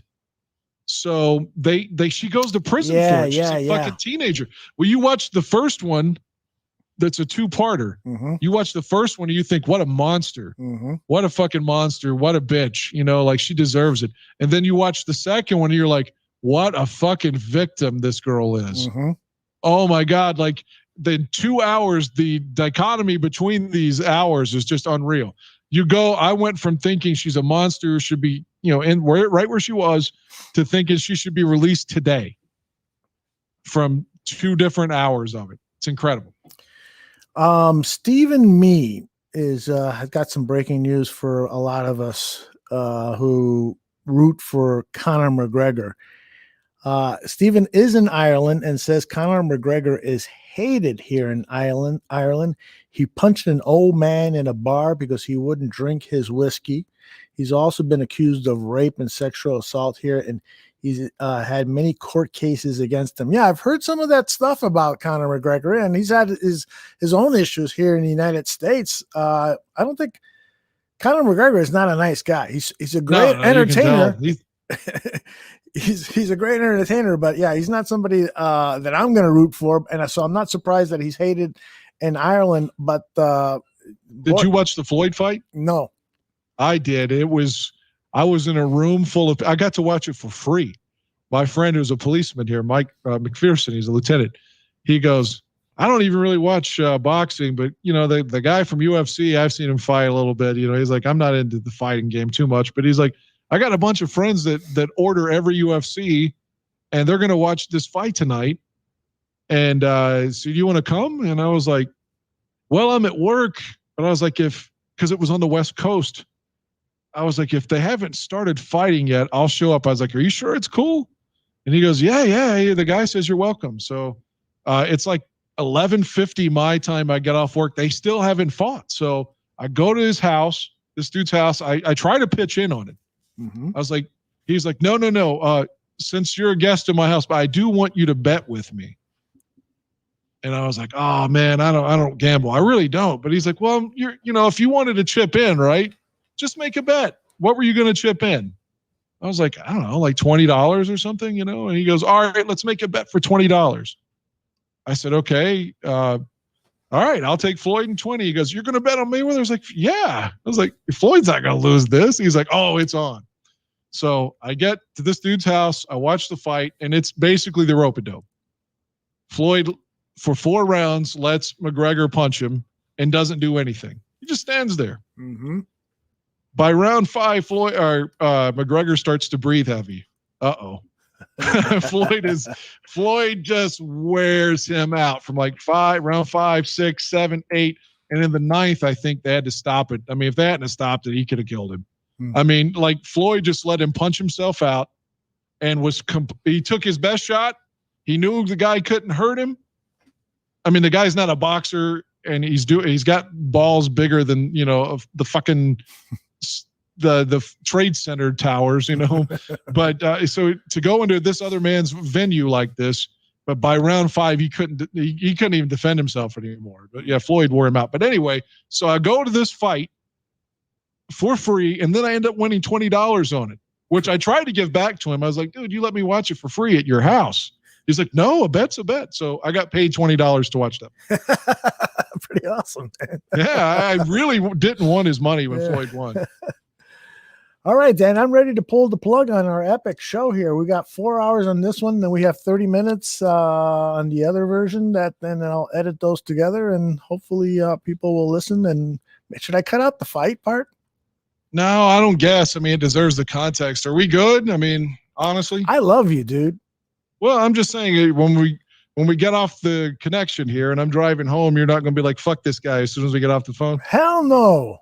Okay, just making sure. I was brazenly just asking the serious question. No, if anything, you should be the one saying, fuck Aldo. He's accused me of being racist. No, I'm not. Like I said, I don't like to argue like that because, like I said, it usually leads to hostility and stuff, and I just don't want to denigrate anybody or argue about things like that. It just feels like there's malice just palpable in the room, during those situations. And I'm sorry for even allowing myself to get worked up. No, hey, I think you have a passionate point of view about people who could potentially be accused of something they haven't done. I appreciate that.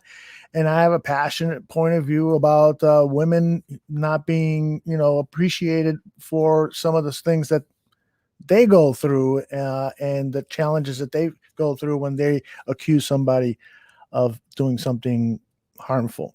So, and that's when we clashed. And I said a couple of things that I shouldn't have, and I apologize for that. And it's over. Well, like I said, I'm on the side of women more often than not. The guy is the piece of shit. I say that the guy's the one that beats women. The guy's the one that molests children. It's usually not women that do that shit. If the woman's a sex offender, there's a guy that put her up to it, which doesn't absolve her, but usually the man is the mastermind of all bad things. I admit that.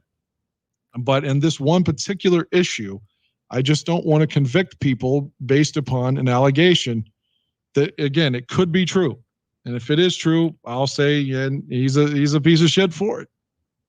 But I don't know that it's true. And like I said, it just right now when Corey fucking Feldman is piling on saying, oh, he abused me too because he hit me in the fucking ass or something. Mm-hmm. Come on, man. You're just trying to get back in the news. Like, I'm not saying that about Evan. I'm saying that about Corey Feldman. You're just trying to get in the news, bro. You're trying to be relevant again. That's for sure. Yeah, Corey Feldman saying, I mean, that's a joke to me. That's complete. Like, come on, man. Corey Feldman, you're not in the same ballpark as Evan Rachel Wood.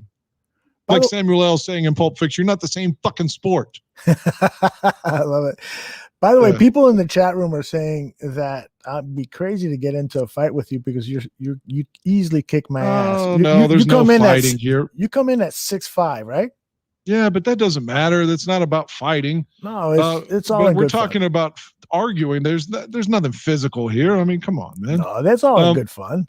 Well, I'm just saying, you've seen, or we saw Rocky IV. The shorter guy can beat the taller guy. So what? The taller guy has less stamina usually. No, I'm just saying, like, a tall guy can get his ass whipped as soon as anybody else, and that includes me. So, I mean, Swanky agrees with you. He's saying you are just saying he's innocent until proven guilty. Period. Like I said, to put a bow on it, I just feel like she's conveniently doing it in a form where it's politically incorrect to question her. It's almost like you're not even a liberal if you question her. You have to just let it go as fact. But she's not subject to any scrutiny or any cross-examination. He's just guilty and just banished. And maybe he deserves it in the end. But as of right now, we don't know that. And that's a dangerous precedent to just allow anyone to just smack somebody and say that's that. That's all I was saying. And again, if he is guilty, I will say he's a piece of shit. And it will. I don't know if you noticed, I used to have in my Twitter, this has been subtle, all right? Uh-huh. I didn't acknowledge this or say it to anybody. I said something like, Marilyn Manson, Kurt Cobain kind of guy, talking about my music. I took Manson off of that. Really? A week ago. It just says a Kurt Cobain kind of guy. See? I took Manson off because it was like, ooh, that's bad. Ooh, that sounds bad. That's what I thought initially. I was like, ooh, but when everybody else is like, oh, Lana Del Rey says he weight shamed her, like, get out of here, man. These are not the same things. And now they're just bringing up frivolous stuff. Like, he forced me to wear black lipstick. Like, these things are not the same as what her allegations are, but they're being piled in. So I still took that off on my thing. But yeah, I do hope that in the end, if he's innocent, that he's absolved of this. But if he's not, I hope he's right where he should be. Now, when Marilyn Manson grabbed your crotch in that picture, yeah, was he really grabbing it? Yeah. We were in backstage, and they go to take the picture, and he grabs it, and of course I make that stupid face. And his quote, and I always tell this to anybody listening, when I tell the story, I was like, man, you want the guy to be like, what a cock on this guy. Boy, this guy's got a fucking dick on him, That would make you like proud, But he looks over at Twiggy and he says, that's a set of balls in that guy.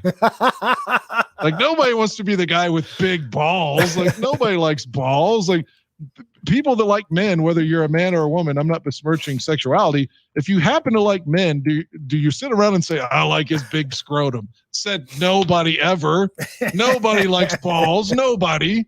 So yeah, he said that. I was like, yeah, damn, I'm the guy with the big balls, So it's a good picture. It's a great picture. I had no idea that he was going to do it. And in the second photo, I actually have my arm around him. He didn't complain. I was like, well, fuck it, man. You grab my balls and my fucking junk. So in the second photo, I've got my arm around his shoulder and I pulled him in tight for the photo, and he didn't complain and he smiled, but my ex-wife's in the photo. So that's why I usually don't share that one.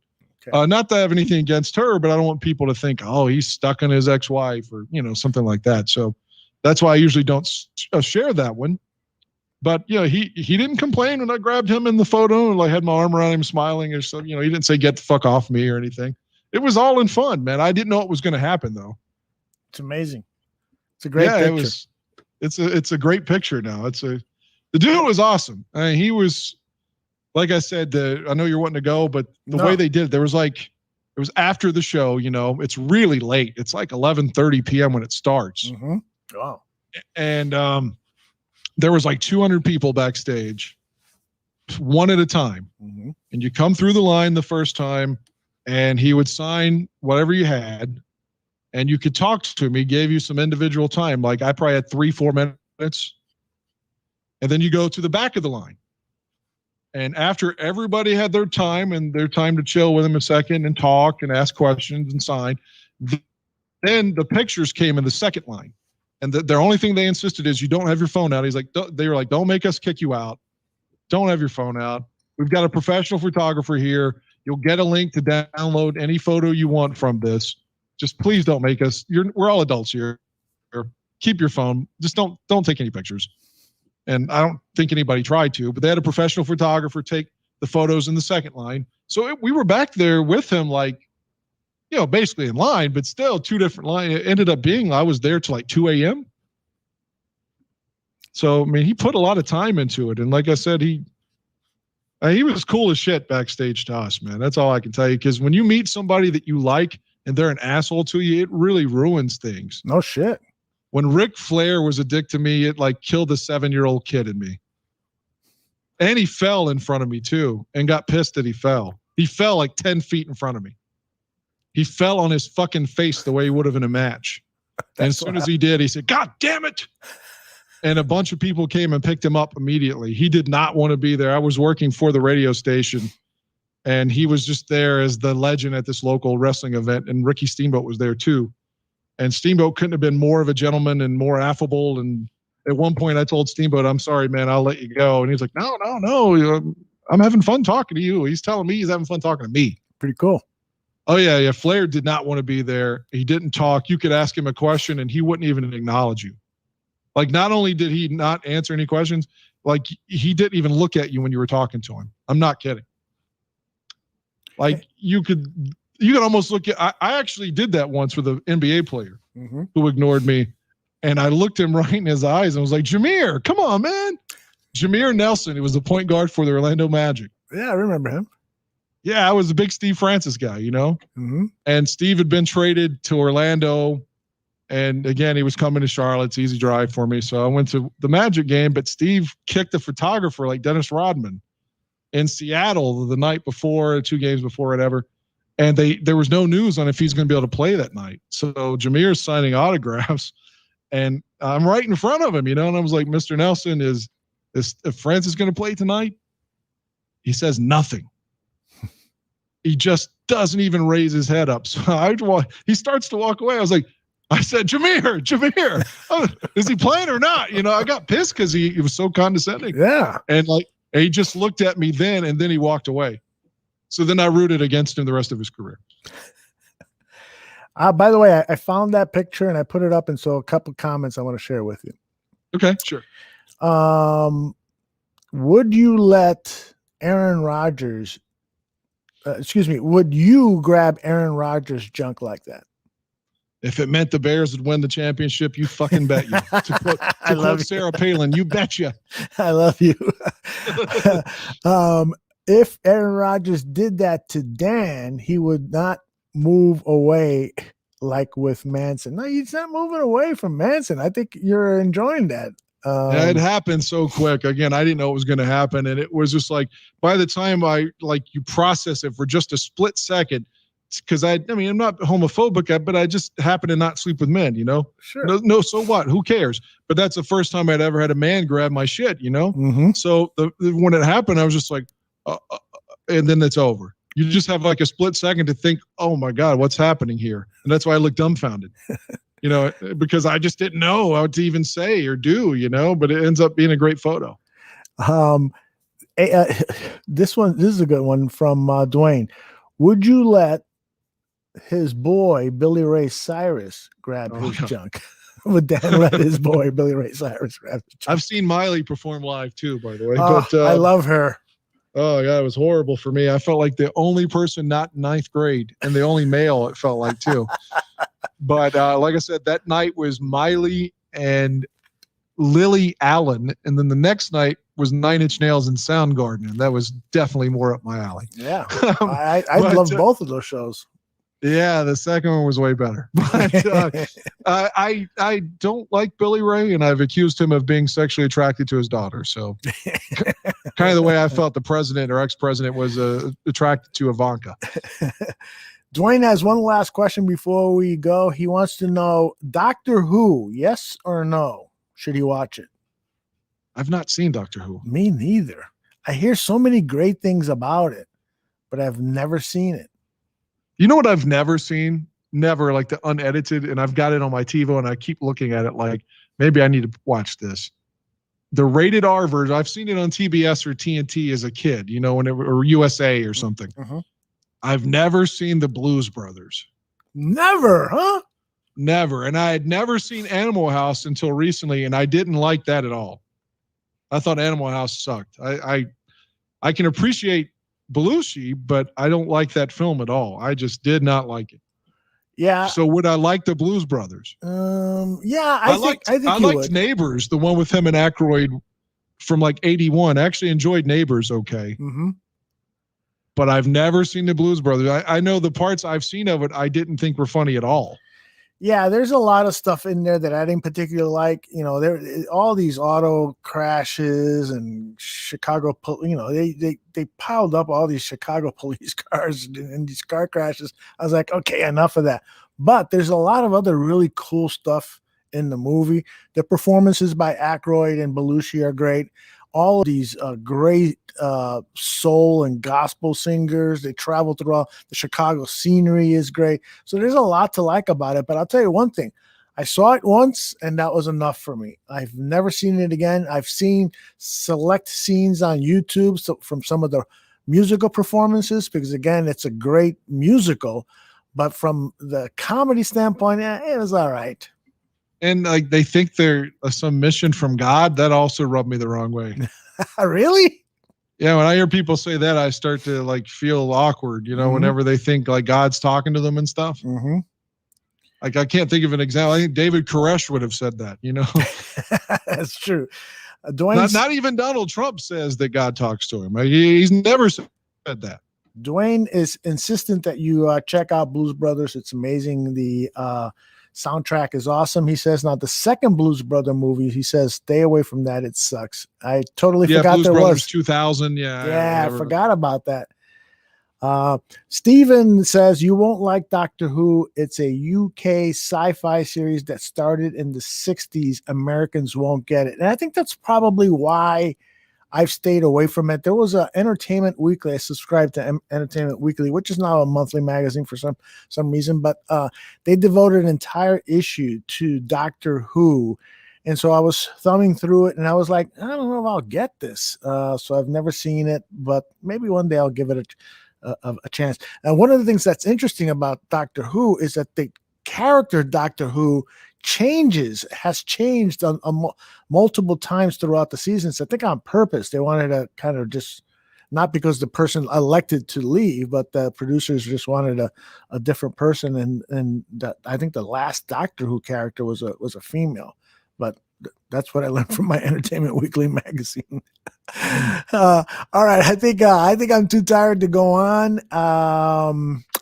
Dan, I love you. I hope you forgive me for the nasty things that I said. And well, yeah, I mean, like I said, I hope that you don't have any hostility toward me, you know? Not at all, man.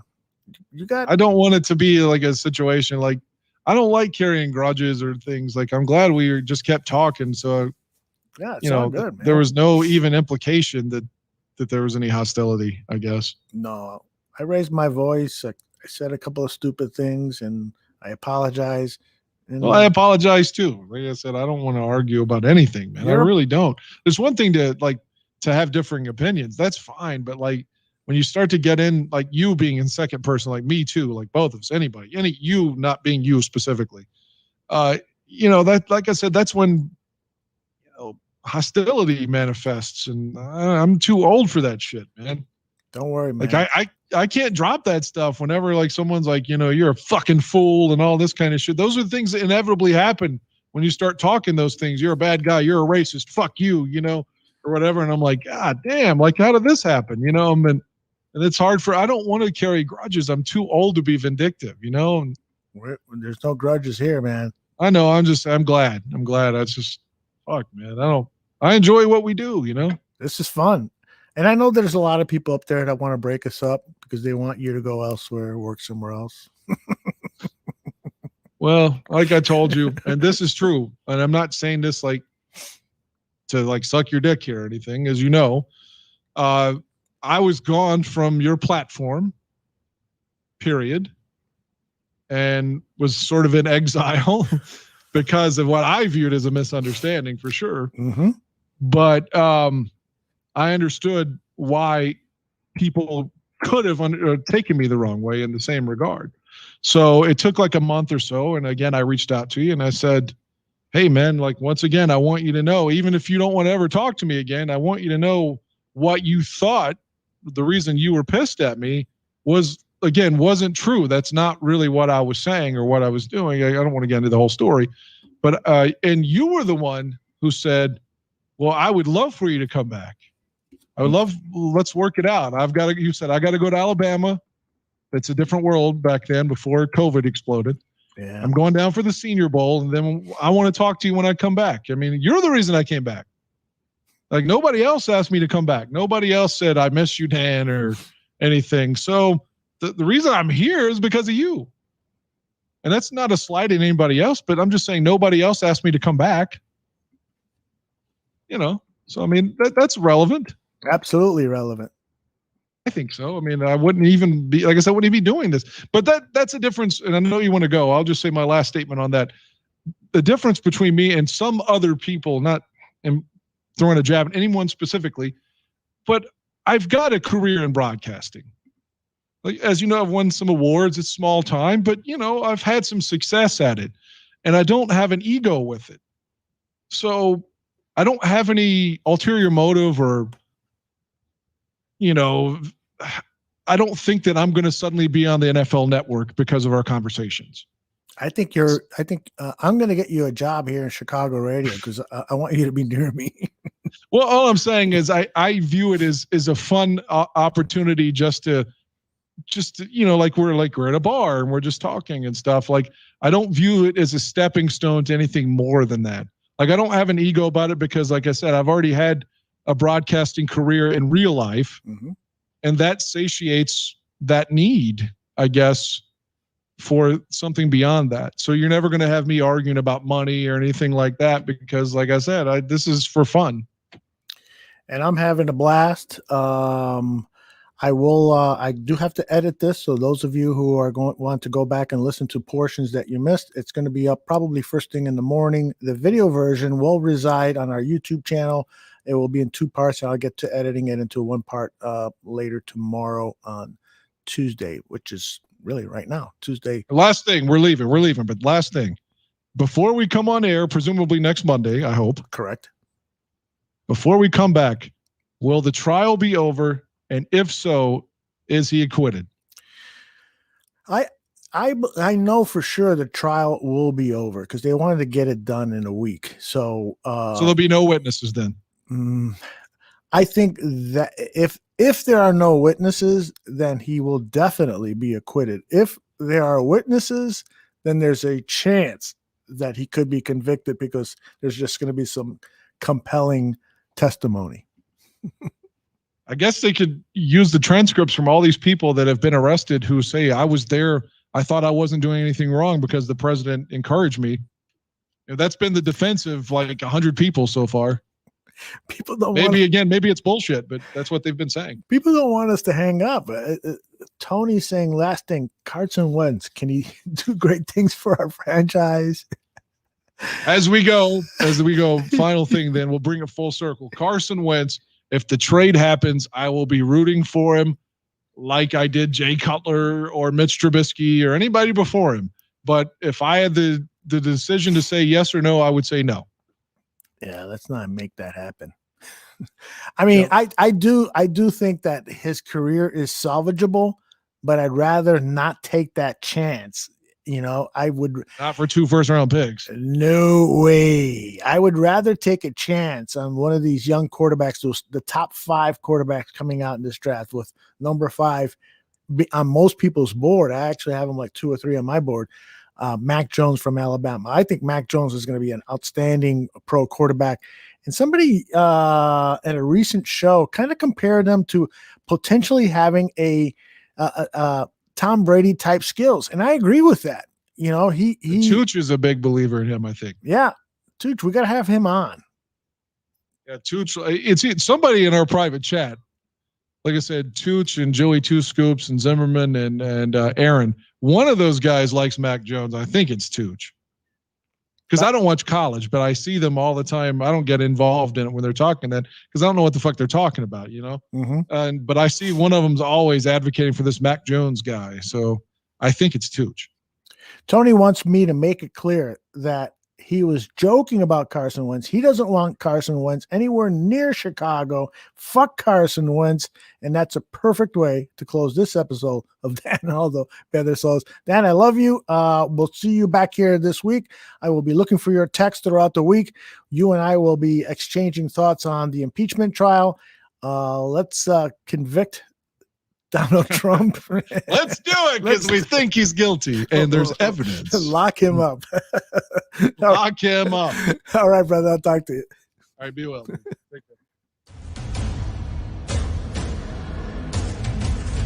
care.